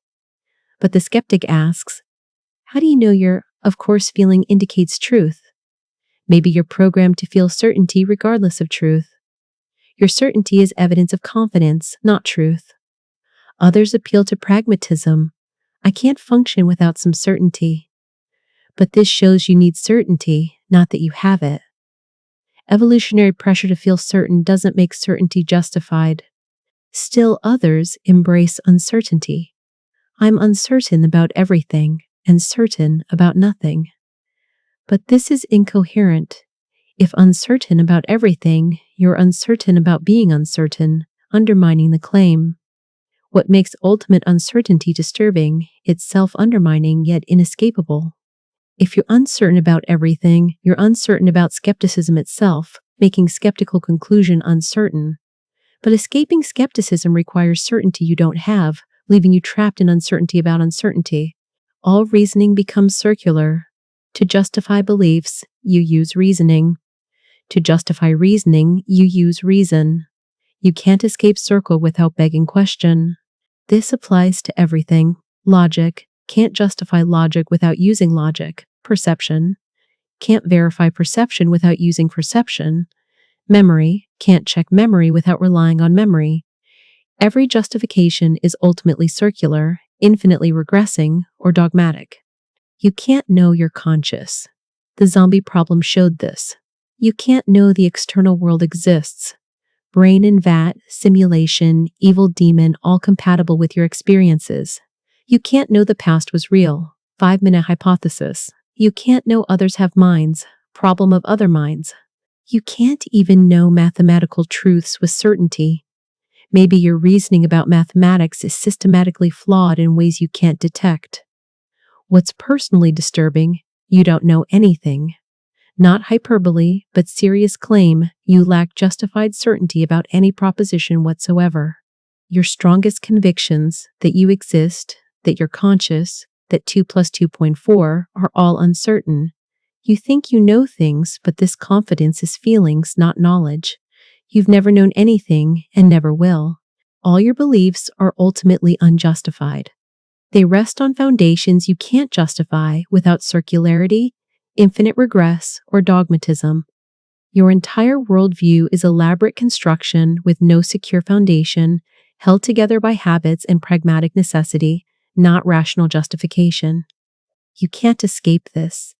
Recognizing ultimate uncertainty doesn't help because you're uncertain about the recognition too. Every attempt to establish certainty uses tools, reason, perception, memory, whose reliability is uncertain, creating infinite regress where nothing is ever truly justified. Philosophy has failed to refute skepticism. After millennia of trying, philosophy hasn't provided convincing response to radical skepticism. Most philosophers just ignore it, too impractical, or embrace weak responses, pragmatism, naturalism, that don't actually refute skepticism, but just declare it irrelevant. You're floating in epistemological void, no knowledge, no certainty, no justified confidence about anything. The most basic facts that you exist, that reality is real, that anything is true are all beyond justification. You believe them, must believe something to function, but belief isn't knowledge. You're condemned to believe without knowing, to feel certain while being fundamentally uncertain, to build elaborate worldview on foundations you can't defend, living in radical uncertainty masked by psychological confidence that substitutes for justified belief, making your entire intellectual life built on nothing, justified by nothing, known with certainty to be nothing, leaving you with ultimate uncertainty to be nothing. Leaving you with ultimate uncertainty, you don't know that you don't know that you don't know that you don't. Indefinitely, with no escape, no foundation, no certainty about anything whatsoever, including this very claim, making certainty itself fundamentally impossible, and everything you think you know ultimately unjustified, leaving you in permanent state of unjustified belief about everything, with no possibility of escape because escape would require certainty you can never have.